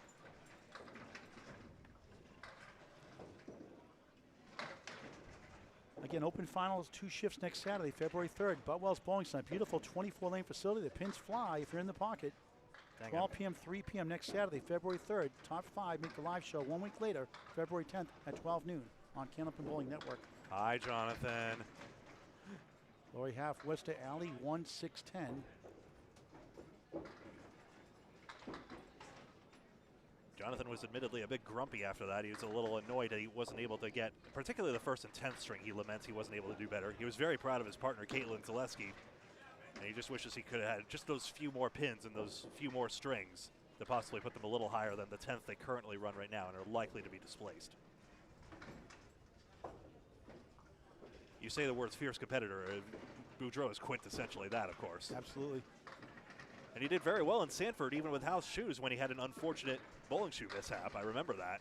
Allie gets a 10, 52 through 4. Strong start. Lori an 8, 42 through 4. Dave Barber, Nate Lees next to start their final string. The half west this time's the 3-9. Allie Barber for strike 9. 7 pin, wood rolls away. Better chance now. Clean shot at the 7. A useless piece of wood to the right. Good second ball by Lori. Allie missed right. Wants that one back. Oh, could have had a 70 half. As it is, she's done very well. It's probably a big reason why she and Dave are in third in this shift. Lori, it's 9. Allie at 10. 62 half. Lori Lewis, 51 half. I don't usually drop every viewer in it, but Fendo, that's Brandon Martins, of course, has been watching extensively. Thank you very much. Oh, what a great boy he's going to be. Yeah. And he was the one messaging Jonathan Boudreau, daring him to wave back. I met him at Agawam Bowl last year, and the guy's hungry. I mean, he's bowling a fast house now, but he's averaging 111. And he was 90-something last year. And you see it in his ACST matches. Yeah. Great competitor. He just got injured, too. He's coming back from an injury. Watch out for him, folks. Well, Brandon Martins. Well, why do you bother covering the C&D leagues? Who wants to watch that? Well, watch hey, out. I love covering the B, C, and D matches. A lot of rising stars and a lot of B bowlers in A, C, and B, and D will be in C next year. Lower averages now, but who knows later. Lee's beautiful shot won't carry to the 2 and 7. Dave Barber. 4, 5, 7, 8, 9. You could say it's 2 triangles. Look at this ball return, though. Look out. Don't trip on it. You should get extra ball if you get a ball return. Bonus ball. What do you think? 4 balls. How did that happen? I wasn't looking at lane 4, of course. Barber, good bid. 4 and the 7. Please advise in the comments. I'm just saying. I think Dave saw it out of the corner of his eye. That could have been bad if he hadn't, even though I wouldn't imagine he would ever miss it. Nate 9, Dave at 10. I think probably one of the most hair-raising moments is when we were filming Candlepins for Cancer at Portsmouth Bowlerama, and a young girl ran behind Sean Baker on approach, and it was just like, oh my goodness. Some people get upset, but I think it's kind of cute. I think it is, as long as no one gets hurt, on the approach as well, Exactly. I was just like, I love kids running around, just not on the approach. Literally anywhere else, please. Like to punch out that famous 4-pin. I'll tease him afterwards. He dropped the 4-pin. Dave had one of those to start the match early, the first string. He has a post. Leads 1-3-6. Dave Barber 1-2-10. Thanks, especially for the update. Greg will really fix appreciate your it. Thank you. sheets through 9 completed strings. There's not an order, so he's going to check that totals. And let me the scores log this these shift. scores. That's a 9 for Elise, I believe, on the third ball. Yeah, and Dave, Oh, nice get over. 10 bucks. So Nate, 18 through 2. Dave, a pair of 10s to start the 10th. I can't put Final X10 on the top row. That'd be redundant since X means 10. That's a very common thing to do. Over 840 videos and climbing, always free, never charged. Please subscribe to Candlepin Bowling Network on YouTube. Okay, so Sonia Johnson and Danny Harris threw 200 in the last one. So let's see, 2,091 divided by 18. They're running a 116 average, and that still is in the cash zone at the current moment right now. Back to you, Paul. Calculate, please. Okay, Nate Lees off the wall. He goes spare as Ye goes last. Barber 310 spare. Nice shooting there. 30 to 28. David 30, Nate Lees 28 plus bonus balls. As Ed feared, Gacharna and Woodside right now. That's Carla Gacharna and Ed Woodside. Unfortunately, have slid back with that 187. They now are running an exact 115 average, so they are now on 2,070, and consider that they need to catch 10th place. Someone asked how many places are paid. 10 places are paid. They need a 23-12. Barber 9 to spare. Nate Lees 6, a tough split. 5-9 corner post. 34 through 3. Dave Barber 39 through 3. Roger Pin won't carry. Barber, oh, thought he had it. Ooh. Missed by a speck or less. Lees 7, 41 through 4. Dave Barber, all grand special, missed the second, make the third. 10 after a spare 9, 39, make it 49 through 4. When Dave Barber says say it, I don't think that's what he means. Back to Greg. What? All right. So yeah, the bar to catch is 23-12 to get into 10th place, 23-26 to get into 9th place. That's Jenna Ward and JB Gothier. Lees, strike. Oh, David's the same lead Nate had just a minute ago. So what I will try and do is just try and gather these results live, see if anyone can helpfully just let us know the scores, since we don't have Kevin and John on hand today. Understandably, they were concerned about weather. Nate 51 half plus 2 bonus balls next. Dave Barber, pick your favorite pin. And Kevin's only going to New Hampshire. Trying to get one at least, get to 58 for the half with 5 blocks to go for the final string of the match. Field goal for an 8, 57.5. Back to Greg. In third place right now, let's have a look here. We That's have first shift, right? in third place in this shift are the Barbers right now. That's 2,032. We see them here. And that's running a 112 average at the current moment. So they're doing, I mean, these are good strings right here. I just don't think they're going to be enough at the current moment unless they really start to crank it up right here. Still 5 boxes left. We're going to try to keep you alive if we can to give you the final results of the top 10. That's right. We'll stay on live after they're done. Take a few, maybe 5 minutes or so afterwards. And we'll get the printout and let you know before we sign off the top 10 winners of the 3 shifts. Right. We thank you for watching Candlepin Bowling Network's presentation of the Pro Series Mixed Doubles from Augusta, Maine at the 1710 Sports Center. Again, your heavily probable winners are Brittany Underwood and Tim Douglas in this mixed doubles 10-stringer. Allie, guess again. You've got an 8 down 2 to go situation. Bundle of 5 for Lori Lewis. 4 horsemen plus the 9 behind the 3 wood to help that sleeper pin the 9, but missed right. Allie 3-6 missed left. At a 62.5, Lori a 51.5. Both pinning excellent. 9, 9. Allie 71, Lori 60 through 6. This is not a recording. This is not Inception. You get all the mistakes when we live stream. The real deal. No imitations. I don't think I can overdo the standings again. Underwood and Douglas first.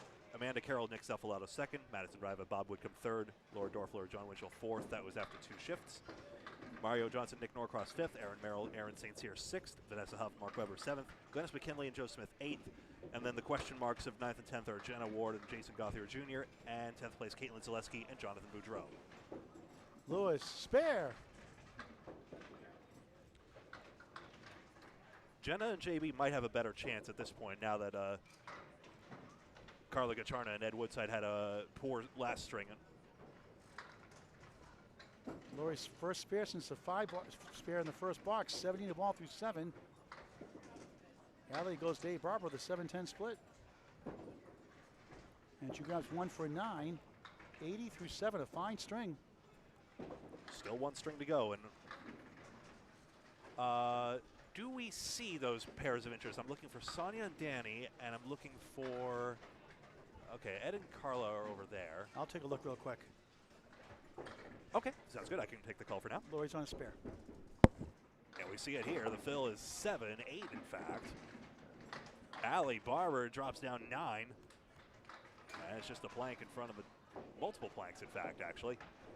Front wood might actually be the most dangerous one. There's a risk it might tip off the sidewall. Lewis on an 8 fill and another spare.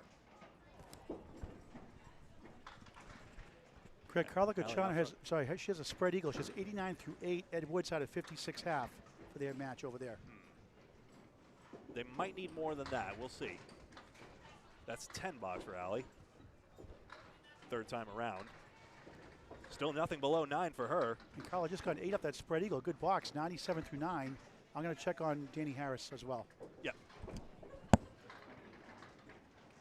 Forgive the microphone smacking. We're trying to get the information out there as best as we can to you. 6 for Lewis. That's 9 drop for Barber. Laura Lewis with a 16 box now, 94 through 8.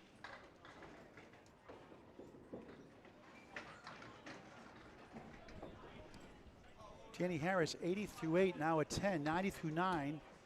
And Sonia Johnson, 46 half. That's Jonathan Boudreau out there. Oh, we have another excellent string. He is watching with interest, even though he's pessimistic about his chances.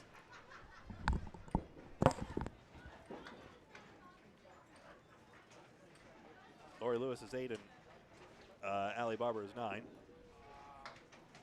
I'll let Paul know how to drop the audio levels real quick in a second.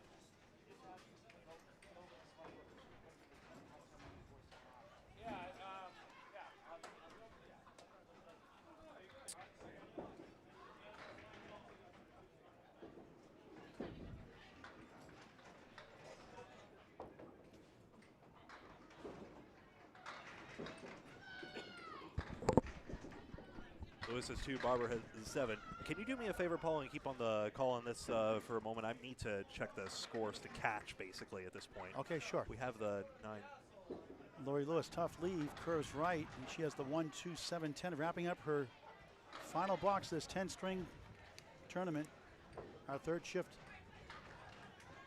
2 yesterday, 1 today, 30 strings, all on Candlepin Bowling Network on YouTube. Allie Barber, the wood, spins around, just missed the 9. Trying to get to 109. Lori trying to get to 112 somehow. She'll grab 2, maybe 3. It's 3 for a 111 final string. Miss Hawaii, Lori Lewis. Allie, a nice string, 10, 109. Spear 8, Spear 5 to start. Great pinning, all 9s and 10s. Very impressive. Very good competitor. Final 5 boxes, 2-day tournament. Nate Lee's on a strike on the right, 51 plus 2. Dave Barber at a spare 9 in the third. He's got 57 through 5. 3 10s and 8 also. Lee's on the crossover, 8, 9 in the 10. Wood in front. Barber with the Christy Hapworth special up here in Maine, I call it. Fine ball to Newport Entertainment Center, Newport, Maine. Dave would need a 171 to reach the money at this point. Lee's front of the mark. Oh, you're gonna be kidding me. And that stays the strike fill of 8. 59 half. So if I've done my math correctly, Sonia Johnson and Danny Harris require a 221, and Carla Cacharna and Ed Woodside need a 242, 10s apiece. Each of the 10, yep. So Dave 67 through 6, Nate 69 through 6. We know Carla had a 106, I believe. I'll check that in a moment for you. Ed Woodside just got a strike. Let me check the update real quick for you, Greg, if you don't mind. Yep, thank you. Remember, in 10th place is Zaleski and Boudreaux with 23-12, and in 9th place, Ward and JB with 23-26, 14 pins ahead. Barber strikes big time. That's the sort of momentum he would need to take a run at the money at this late stage. Carla got a tough 3 box at 10 box, 100. Ed Woodside's 84 through 7. Can you say that one more time? I'm sorry. Sorry, Blanca. Carla, yeah, Carla, rather. Sorry. Carla had a 3 box at 10 box, 100. Ed Woodside just got a big spare, I believe, in the 8th. Yes. So he's at 94 in a ball through 8. And they need 242, you said? They need 242, so he needs a 142, simply. So he's got to get a double strike at least. I'll get the update in Sonia Johnson, Danny Harris here also. Who require 221. Barber still filling the strike. Got it. Nickel and dime goes. Spare on strike. No bunk about it. Lease collects a 10 box. Hi, Paul. Danny got a big spare 9, the 10th box. Clutch as always, 109. Sonia on a strike, 80 plus 2 through 8. So they got a chance. She got a 2-2 split off to her left in the pink shirt, lane 3. 7 on the strike, so 87 through 8, and then actually 86, then 7 the blocks, 93. So that puts him at 202. So she needs a 19 box, She needs a 19 box, yes. So hang on, Boudreaux and Zaleski might live if nothing else happens in the field, if I'm understanding correctly. Barber gets 4 on the fill, 101 through 8. That means he cannot catch for the money, nor neither he or Allie, of course. Sonia Johnson's Johnson on lane 3. got some bounce back in the back row. 1, 2, 10. Spare chance, possibly not easy, but makeable. Lisa 7 on live coverage, 86 through 8. Dave Barber, a 10, 111 through 9. Now Nate a 7, 101 through 9. Yep. And Yeah, Sonia I was a box behind. Sonia out of did all not of get the spare. They will not get the 221.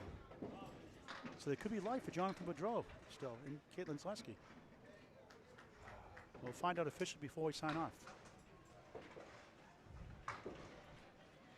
I want to shout out to Dave and Allie Barber, Nate Lees, Lori Lewis, and Freshie and his girlfriend for helping, fiance for helping out as well. Dave Barber spare in the final box of the match in the tournament, 121 on the ball. I'm 2 pins too high on Nate Lees. We'll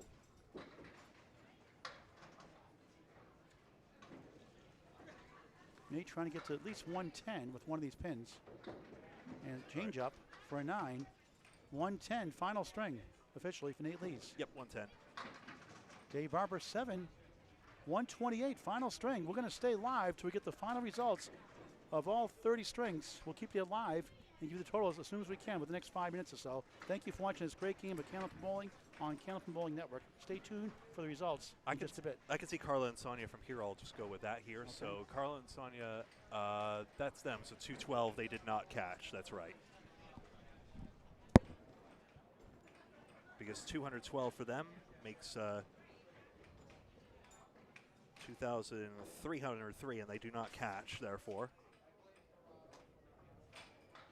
It's Ed Woodside and Carla Gacharna, of course, that we're curious about as well.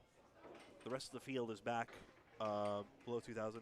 Ashley Breton and Chris Winiar's weren't terribly far off either, but they would have needed too much to catch.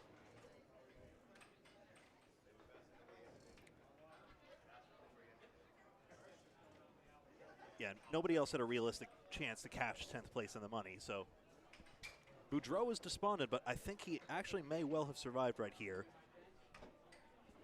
There's a question of if Ed Woodside had a larger string. Say, Carla, how much did Ed get?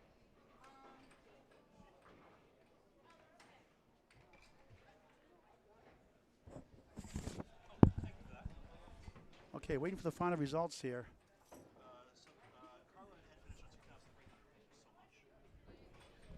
So 2,300 even for Carla Gacharna, and Ed Woodside does not cash. So I think you have. We think, but don't hold your breath, Jonathan. You may still pull Yep. it out. He is. Jonathan is now literally holding his breath. He can pay those lemon drops if he does win. All right. He's pointing. He's pointing. I turned that color, and he's going to get the blue shirt. So we're going to get a live reaction with Jonathan Boudreau. We're sort of in score assembly mode, Jonathan, but I think you'll find that you and Caitlin Zaleski have actually survived in 10th place. Not officially yet, but Jonathan, what a fierce competitor you are. Great. I know you're tough first and 10th string, but the other 8 strings, pretty impressive. Well, I mean, if we do cash, I can say I had 5 consecutive 10 boxes the last 5 boxes. That's why every pin counts. They weren't very good ones. That's why every pin counts. Well, that's the way it goes. I mean, whatever. If we get in the money, we get in the money. Wasn't expecting it, so it'll be a surprise. But How much are you going to win if you catch? I have no idea. So I don't even know what the payouts are, to be honest with you.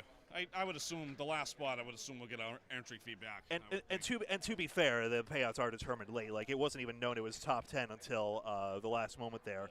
But yeah, Sonia Johnson and Danny Harris are going to finish on 2,303. Boudreau and Zaleski, hello, 2,312. It's like I said, you know, I had said to Paul earlier this morning, you know, if I could have the first and last strings back, I would take them, because those were the 2 that both of us struggled. Yeah. In. But you know, I mean, I guess that's the way it goes. I mean, got on a little run in the middle and kept us in the game. And you know, if we're lucky enough to catch that last spot, then good for us. And if not, then you know, whatever. It was close. And you've been around this game a long time, and it's just hard to know which pins are going to be the ones that matter, and just how you're doing. Well, that's generally. it. I mean, yeah, exactly. I mean, you gotta grind them out. Don't throw anything away. Even when you're going for a one-on-one, you feel like an odd pin here and there doesn't really mean anything, but. Like I said, I threw 5 really crappy 10 boxes, but maybe it'll be enough. I don't know. Yeah. Who knows? The voice, Jonathan Boudreau, thank you very much. You're welcome. Jonathan, you never tell it like it is, do you? No, never. No. I never say what I feel. No. I'll tell you right now, those last 5 boxes were really bad. Well, I read the room. I think they were pretty good. Oh, there were 3 half Worcesters in a row, and that's not good in anybody's. That's pretty impressive. Yeah, not in a good way. Yeah. Hey, pins are pins, right? They fall, they count. You know, makes up for those tough shots. We'll see. We'll see what happens. So once again, folks, we think top 10 will cash. Jonathan, I think we can let you go. Thank you so much for the time there. I'll put this microphone We're back. just waiting for the official result. Keep you alive before we sign off. We'll talk to Tim Douglas too before we sign off. Also. So again, probability. Here's Tim Douglas now, who we I think is almost certainly he and Brittany Underwood will take number 1. So hi, you've won another Pro Series event after Sanford. 2 in a row. 2 in a row. And that's 2 Pro Series titles and 1 Pro Series playoff winner, right? Yep. That's awesome. 25 years old, future is bright. Oh, I can't And wait. Easter Classic title to defend this year. I'm gonna do it this year too. Hopefully I can win. So You know, you're one of these bowlers, you can throw an 89, then come back with a 156. How do you stay locked in after a bad string? A lot of bowlers get frustrated, it gets in your head sometimes. How do you stay with it? I just never give up. It's a new box. You just keep going until you can't. So I let it go. It's a new box, and All right, if you guys finish first, we're going to talk to Brittany Underwood, too, before you sign off, okay? all right, sounds good. She got a new high 10 of 11-11 also. Yeah. She's actually right here. Oh, if you she's wanna right talk here? to her. Brittany. Brittany. You new won high- fair. You won fair. We think We unofficially think you've you won won fair. unofficially. We're waiting for the official results before we sign off. We're on the air live with Greg Gouillart, Paul Grant on Candlepin Bowling Network Pro Series Mixed Doubles. Brittany Underwood, congratulations. 11-11. That's an easy number. Remember, you're high 10. Lucky number. Yeah, I'm super excited. I mean, I was lucky to have such a great teammate. He always has such a good head on his shoulders, and he stays so positive. That really helps me stay level-headed. So, You're one of these bowlers that sometimes you struggle. You're in Atlantic Candlepin Single Stroke Class D in the playoffs right now, but it seems like these tournaments help your game. Don't they elevate your level? yeah, absolutely. Bowling with, a higher level of bowlers definitely makes me bowl better. So, just try to keep getting involved in everything I can. Candlepin for Cancer Roll-Offs next time?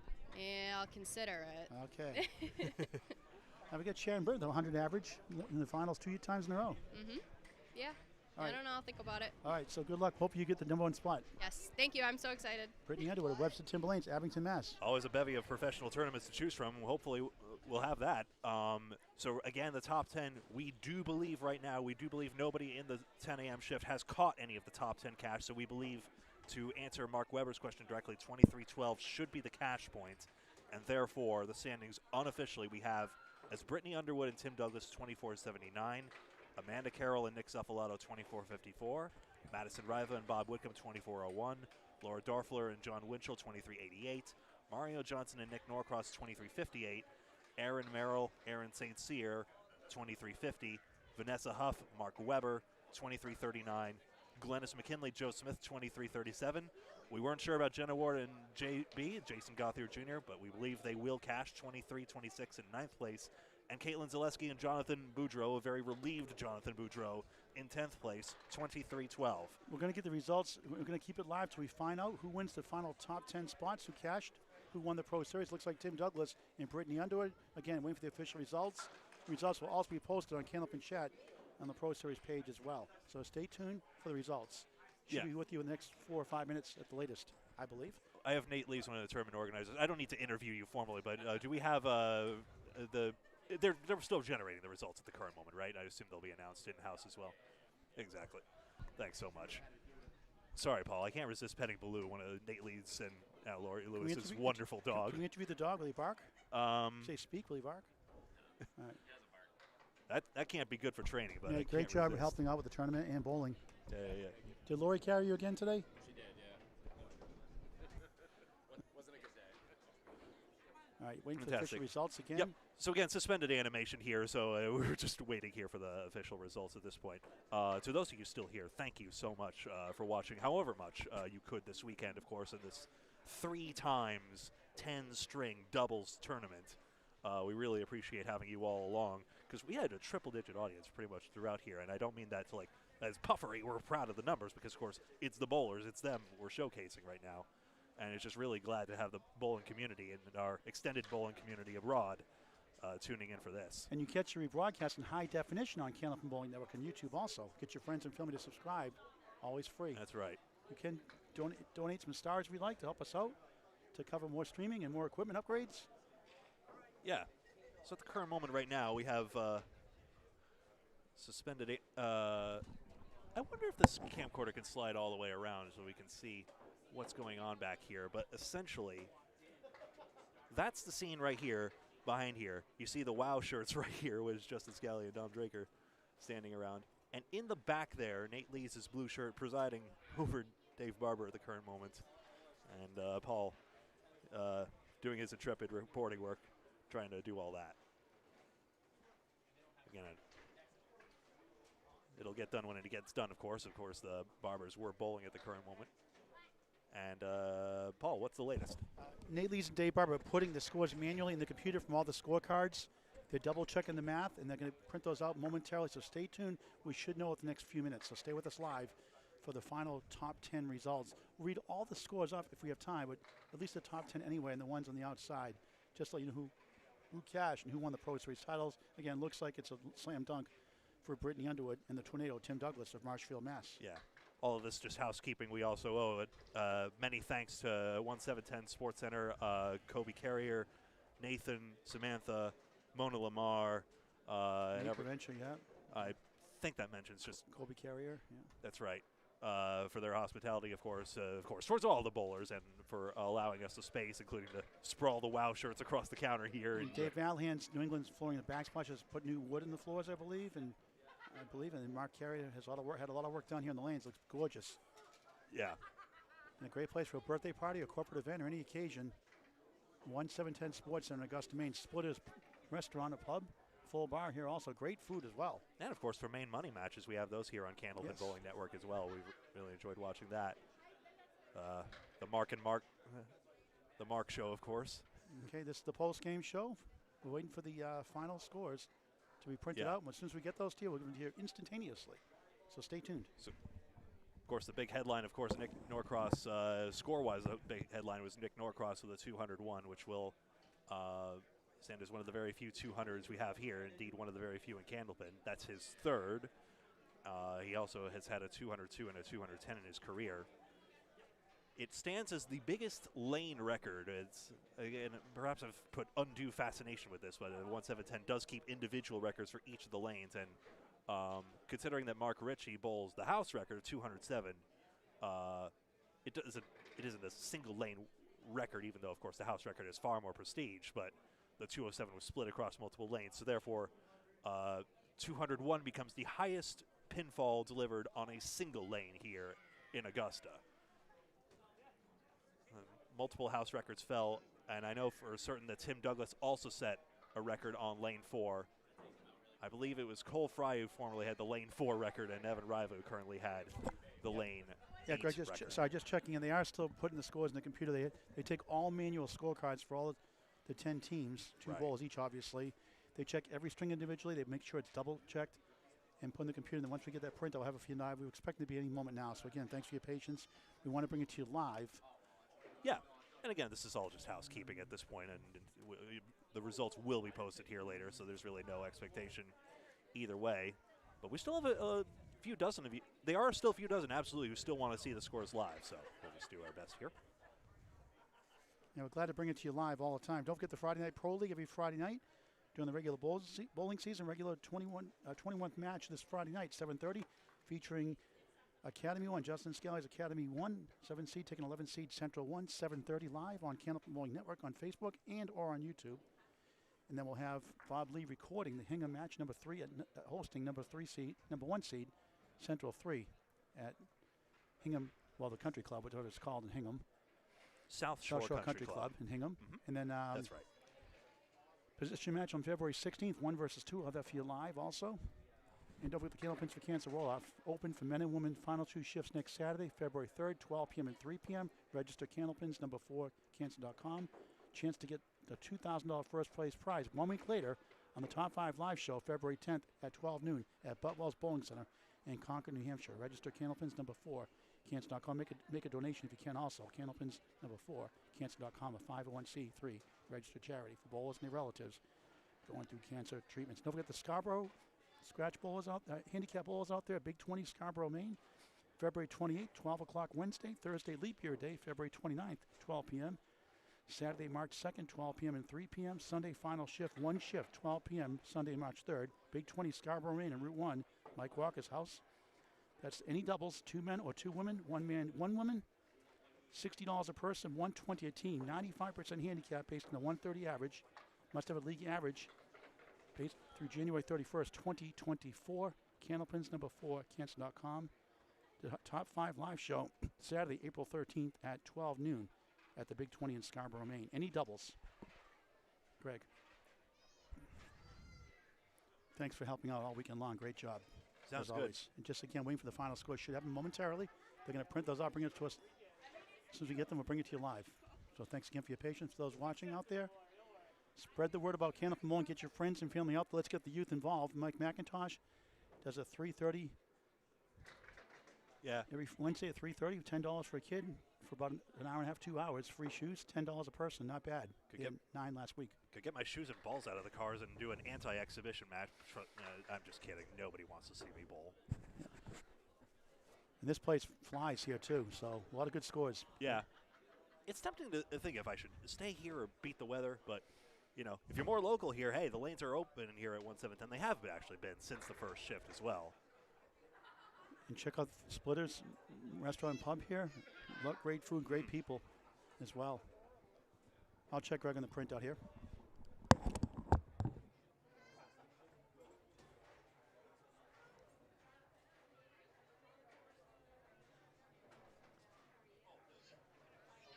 Eager interest building around the table, of course. Still a lot of manual entries to make, but again, we do project, at the risk of sounding like Steve Kornacki or whoever, that the 10-stringer, the 10 a.m. shift of the 10-stringer, likely has been unsuccessful in displacing the top 10 from the previous 2 shifts, and therefore we predict that the results will be Brittany Underwood and Tim Douglas first, Amanda Carroll and Nick Stuffalato second, Madison Riva and Bob Woodcomb third, Laura Dorfler and John Winchell fourth, Marianne Johnson, Nick Norcross fifth, Aaron Merrill, Aaron St. Cyr sixth, Vanessa Huff and Mark Weber seventh, Glennis McKinley and Joe Smith eighth, Jenna Ward and Jason Gauthier Jr. ninth, and Caitlin Zaleski and Jonathan Boudreau 10th. I did mention throughout the broadcast that individual pinfalls will be considered also for Pro Series points. I don't have access to all the information on that, so that update will likely come later on the Candlepin Pro Series Facebook page. If not there, we'll put it on Candlepin Bowling Network on Facebook and have it the information to you as best as we're able once available.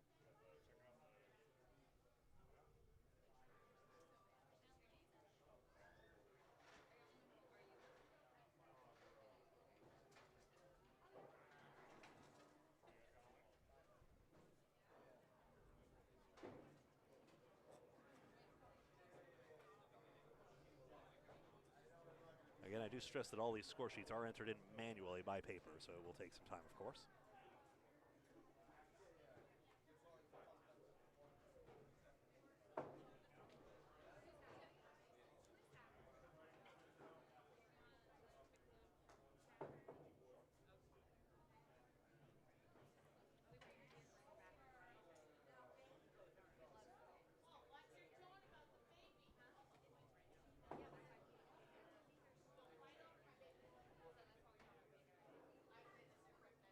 I will also note that yes, Paul.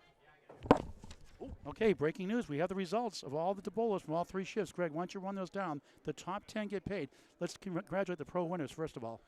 Well, there we have it. It is now official, and all scores we have announced as unofficial. I'm just going to confirm one more time, are official as we have announced it. So now officially, Brittany Underwood and Tim Douglas, 2,479. Amanda Carroll and Nick Zuffalato, 2,454. We interviewed them already. Madison Riva, Bob Whitcomb, 2,401. Laura Dorfler, John Winchell, 2,388. Mario Johnson, Marianne Johnson, Nick Norcross, 2,358. Aaron Merrill, Aaron St. Cyr, 2,350. Vanessa Huff and Mark Weber, 2,339. Glennis McKinley, Joe Smith, 2,337. Jenna Ward and Jason Gauthier Jr., 2,326.